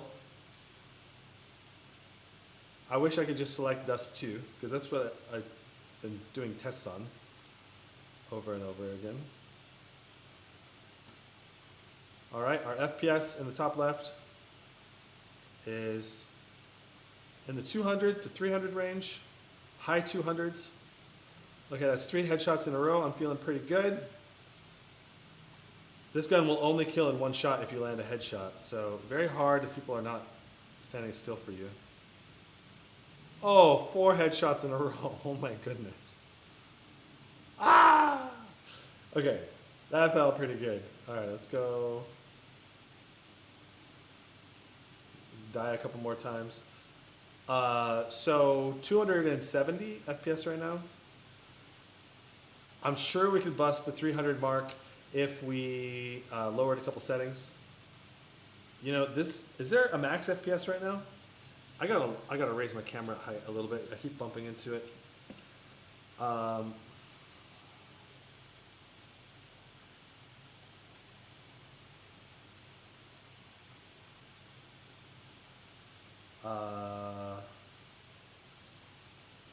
What is the CSGO command?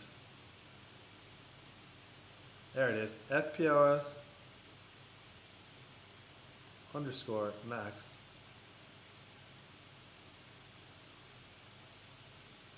Let's do 1,000.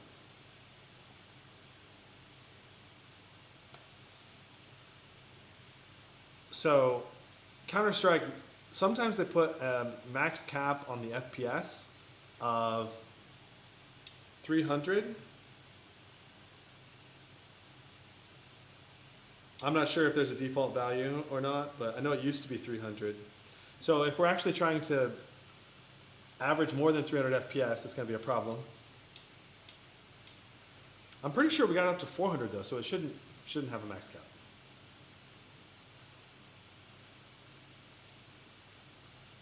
All right, Dust 2. Let's go op.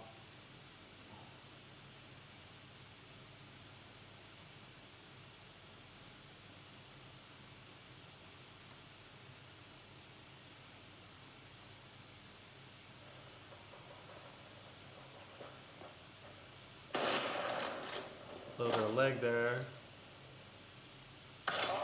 Oh, oh, good shot, sir.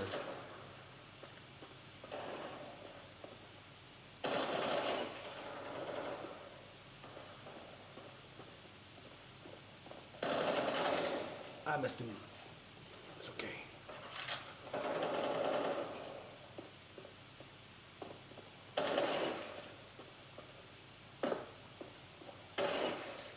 All right.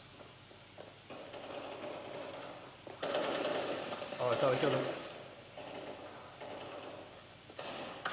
Oh.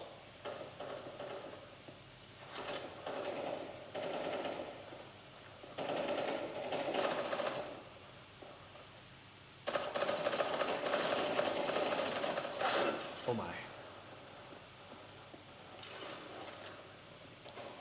I have no desire to use that weapon. Some guns in Counter-Strike just are really bad.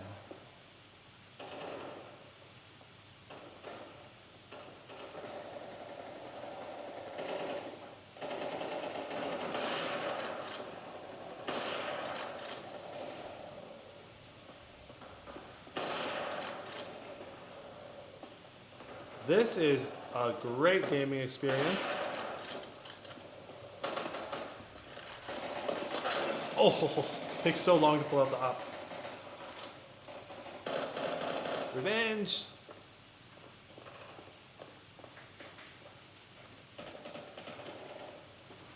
All right, last death. I'm having too much fun.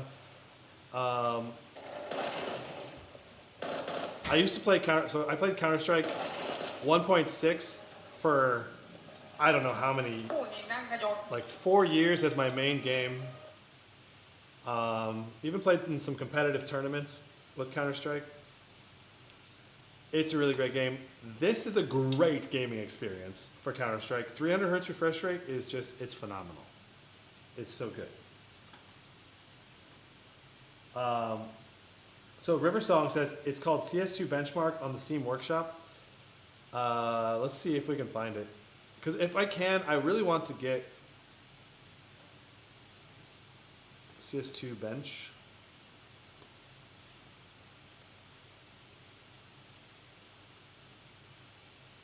If I can, I'd love to be able to get, does the search function not work?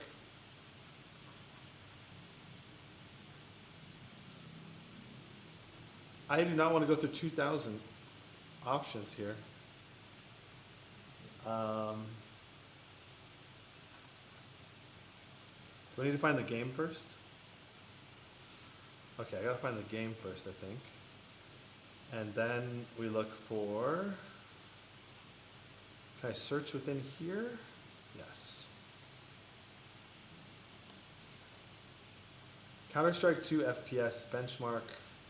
Nice. We'll subscribe to that.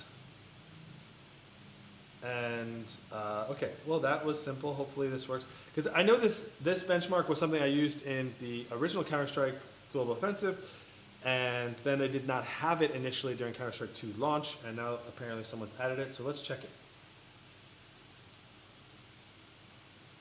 Are you going to review the new Asus laptops? Yes. I actually found out today that I have a Scar 18 and a Strix G16, I think, or maybe G18, in the in Thai Customs right now, waiting to be released. So I'm excited. Let's go CL show FPS. I'm gonna pull this guy a little closer to me here. Sorry.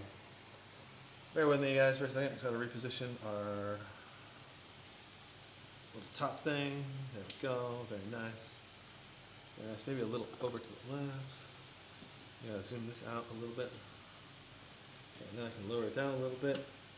Very nice. All right, and cool.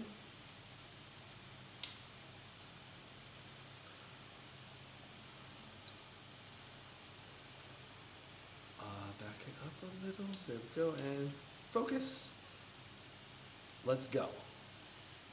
Hopefully this works well.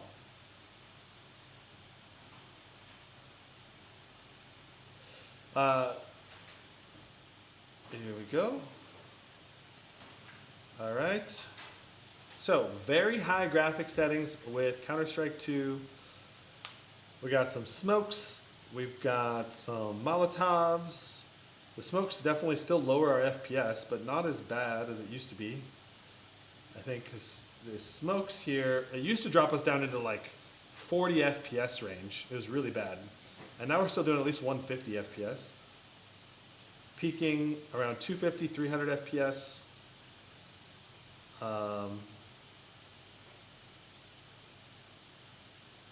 FPS average. I'm trying to understand these numbers here.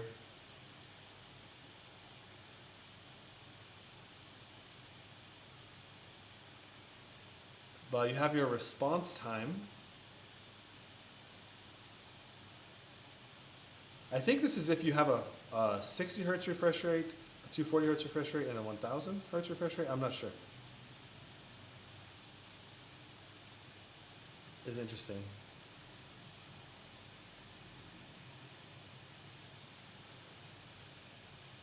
I would say the 5090 might be more worth it for people if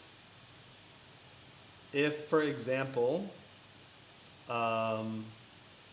you are a big single player gamer and you really want to take advantage of the multi-frame generation. Is it worth $1,000 more than a 4090? Probably not. But is a 5080 worth it if it's the same price as a 4090? Maybe, you know? That seems definitely possible. All right, so let's take a look at our averages. Here it is. You can see that we averaged 280 FPS.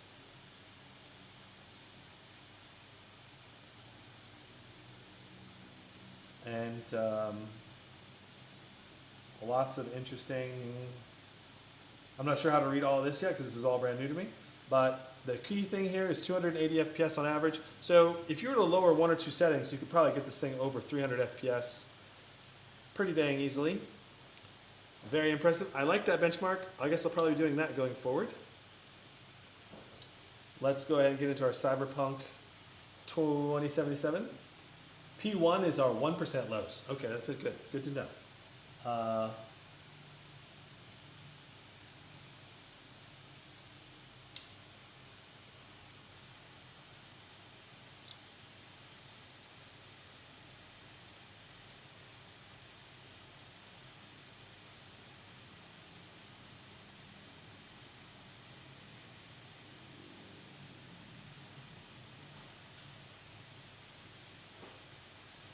Am I going to review the new Alienware Area 51? I really hope so. I'm talking, I don't have a direct Alienware contact right now, so if anyone does, shoot me an email and connect me with some Alienware people. I would love to review the 16 and 18, but I currently don't have a plan. I'll probably try to work on getting a connection with Alienware in a couple months, because the simple fact is I have got a lot of people wanting to send me laptops right now, and I'm only one person, and I'm one extra person helping me edit, and one other person helping me manage the list, and it's a lot. Benchmarking all this stuff is very time consuming, and I can only do 1, maybe 2 laptops a week, realistically, unless I simplify my benchmarking methodology a lot. So, okay. So we're going to do our test just like we did on the Neo 16, which was Ray Tracing Ultra. There's a new Transformer model, which I don't think was available back when we tested before. So maybe we should test it with the same settings we did on the Neo, which should be I believe the neural network version. Ray reconstruction, I believe we did turn on, and we had frame generation, not DLSS, so that messed us up. So we're going to go back to ray tracing, DLSS on quality, ray reconstruction, DLSS on frame gen, and this is only on 2x frame gen. There is no 4x frame gen option in the settings here as far as I know. So we'll apply this, and we'll have to restart our game, because Cyberpunk does that now. It forces you to restart your game whenever you change your settings if you want the settings to work. Kind of sucks, but it's true. Are you still going to keep your laptop gizmo, or are you going to get a new Razer Blade laptop? I still think Razer laptops are really great. At least the Blade 18 is really great. But I got to be honest with you, the arrow keys are driving me crazy. They still are driving me crazy. Typing on the Blade 18 is a subpar experience because of the arrow keys, because I write a lot of pages and a lot of emails, and I use the arrow keys all the time to move around the words on the page, and I'm constantly pressing the wrong arrow key, going up and down and left when I mean to go just left or right or whatever, and it's just, that's the main reason that I want to switch off the Blade 18, because it's too annoying to type with. And so, yeah. But the media experience on the Blade 18 is probably the main reason why I've stuck with it for so long, because I love watching movies and playing games with the onboard speakers. And so if I move to another laptop, I want it to be an equal multimedia experience. And the other issue with my Blade 18 has been the battery life has been bad. Okay, so here's DLSS frame gen you can actually set. So once you've set it to frame gen and restarted the game, you can set it to 2x, 3x, or 4x. So let's go 2x. And we shouldn't have to restart for just that change. Okay, and let's go to our side-by-side. We should be able to do this one side-by-side.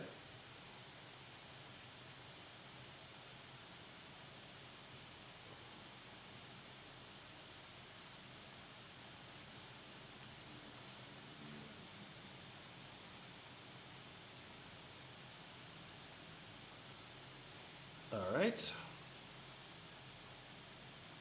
And let me check that we're streaming the right version, the right scene. There we go. Looks pretty good. I think the clarity could be a little better, but our data is there, so that's the main thing to me.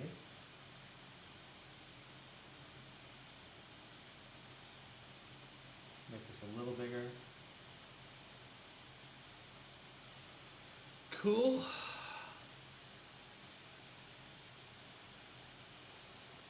All right, I think we're ready to run benchmark. And I will play it once we get into the benchmark here.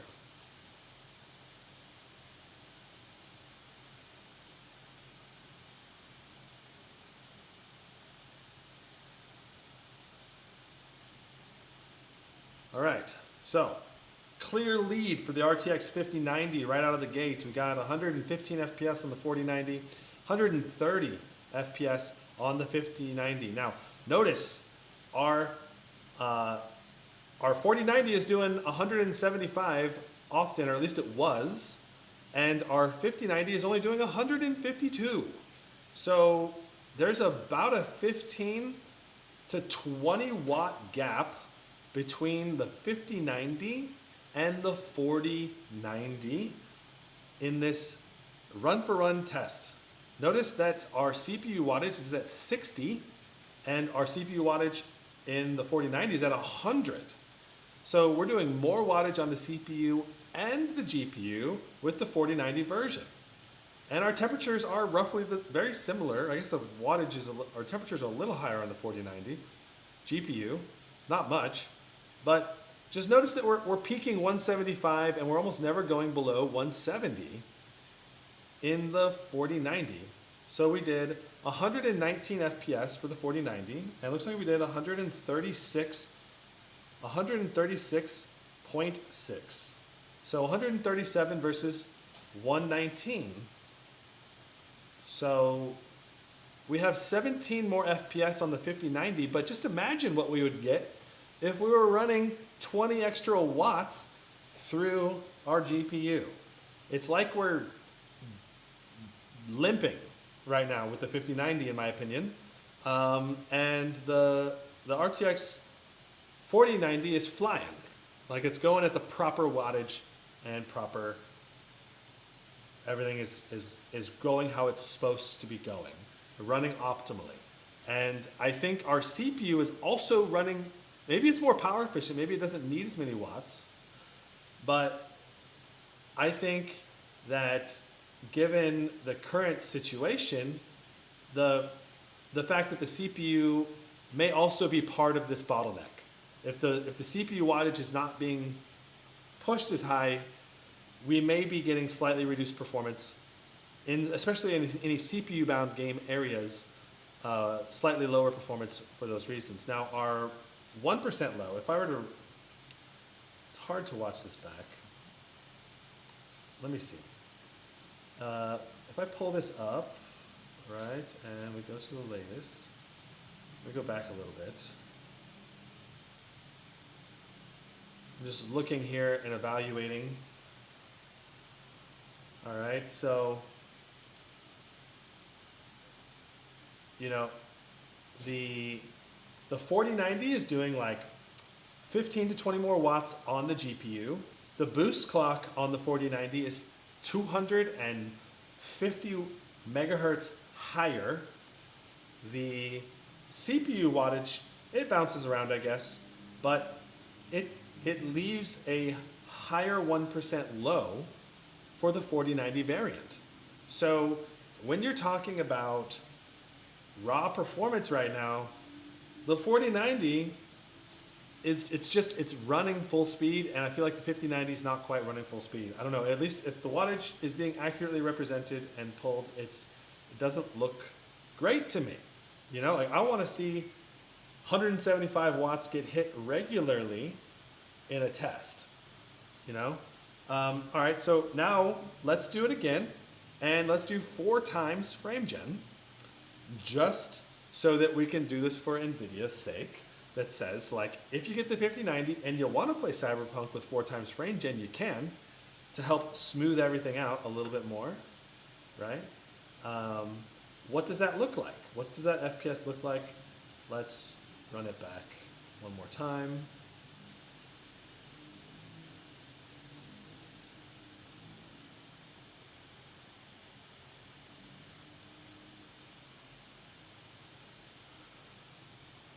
And let me make sure that we're in the right split view. We are. All right. So this is same settings, but with DLSS frame gen on 4x instead of 2x. Okay, so it does not technically get you true 4x FPS compared to base frame rate, because the base frame rate is reduced. So you get more like 3.5 times the base frame rate or something like that. Or what you would have gotten if you left no frame gen.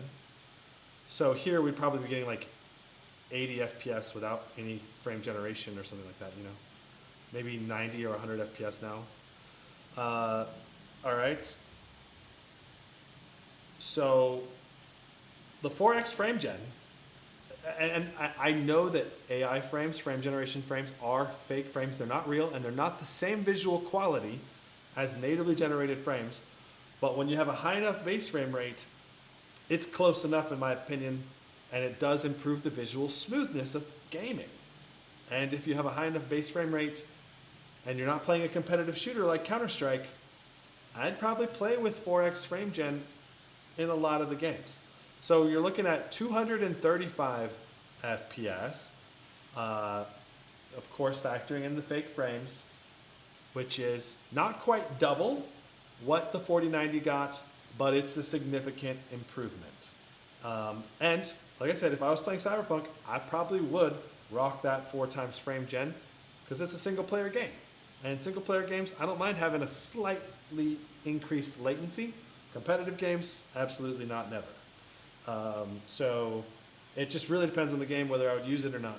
And it may depend on the game's implementation as well, because 4x frame gen, you do get even more artifacting, right? Especially if you don't have a high enough base frame rate. So if you have 2x frame gen off of a 45 base frame rate to get 90, it feels good enough. But if you do 4x frame gen off of a 45 base frame rate, it's not going to look good enough. So you need an even higher base frame rate, probably 60 FPS base, to boost up to more like over 200 FPS with 4x.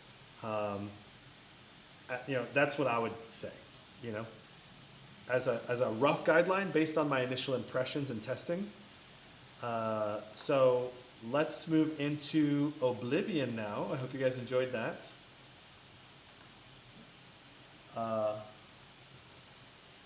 Tom says, great setup with the dual screen side by side. Thanks. I hope everything turned out good. It helps, I think, people see the wattage difference here. Like the 4090 is cranking a much higher average wattage, and it just does not make sense as to why it can't hit the full wattage. So Oblivion, we should probably come up with some consistent benchmark somewhere,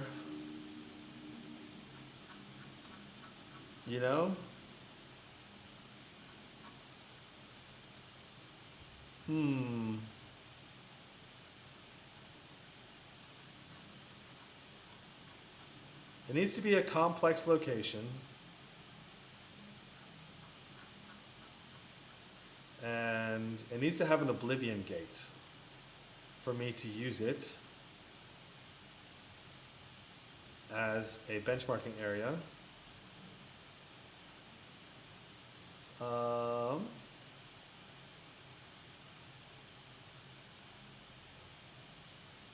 This Heartland save seems promising. Let's go check it out.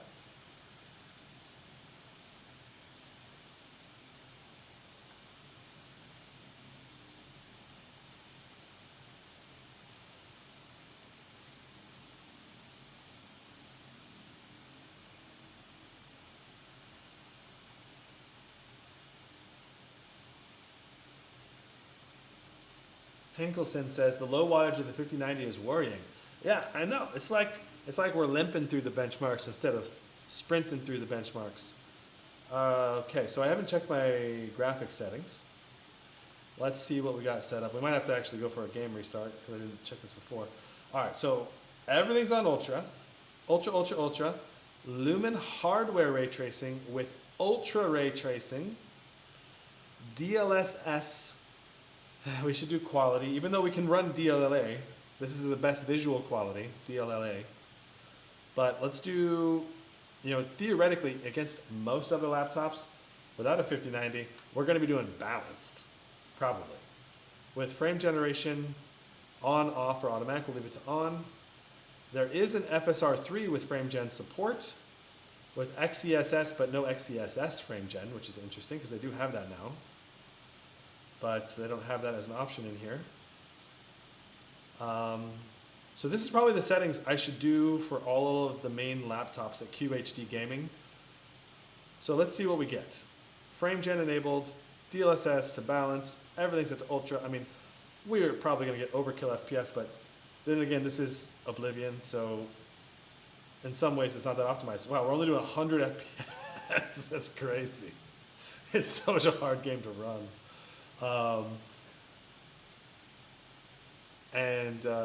Yeah. All right. I don't like this. I don't like this area for benchmark. Let's see. Let's go to my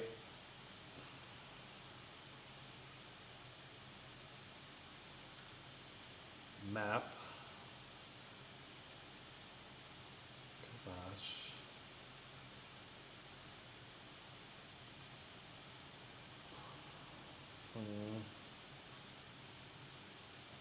Let's try going to this gate. See if it's better.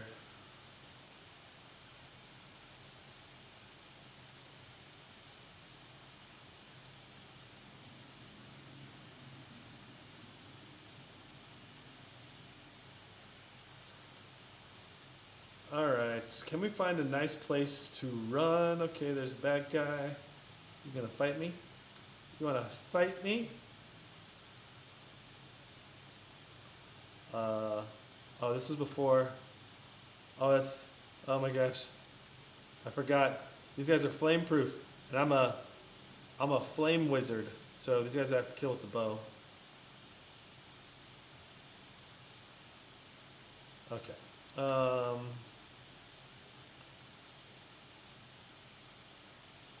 I don't know where the best place to necessarily go for benchmark. I know the hardest area to run is by these Oblivion gates. Let's try the gate near Anvil. I'm trying to find one that's not at the top of a hill. So it has a nice flat area where we can run by it and see the gate for a while. Oh, I already beat this gate.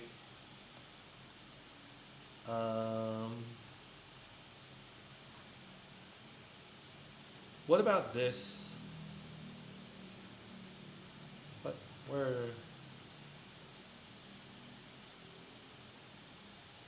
I have to kill some people. So I'm just reset our FPS for a moment. You know, I think I'm just going to go into one of the gates for the test. But you can see my average FPS is around.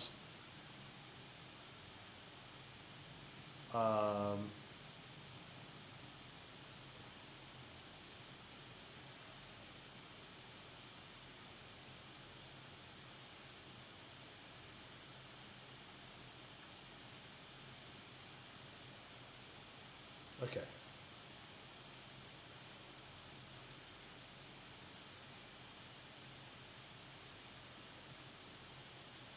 Let's try going into this save area. And so we're jumping around, and this is helping us get an idea of the FPS in different areas of the world, which is good. So now we're doing 160 FPS, QHD, everything ultra with DLSS unbalanced. I mean, the game looks really good, really smooth. I'm gonna die. Someone set me on fire. Or did I set myself on fire? I'm not sure. Let's go back. Maybe we were save 12. Let's try, maybe we can benchmark on top of one of these walkways.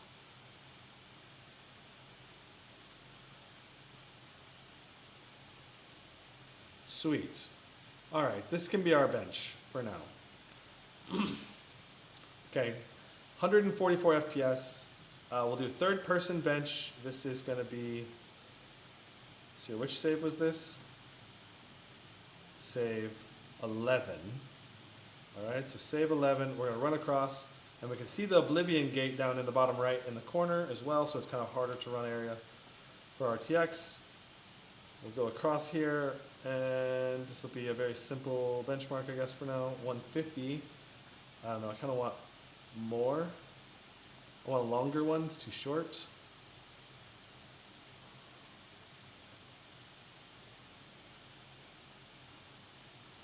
Ooh, maybe this is a good spot. Eee.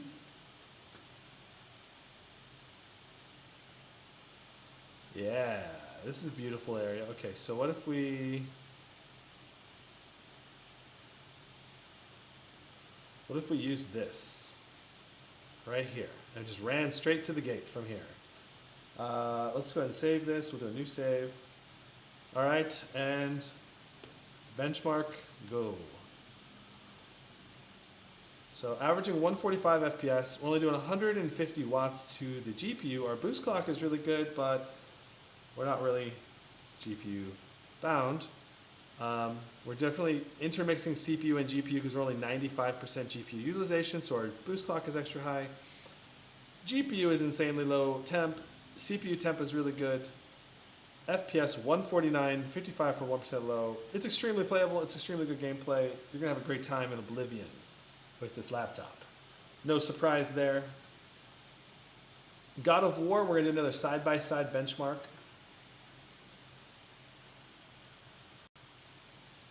Let me pull it up on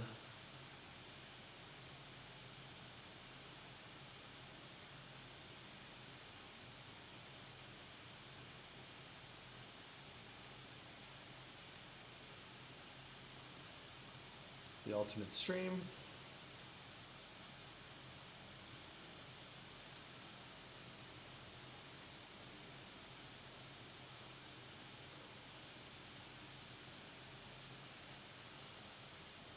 All right, so I'm just trying to run through the world right now on the 4090, but just look at that wattage pull, 175.90 for the GPU and CPU put together.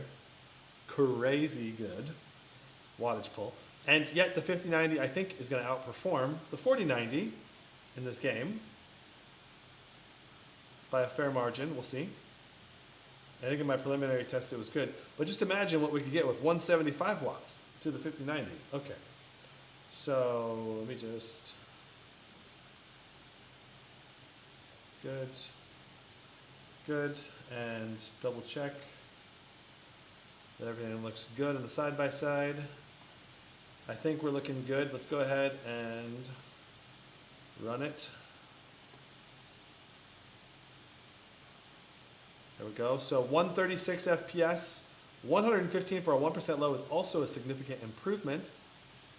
And our GPU wattage is just consistently like 15 watts lower.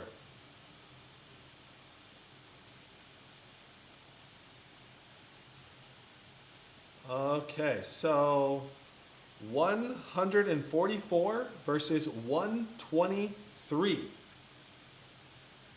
So pretty nice improvement in God of War Ragnarok for a 5090, but not really great. Like if you look at like some of the other CPU or GPU parity, like we're looking at like 20, I think theoretically, imagine if this was running 175 watts and 175 watts on both, our boost clock would be going up much higher. And then our average FPS would probably be like 155 or something like that. And then we're talking about a 30 FPS gain and about 25% boost to performance. As it is now, 20 FPS is still nice. I guess 21 FPS gain is still nice, but it's not huge. It's not a big gap and not as big as what I think you'd get on paper. Let me make sure that our settings are the same. I just want to make sure. So DLSS on balanced, is that? No, it shouldn't be on balanced. It should be on quality, so we have to retest. Yeah, we have to retest. Ultra, display, yeah, DLSS on quality. All right, retest, new test, invalid test. Shoot, well, our FPS is definitely lower now than it was. Let's go back.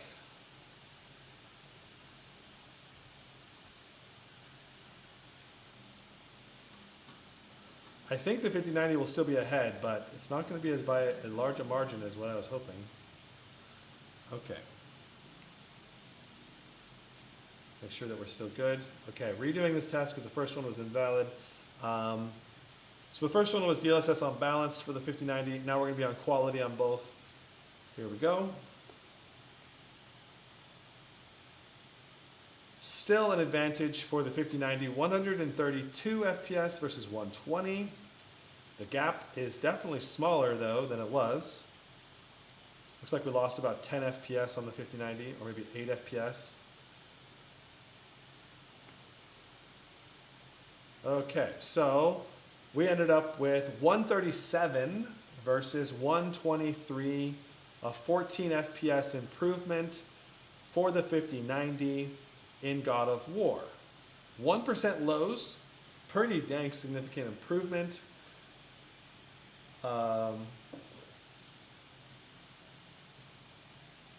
Loving it. I'm glad we're getting some improvement. Now just imagine what 175 FPS would look like on the 5090. Probably at least 145 to 150 FPS, probably. Okay, so congrats to the 5090 on the win. I wanted to win more, or get even better performance. All right, next up is Hogwarts. I think we're also doing this one side by side. Let me try to pull up the test here.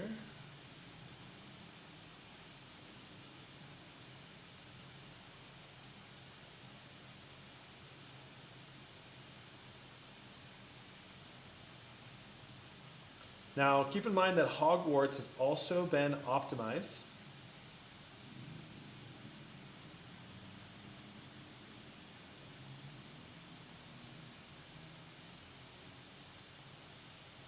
Kuja says, what are your thoughts on the 50 series laptops that you've tested so far? Well, this is my first 50 series laptop for testing. So yeah, you're getting my experience live as I'm experiencing it, though I did do quite a bit of pre-testing, so I've formed some of my opinions ahead of time. I think based on what I've watched and what I understand, it seems like the 5070 Ti is a really good deal. Especially if you get it under $2,000, it's a really, really good deal. Because it's basically an RTX 4080 or very similar performance to a 4080, but it also has 4X multi-frame gen in the mix. Looks like our Hogwarts may have crashed. Go for a reset on Hogwarts here.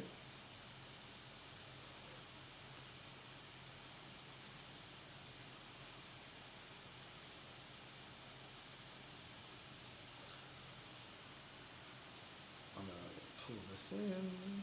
I suppose we could go to the side by side now. Side by side. And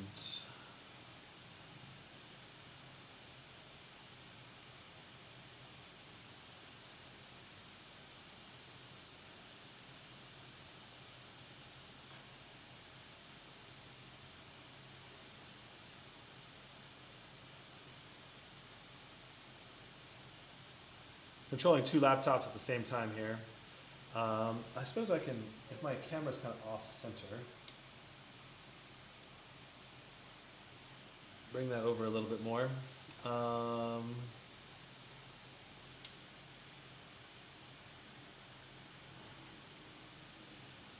Beautiful. We'll get that loaded in, and I should have preset up the settings here. We have 2 times frame generation enabled, but we can switch it to 4 times if we want to. This is a game that supports it. Not all the games we're testing today even support any kind of frame gen, let alone 4x frame gen necessarily. They also have broken down the ray tracing settings to let you enable and disable them at a little bit more granular level. But we're rocking all ultra settings on both RTX 4090 and 5090. And DLSS on quality, I believe, let's see, DLSS on quality with frame generation on. And yeah, so let's pop into Hogsmeade.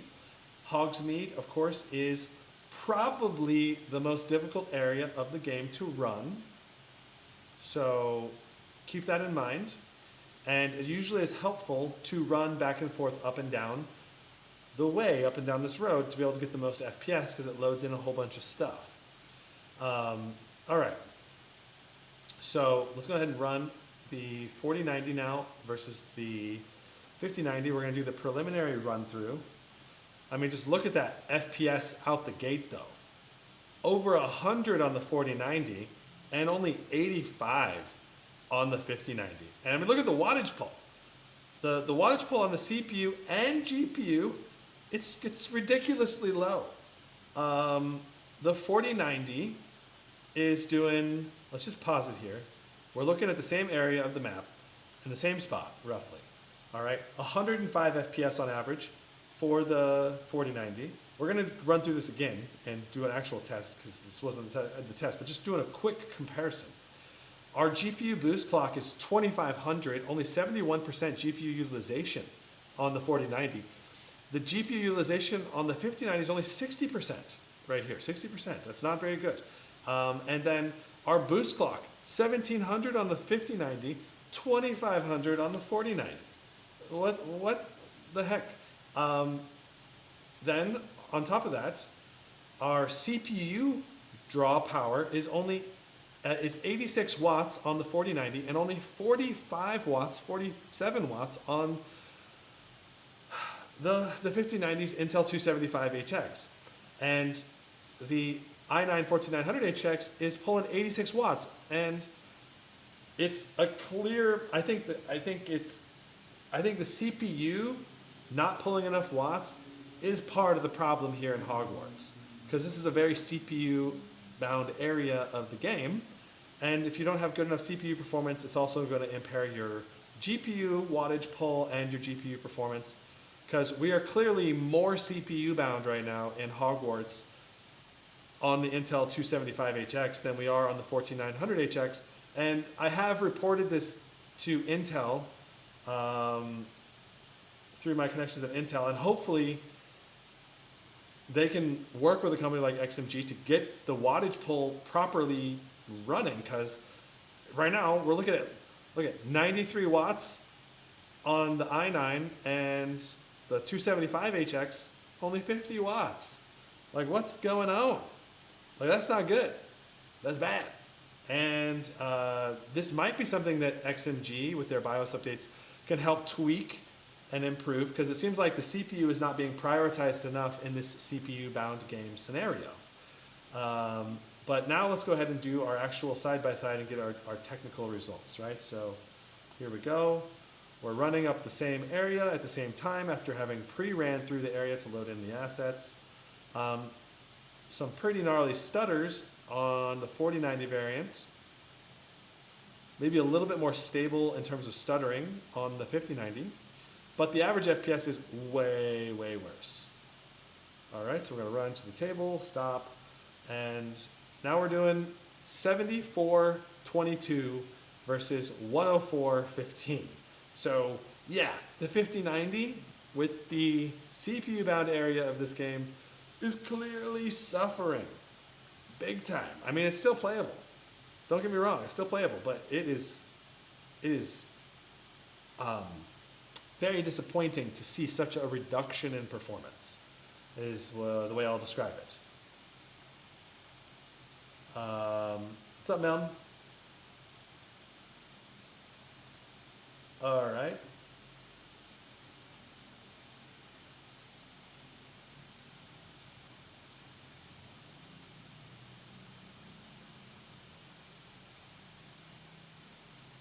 Mars says, have you turned on the right power mode? We're testing right now in custom power mode with everything set to the limits. That said, we can cycle. Let's cycle the power modes and see if it helps. All right, so this is balanced. Our GPU boost clock went even lower. CPU is even lower. Enthusiast is doing about the same. It's a little bit better, 50 watts now, 104. Overboost is doing 120, 45. And custom now is what we've been running, 121, 120 with 48. So Overboost and custom doing about the same, right? So yeah, I think there's a pretty big issue here in Hogwarts with the 5090. It should be prioritizing more CPU power, should be pulling closer to 100 watts of power, and it's not. And then the GPU could also be pulling probably 140 to 150 watts. Potentially, if the CPU gets going better, we'd be less CPU bound and we get more GPU performance at the same time. So those are my thoughts right now on Hogwarts. It's not good. Now, let's go ahead and flip on 4X frame gen for the side-by-side, and we can run this one more time, run up the street one more time. Get those fake frames rolling, and give the 5090 a nice, pseudo fake win, All right, and we gotta run. We are back here already. Good. All right. I think we're about ready to go. And here we go. All right. So the thing about 4X multi-frame, and I can show you this in the side-by-side, if you look at the shadows of our character, there is quite a bit of artifacting happening right here. With the 4X, not with the 2X, but with the 4X, there's distinct and noticeable artifacts occurring down below. And yeah, so 150, 22. So with the 4X frame generation, we theoretically are beating the 4090, but not in actual frames, right? And I also want to make it clear that on the 4090, you can get 4X multi-frame generation with a tool that is called, I can show you here, we can go ahead and exit this game, lossless scaling. This is a tool that will enable you to have 4X multi-frame generation, and yeah, you still get the same video, you get a lot of visual artifacts unless you have a really high base frame rate. So yeah, it's I think the visuals, the latency may be slightly more than NVIDIA's implementation of multi-frame generation, which is probably another reason not to use it. But if you have an RTX 3000 series GPU, or you're playing a game that just doesn't support frame generation like Oblivion, you can get frame generation in almost any game using limitless or lossless scaling. I keep saying limitless, but lossless scaling will allow you to use frame generation in almost any game. It's a utility that costs like $6, and you can even use multi-frame generation in almost any game. But expect bugs, expect to have potential issues, and to have to fiddle with settings to get it all to work right. It's certainly not a seamless implementation like multi-frame generation is with just a quick button switch. I was going to do a stream showcasing that lossless scaling, but my Blade 18 has been having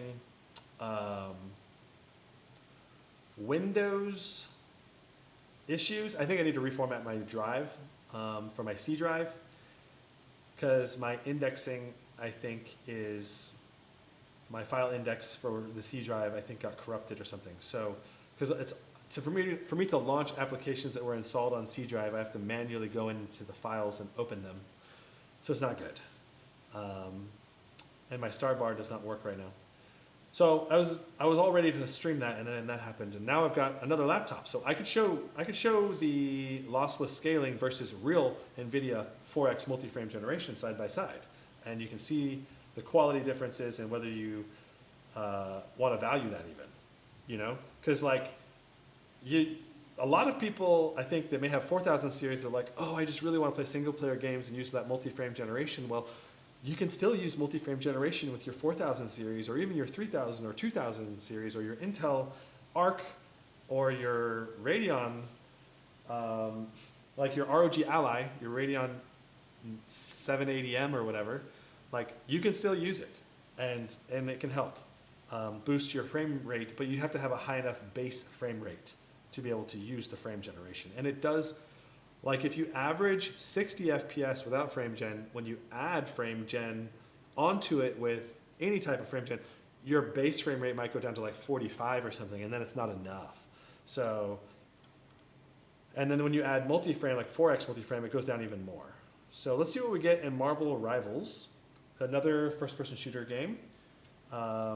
Growing in popularity, millions of people playing this. I am basically testing this instead of Apex Legends due to the shift in popularity.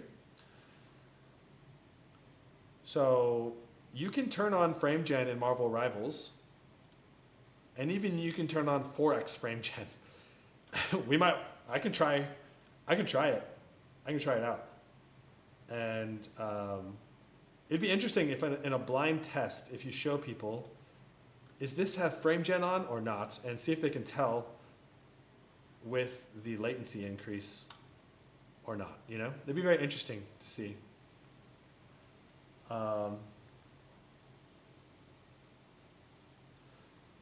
Angry Llama says, thinking of buying a 4090 laptop, but the issue is it has a 13980 HX CPU. I don't think there's anything wrong with that. My Blade 18 has a 13950 and it's great. I've had no problems with it. So, I mean, it's a CPU I can definitely recommend. It's not going to run necessarily at the peak possible performance. So we already have this. Okay, so let's try to kill this girl. No. Uh-oh. This is bad. Oh, hey, you're kind of low. I can kill you before you kill me. I gotta kill the healer girl before. I'm gonna die. Oh, Spider-Man. Okay. All right, so looking at our FPS, wow, it's not really that good. I'm surprised, only 164. Let's go to our video settings again. Display. So DLSS on quality. And our graphics quality, let's just set it to ultra.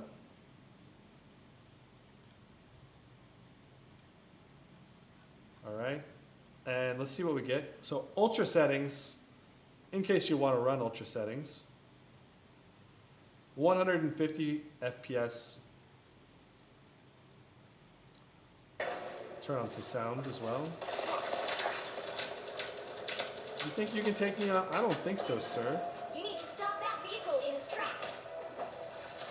Oh, okay, well, 5 of you can take me on. That's sure. Okay, fine. Oh,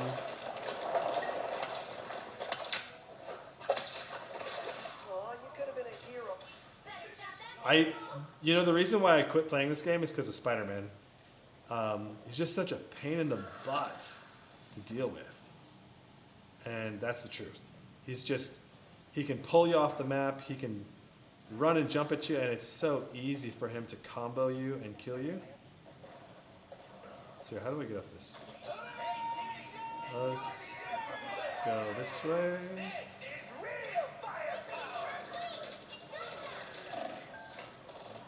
I think he had his ultimate available still.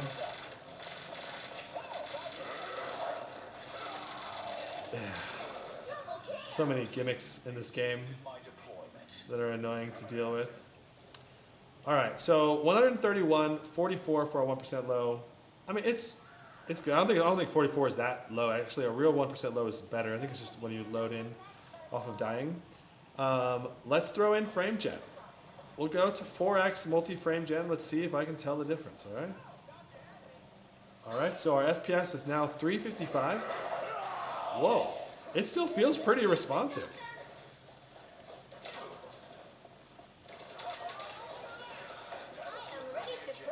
Oh my God, these people are so good at running away from me.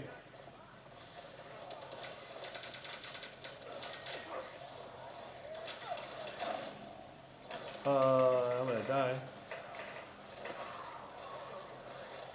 Our team is absolutely getting crapped on right now. Oh my god. I'm not gonna lie, this still feels really good.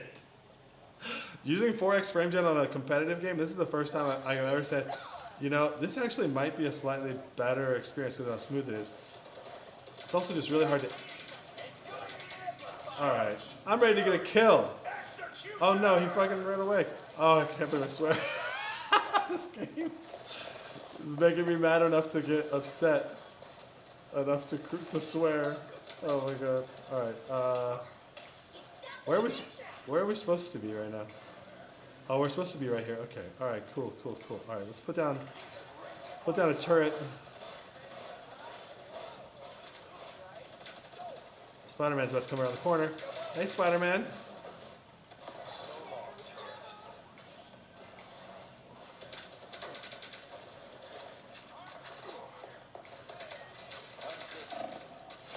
Hey, buddy.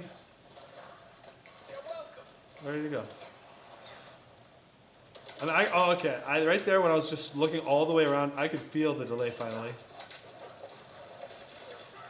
What is this? What is this crap?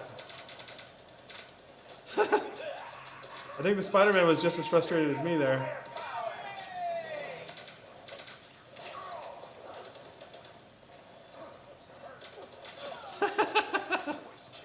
Spider-Man.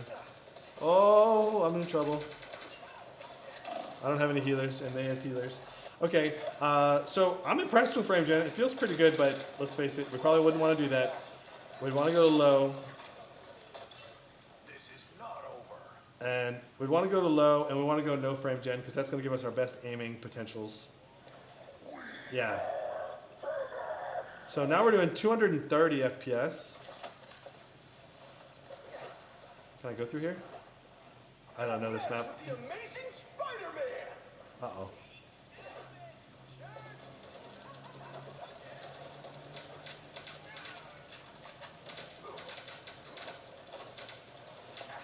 It's really hard to aim at these people.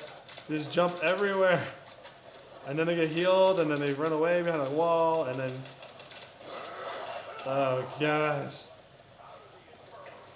It's just such an annoying game to play compared to something like Counter-Strike. Oh, I'm still alive? Wait, what? I didn't think I was still alive.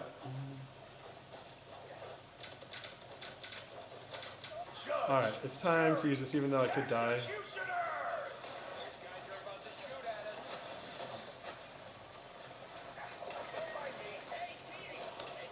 Oh. Oh!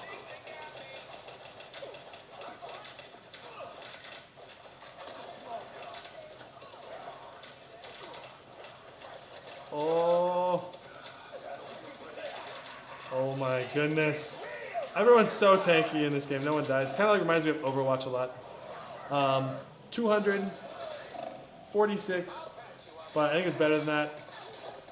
All right, Marvel Rivals. I've had enough already. Let's move on to Monster Hunter Wilds.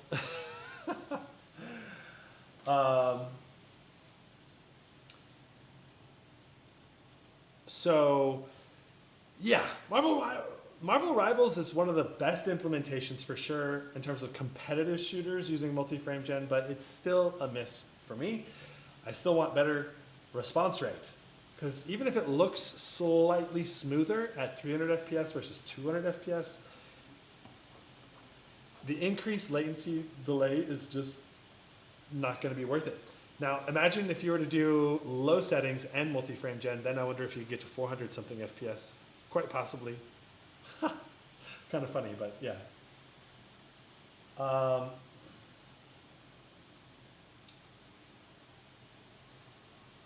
XMG Tom says, thanks for hosting this super detailed live stream. We joined pretty late, but I see you also covered our shop configuration page, disassembly, and all the basics. I did. Yes, I did. Thanks. Okay, Tom says, I'm packing up now. I have to catch the subway. Okay. All right, see you, Tom. Thanks for stopping by. I appreciate you answering and interacting with chat. Johnny the Rabbit says, I think the 5090 laptop has got too many cores to power, especially with the jump and ray tracing and all AI cores. Has to reserve the extra 15 watts for the 24 gig VRM chips. Zero dynamic boost. Well, the 150 is the base wattage, but if you turn off if you turn off dynamic boost, you actually go down to 140 watts, which is not right. So my theory currently is that they actually failed to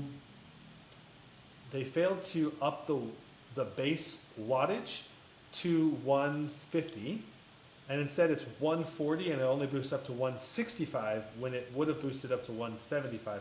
I don't know. There's another theory I have. Let me pull up MSI Afterburner. Look at this voltage curve. So this right here is the voltage that the GPU runs at most of the time.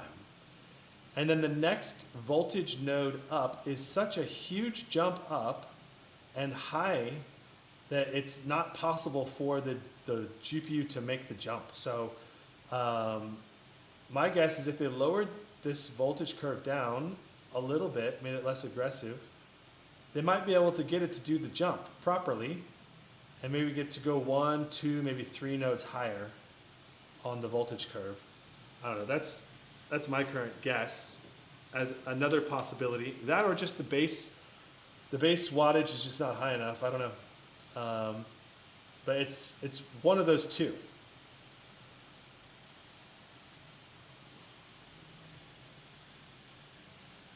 So Riversong, before I did the live stream, I did mess around with the voltage curve and just trying to lower it and make it smoother and then locking the voltage, trying to lock the voltage. It just ignored me and just stayed at the lower voltage. But I'm just wondering if when they were setting up the VBIOS, they're like, oh, we can't make the jump to this final voltage node. Well, yeah, you made the voltage jump too big. And so you should make the voltage jump more reasonable with the clock speed jump being more reasonable. And then you'd be able to make it stably. I don't know. We'll see. I think NVIDIA will eventually fix the issue.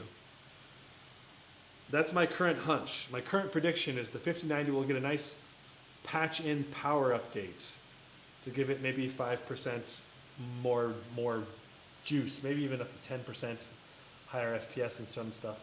We'll see.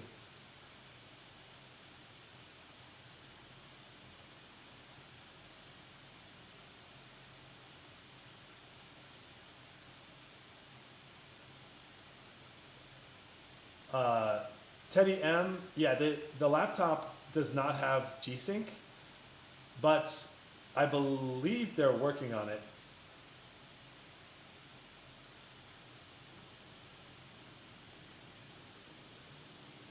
I didn't get it currently does not have G-Sync support though. I can confirm if I go into the NVIDIA settings, there's no G-Sync option. But I think it originally had it, and I think they're working to get it approved again, I think. I'll have to ask Tom. I think they made that they published info about it on their update page too. So if you check the XMG update page, you should be able to see what they say.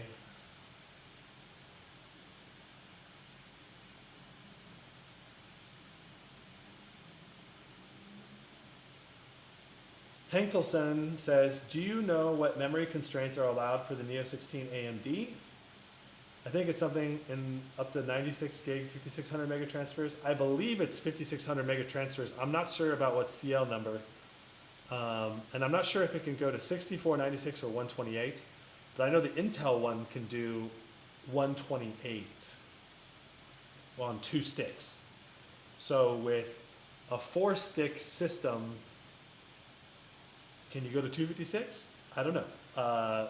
There's a handful of systems this year that have 4 SODIMM slots, like the Legion 9i, and I think the Schenker Pro Key 18 also has 4 sticks, 4 SODIMM slots.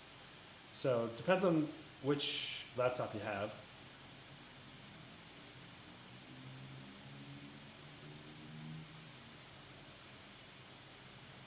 I wonder if the A25 has the same problem with the 5090. Well, I'm thinking the A25, the one with the Ryzen HX3D Neo 16, right? I think that one will have probably better performance in games like Hogwarts, because we seem to be so CPU bound, artificially CPU bound, because the CPU TDP is so low. And I think a patch will fix the Intel one and make the performance better than the previous version eventually. And then I think the RTX 5090 also needs a patch to boost the TDP by 10 to 15 watts as well. So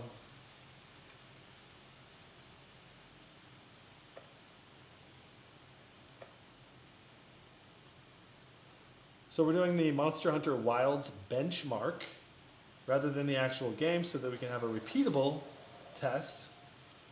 We're going to set everything to Ultra. Boom.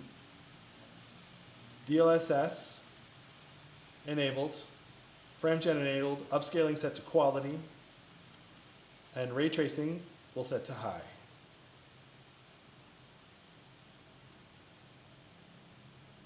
All right.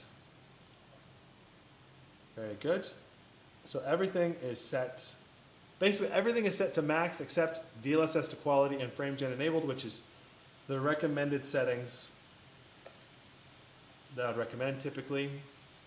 So let's see what we get in this very demanding game. And I did post my 4090 Blade 18 results. I think it was 144 FPS on these same settings. So 144, and right now we're averaging 156, so that's a gain right now. Steve Pierce says, please no upscaling, I want to see it raw. If I could benchmark an unlimited amount of times in these live streams, I would do both. But without being able to do upscaling and, with only being able to really do it one time, because otherwise this live stream would last 6 hours, I choose to do what I think is going to be the most commonly ran settings, which I think is going to be DLSS on quality and frame generation enabled on this GPU in particular, because it can run it very smoothly with high quality. So I get that a lot of people want to see benchmarks at just only raw with no upscaling, no frame gen, and that's fine too. Those are good benchmarks, and if you want to see raw rasterization performance, that's a great way to benchmark. I don't think there's anything wrong with benchmarking that way. But my goal is to benchmark the way players and gamers will actually run it as much as possible.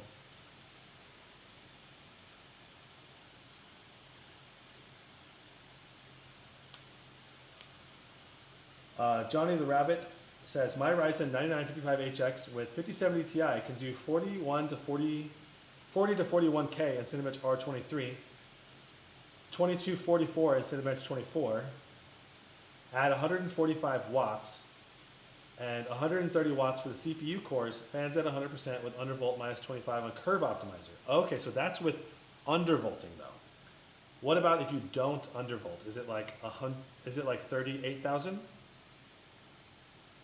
The benchmark I saw for the Ryzen 9955 HX3D and Cinebench R23 so far has been around 38,000. And that's without any undervolting. So once again, we're looking at low GPU wattage, only in the 155 range. I don't think maybe we've busted 160 watts at some point, but I don't think so. And our CPU wattage though is really good this time, not running extra low or anything. It's just GPU wattage is not pushing the highest it could. I think the benchmark's almost done, averaging 148 right now.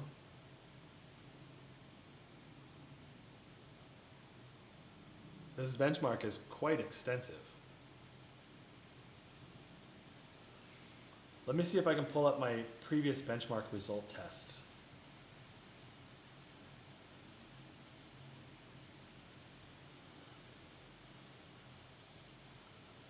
So we have something to compare with.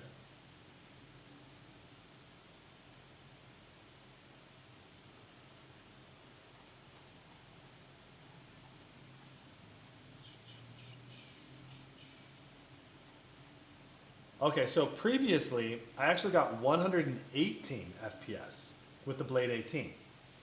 A total FPS of 20,204 were generated. So assuming the benchmark hasn't changed, we're still only 3/4 of the way through the benchmark, or less. That was a pretty gnarly stutter. Wow. So looking at our combined, so VRAM is 16 gigs right now. Almost 17 gigs of VRAM. So a regular RTX 4090 is going to be capped out at QHD. This is the first game I've seen that's at least allocating 17.5 gigs of VRAM. Crazy. I don't think you're going to run into stuttering from VRAM limitations on a 4090, but yeah, maybe. Maybe you could. I don't know. Then for regular RAM, we're looking at 23 gigs. So you're still going to definitely want 32 gigs of regular DDR RAM as well for this game, at least ideally.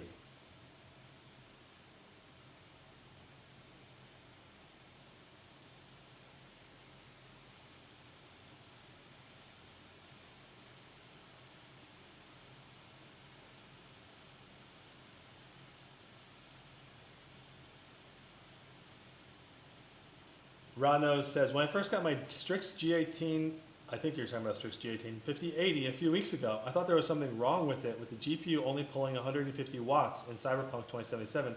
Now that I see it's all of them. Yep. Yeah, it's a problem. It's a real problem. I'm not gonna lie, the food they do in Monster Hunter Wilds looks so delicious and it's so good graphically. Look at that, it looks so good. Oh my god, I want to eat it. I love naan.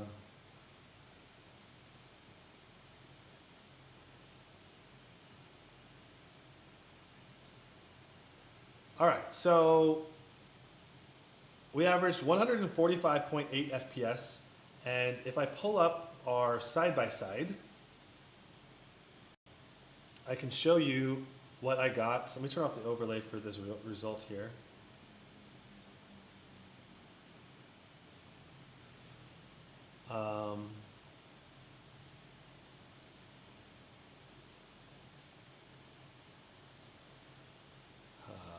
This is messing everything up.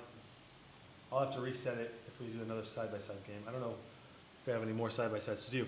But this is not an apples-to-apples comparison because this is the Blade 18 with a slight, smaller thermal envelope on an older driver as well. But the RTX 5090 pulling a rather large victory here, 27 FPS increase, and this could be related to the CPU as well, because the CPU could also be pulling a nice, in any CPU bounding that happens, so the new CPU might be doing better, because it is pulling a nice wattage in this game at least.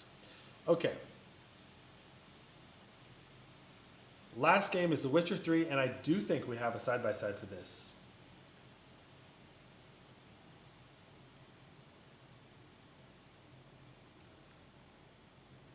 What performance level is the 5090 laptop positioned when compared to desktop?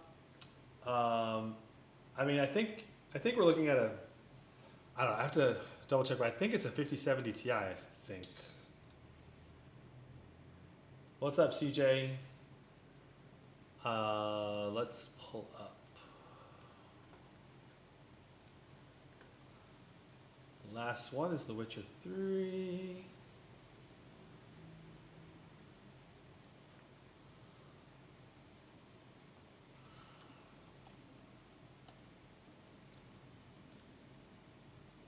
All right, options, video graphics, ray tracing ultra with DLSS set to quality,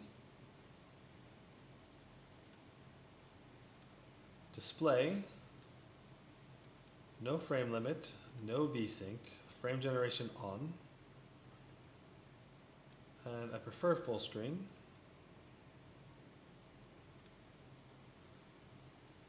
Usually full screen will provide slightly better performance in certain games, but sometimes it doesn't really matter. Some games actually prefer borderless too, but All right. And looks like that's pretty much ready to go. Let's get positioned.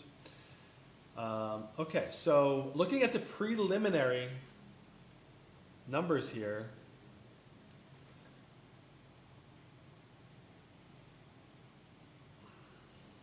the RTX 4090 is pulling 175 watts to the GPU, 102 watts to the CPU, and is doing 117 frames. And I believe these are identical settings. Yes. These are indeed identical settings.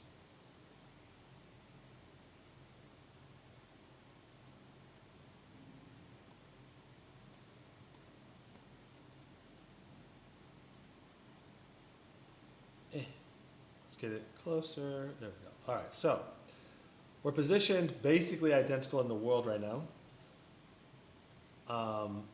So we're doing about 10 more FPS in this one spot. But just looking at our raw information, right? We're looking at 157 watts through the GPU versus 175, so about 18 watts less going through, 15 to 18 less watts going through the 5090. And just looking at the wattage, CPU is pulling only about 50 to 55 watts versus the 100 on the i9. And wow, we are basically GPU bound on both systems, but the Intel is running at half the wattage now. So that shows the 275HX being much, much more power efficient, comparatively speaking. So let's go ahead and actually do the benchmark now and run through our actual numbers for the full thing. All right, so here we go.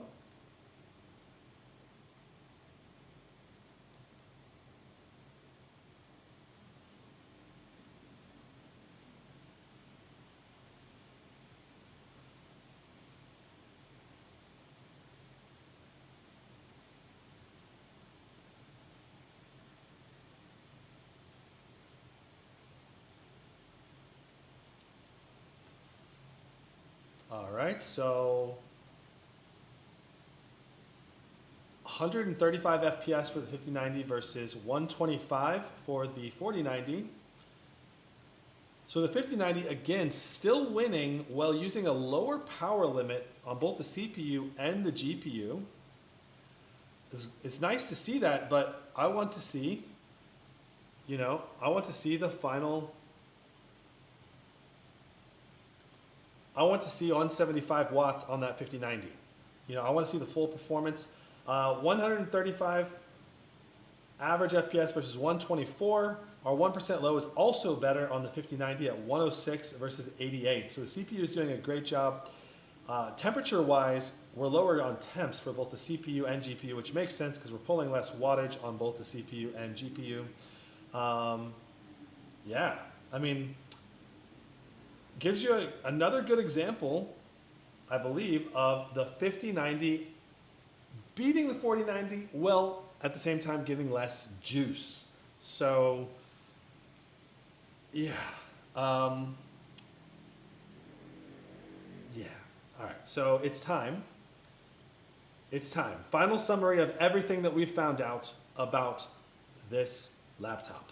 Let me go ahead and just get everything positioned for me to do the final summary here. Move my camera out of the way and shut down the game here.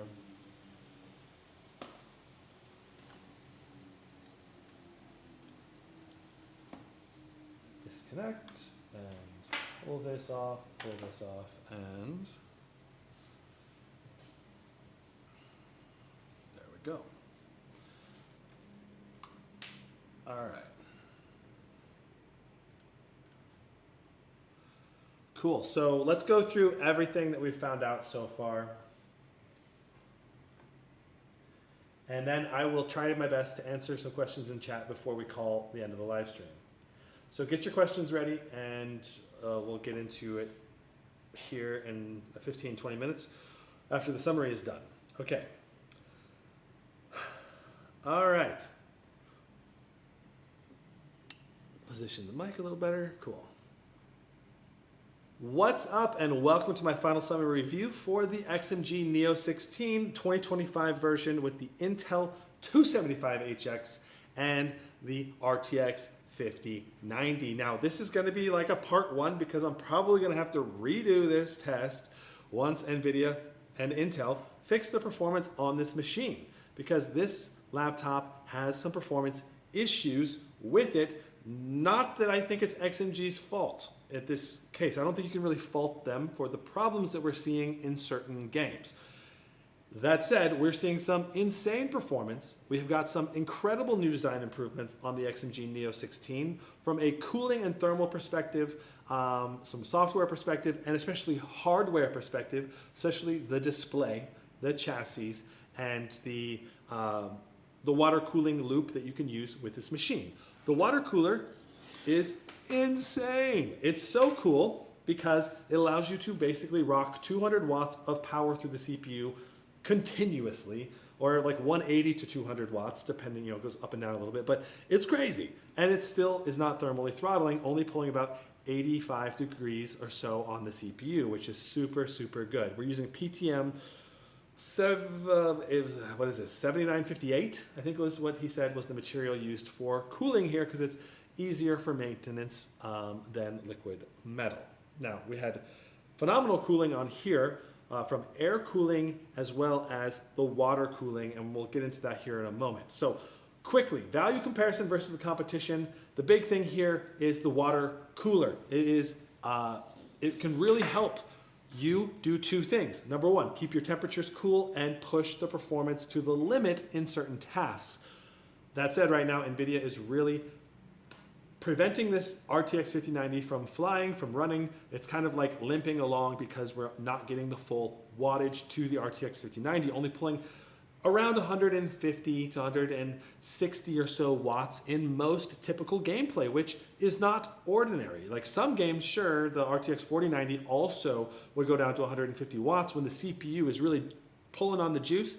But in our side-by-side benchmarks we did, the 5090 was doing about 15 to 20 watts less than the RTX 4090 in identical gameplay tests, which is indicative of a driver performance problem from NVIDIA, that they just failed to make the driver work properly. And maybe that is how it's going to be going forward, but I don't think so. I think this is probably a driver bug, and I think that they can patch this, and we can see probably an additional 7-8% performance gain and improvement sometime down the line. Now, in other games like Hogwarts, and Hogwarts is the biggest problem here, but Intel on the 275HX, it seems like the BIOS, and maybe this is an XMG issue as well, because it could be a BIOS or firmware problem where they're not prioritizing enough CPU juice over to the CPU. And you need to have enough CPU juice, otherwise the GPU gets super bottlenecked and it causes even worse problems, because we saw way worse performance on this laptop versus the previous generation, which is not typical. One second, gotta grab a quick drink.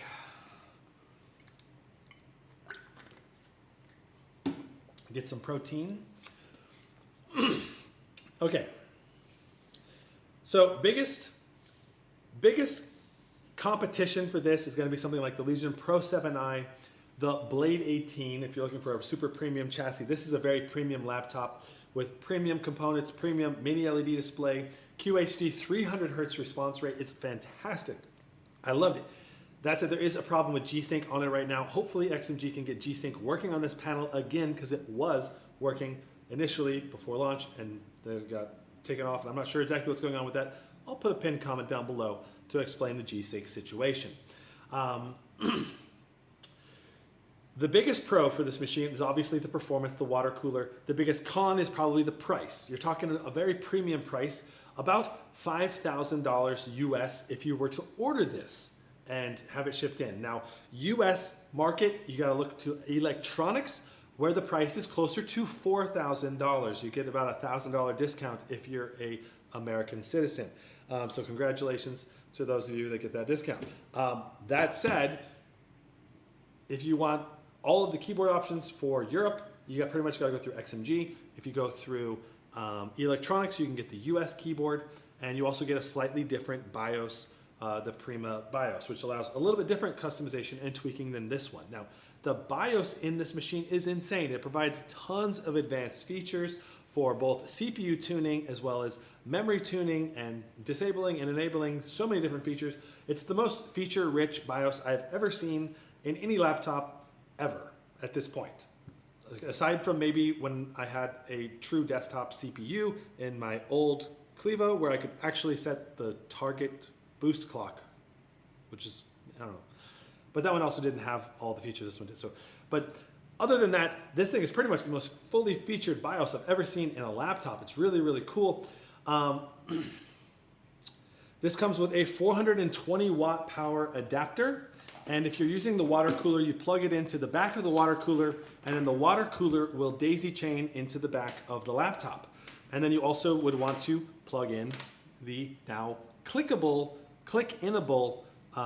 insertion plug, whatever, into the back of the laptop, and it stays in there very securely, which is nice because the previous ones were just magnetic and didn't stay in as well. So this is nice and secure. Also, basically almost no water drops come off of this one when you unplug it from the back of the laptop. The previous generation, you get a few drops to happen every now and then, and that was kind of annoying.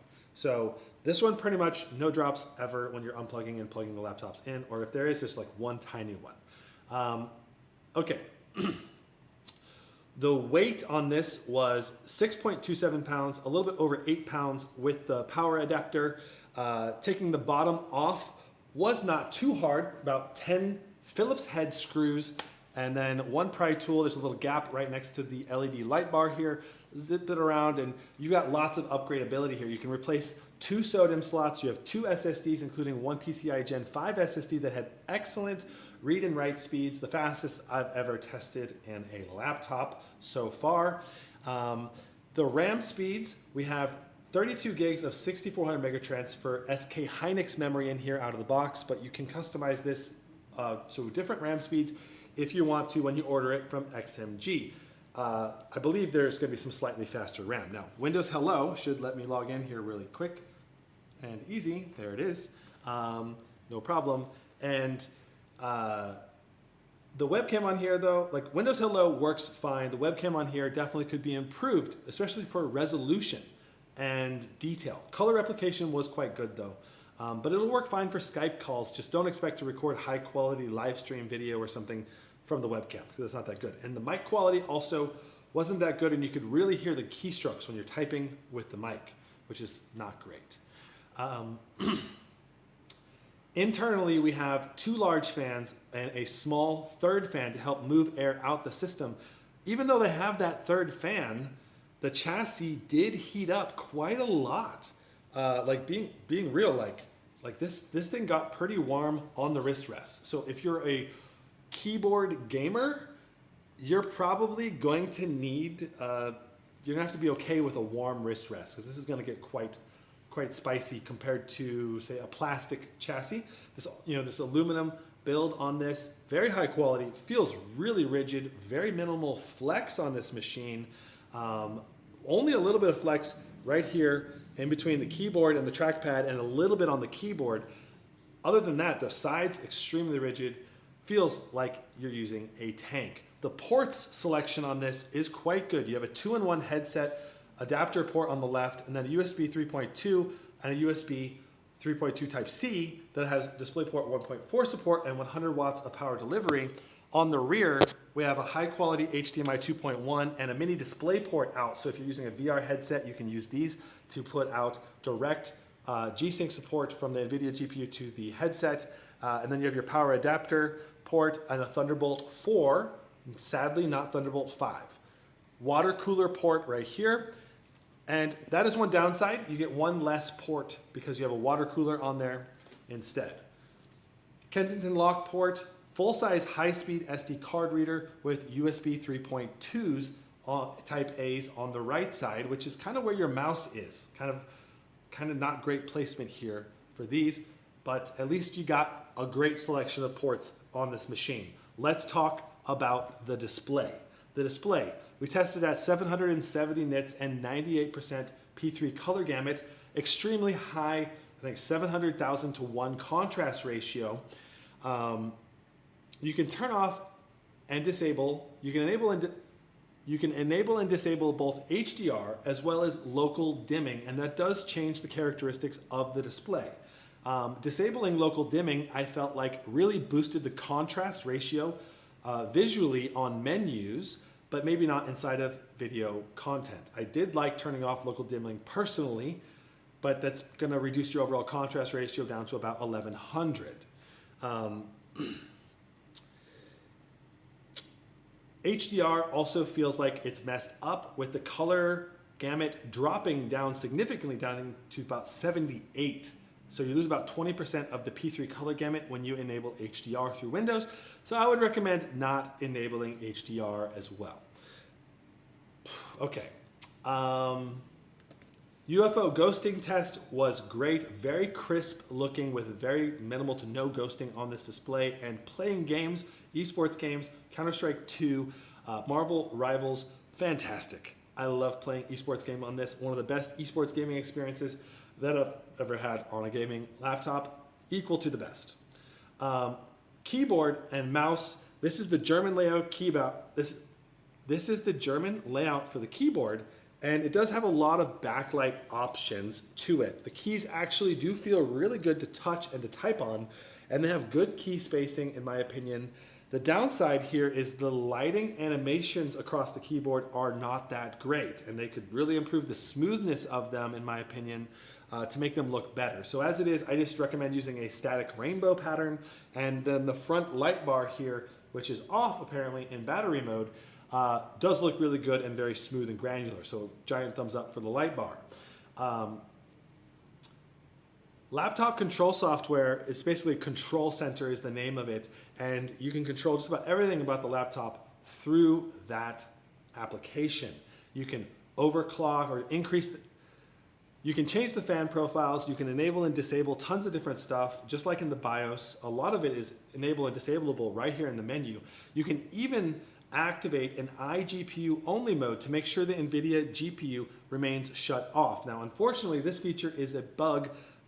Unfortunately, this feature is currently bugged, and they're going to work on fixing it so that you can use the iGPU only mode without having to restart the machine. Currently, the only way to activate the iGPU only mode to maximize battery life is in the BIOS, which is not a very good solution right now.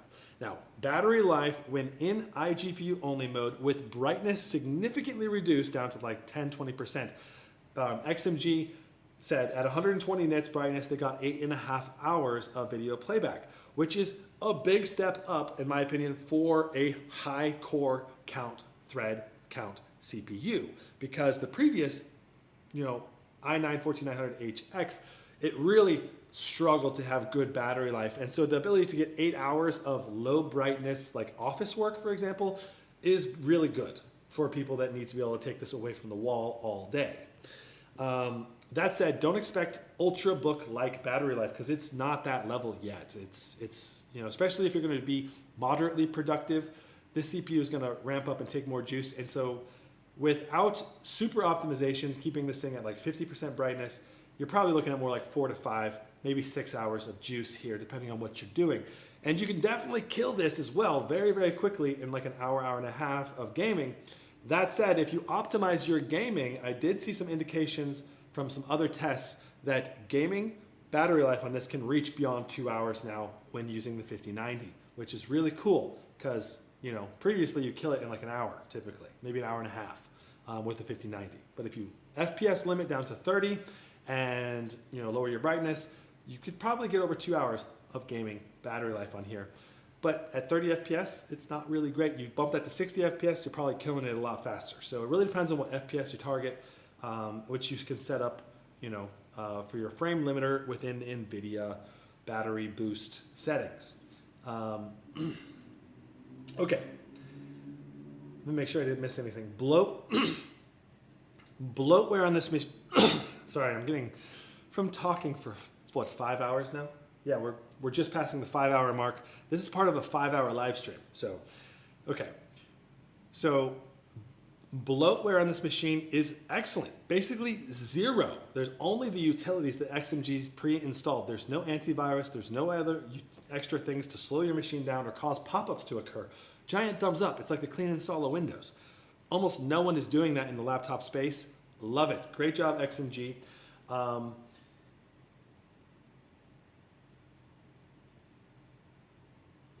want to think if I want to see anything. Want to say anything more about the laptop control software? I don't think so.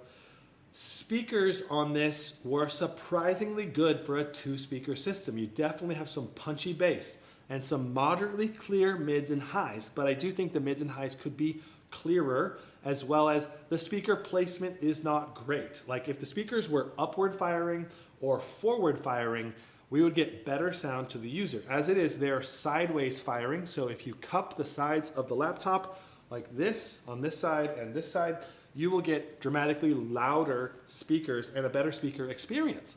So my feedback for them is if they can put the speakers to the front or put the speakers upward facing through speaker grills, I don't know how they're gonna do that, but if they could, I think that would be a better speaker experience, even with the existing speakers.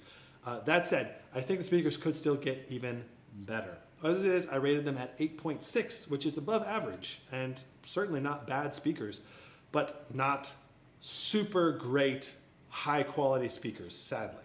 All right. 8-64 RAM speed test was good, not amazing. The Kingston Fury Impact RAM when ran with XMP profiles tested much faster than this RAM. So even though this RAM is 6400 mega transfers, it still had just like kind of average transfer, copy, and latency speeds. But overall, you're probably almost never going to notice the difference in RAM speed anyway, unless you're doing something that's extremely memory sensitive. Cinebench R23 and R24, insane performance because we can run up to over 200 watts, quite frankly, through the CPU almost on a continuous basis. Like you go, every run it peaks above 200 watts and it averages around 185 watts for a 10-minute run, which is crazy. And during that time, it's only hitting around mid 80s for temperature, which is like double crazy. And especially given the fan noise only being 54 decibels at everything peaked out, maxed out, it's crazy good, especially for the fan noise. If you want to play games at a high wattage and almost no fan noise, you can use the water cooler on quiet mode with balanced profile or maybe enthusiast profile, fan profile in here enabled, and you can get really good performance with about 48 decibels where the room ambient noise is only about 46 decibels. So it's just going to be barely noticeable while still providing about 90% of the performance that you'd get anyway. So fantastic overall performance to audio noise with this laptop. Time spy, we did, I think 24,700 for the GPU test with a basic undervolt around 24,300 or 400. I did multiple runs, right? So it tested right around the mid 24,000 range stock with the water cooler. And that's with the GPU TDP limit not hitting 175 watts ever. It's only getting 165 to about 170 watts, maybe 172 peaking for a short period of time. But really, most of the time, it's doing about 165 watts, and it's still doing, 24/7 with a slight overclock. With a bigger overclock and with a CPU undervolt, we managed to do 25,200 for the Time Spy GPU test, which is the highest test I have ever ran on a laptop. So giant thumbs up in that. But I think with the wattage boosted even more on the GPU, I'm pretty sure we could get over 26,000, maybe 26.5. I don't know. Somewhere in that range seems possible. And that's without shunt modding this GPU. I mean, unless they never fix the drivers on this, then maybe the only way to get that would be shunt modding, but we'll see.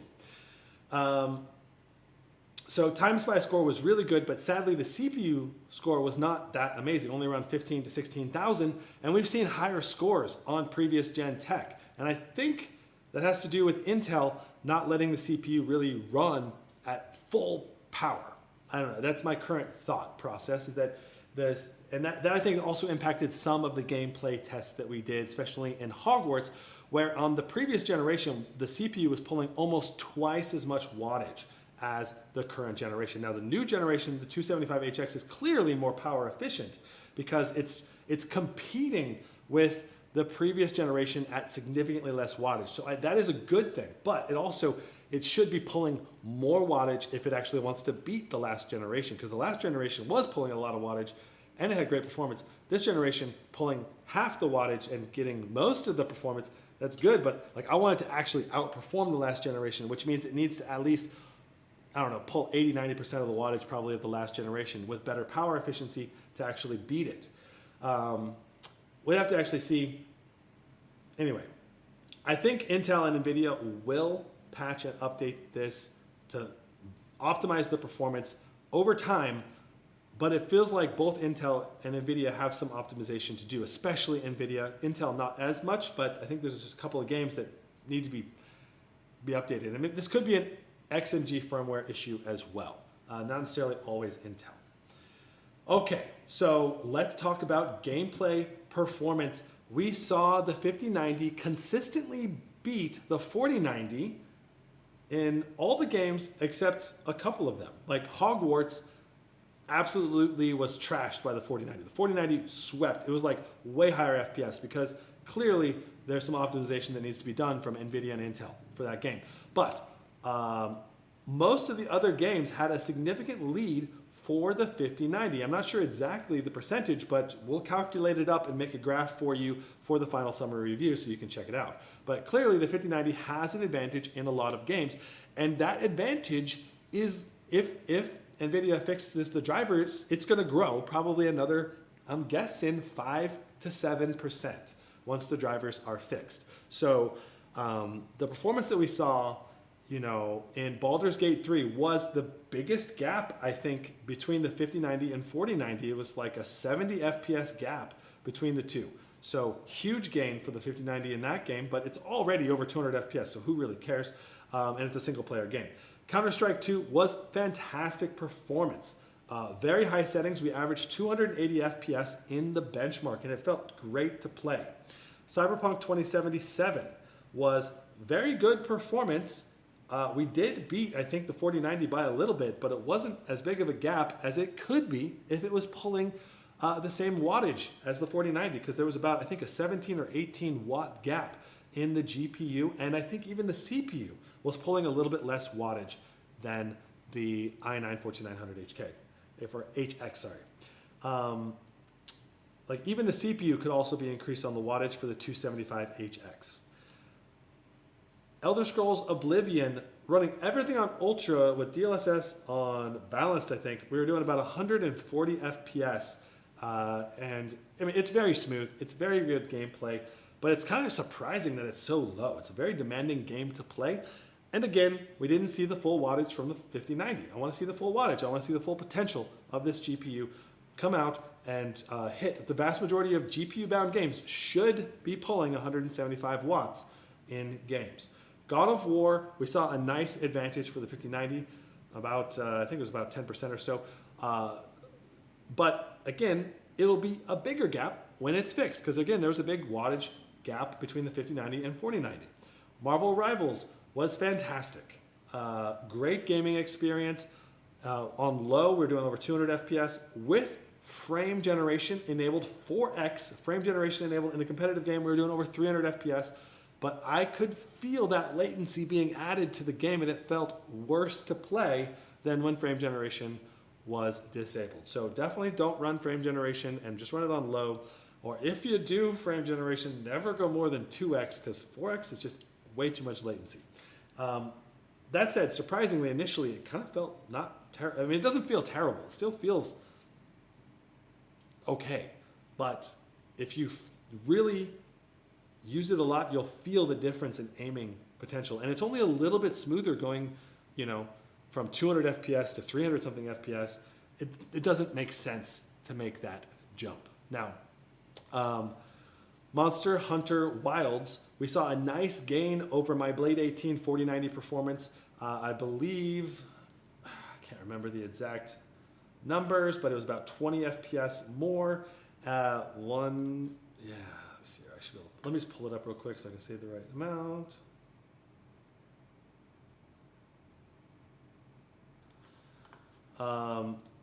But Monster Hunter Wilds, we saw, I think, about a 20 FPS gain.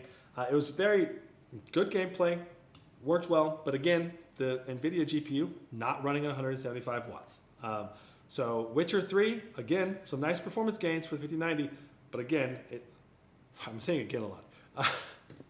So in the Witcher 3, we saw some nice performance gains, but we did not see the full wattage on the 5090 once again. So it was sad to me, like to see the 5090 beat the 4090 in I think it was 8 out of the 10 games. It handily beat the 5090 beat the 4080, but with the extra wattage, if the 5090 had it, it would make the 5090 a more worthy upgrade.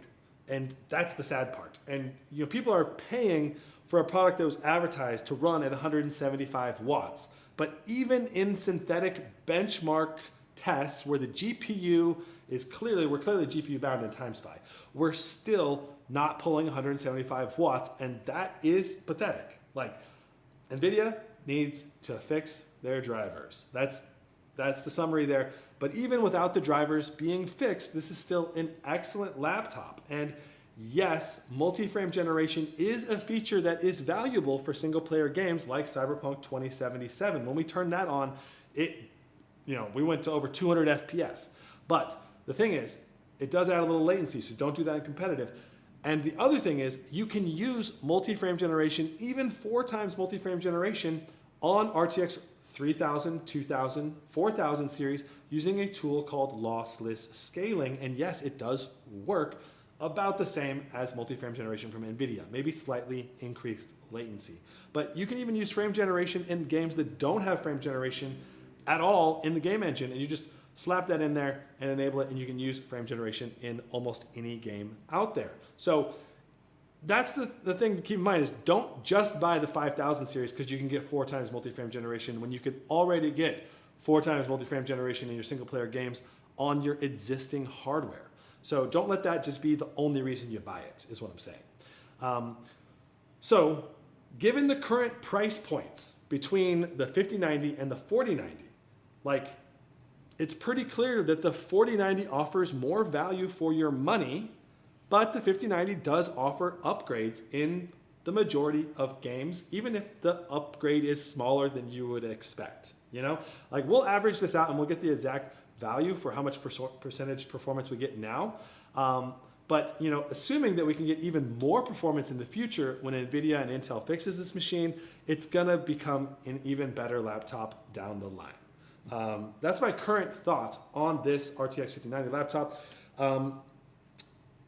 In terms of the biggest reasons why I wouldn't buy this one, the chassis getting so hot would bother me.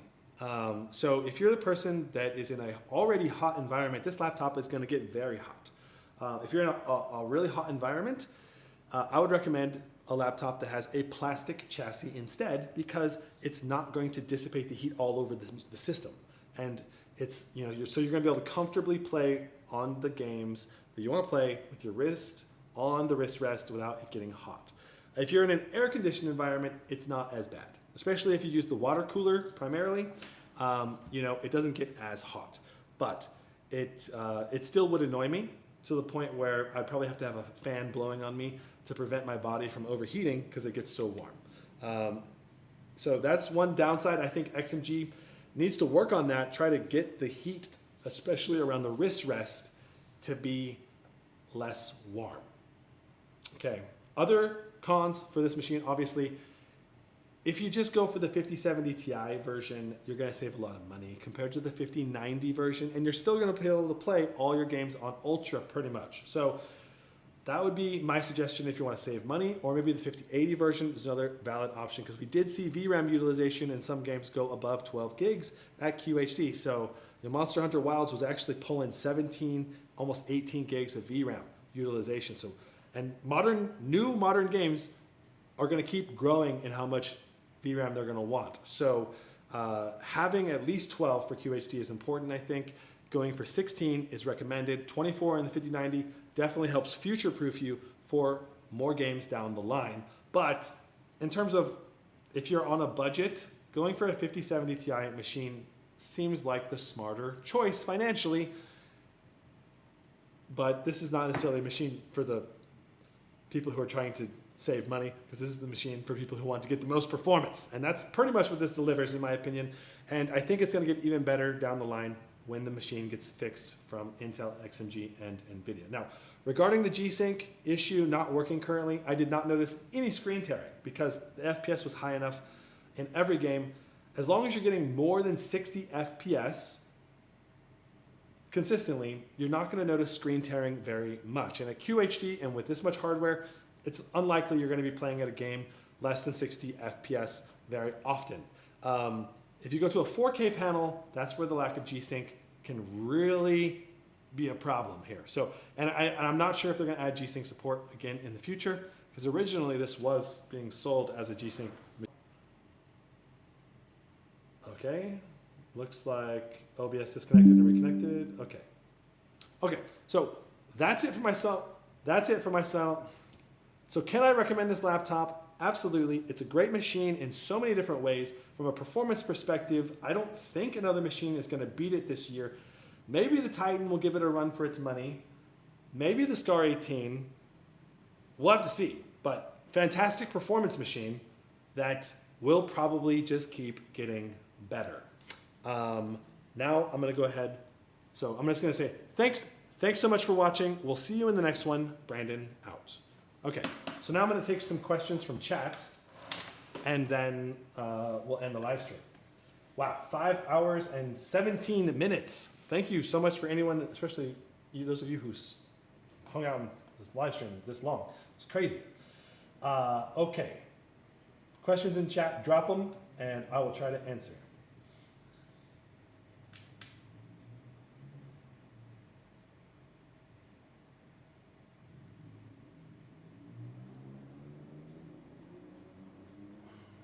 Guillermo says, hi, I'm choosing between 3 laptops, the Scar 18, Alienware 18 Area 51, and Electronics Hydrox 16 G2, all with the 5090. I'll use it for gaming and AI development. Which one would you pick? So probably the biggest difference between the Scar and Alienware and the Hydrox is the Hydrox is a 16-inch chassis. Do you need an 18-inch display? That could knock out the Hydrox, or you say, I want something more portable than 18-inch, then the Hydrox would probably be the way to go.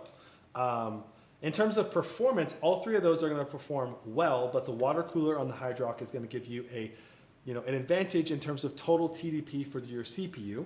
You're using it for AI development though, and AI primarily is going to use the GPU. So the GPU is going to be your main focus, and all 3 are going to have probably similar GPU performance. So probably not a big deal going with any of those 3.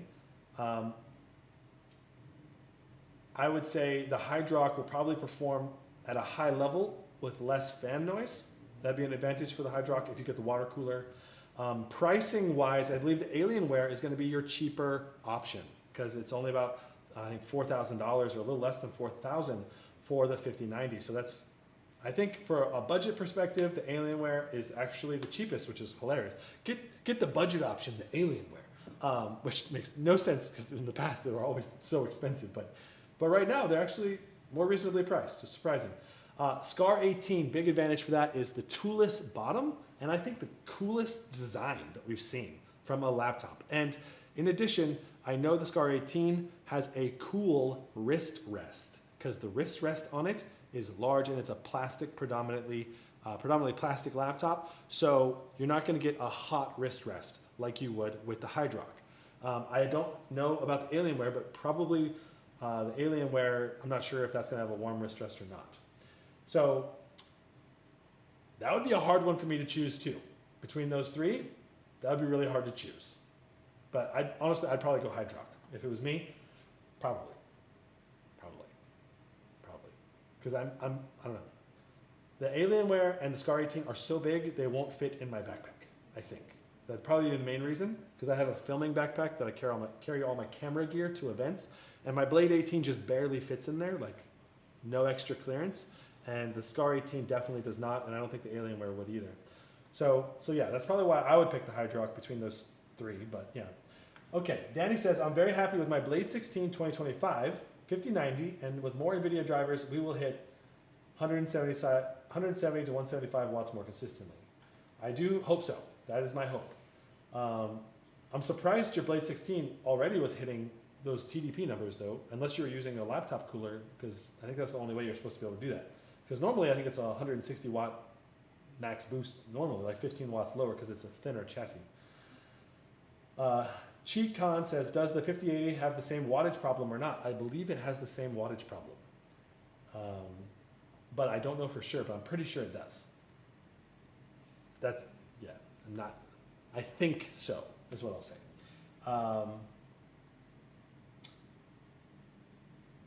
The Alienware screen is a regular IPS display, though it's bright. Yeah, it does sound like a great display. I don't think there's anything wrong with IPS displays personally.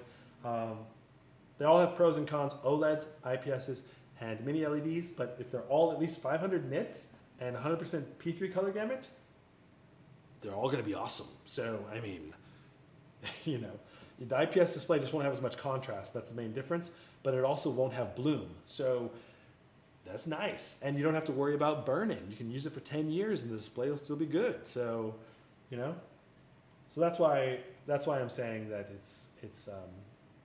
like my Blade 18 display, as far as I know, looks exactly as good as it did more than 2 years ago since I got it. All right. Manifestation of Jason says, if you had a choice between the 5080 and the 4090, which would you choose since they're both priced the same? I would go 5080. 2 reasons. Integrated native multi-frame generation for the 5080, because it's just easier than having to deal with the lossless scaling if you want to integrate frame generation. And then number 2 reason is the 5080 is the new generation of laptops. Like if you're talking Scar 18, for example, the 5080 version of the Scar 18 is going to have the toolless bottom and the 360-degree RGB light bar underneath it. And the 4090 version won't have those features. And there'll be other upgrades in a lot of the 5000 series laptops, like better speakers and better webcam that you may not realize that you're even getting an upgrade on, but you are. So those are the 2 reasons I would probably go with the 5080, unless the 4090 is a little cheaper, and then maybe we were swapping to the 4090. But if they're the same price, I would go 5080.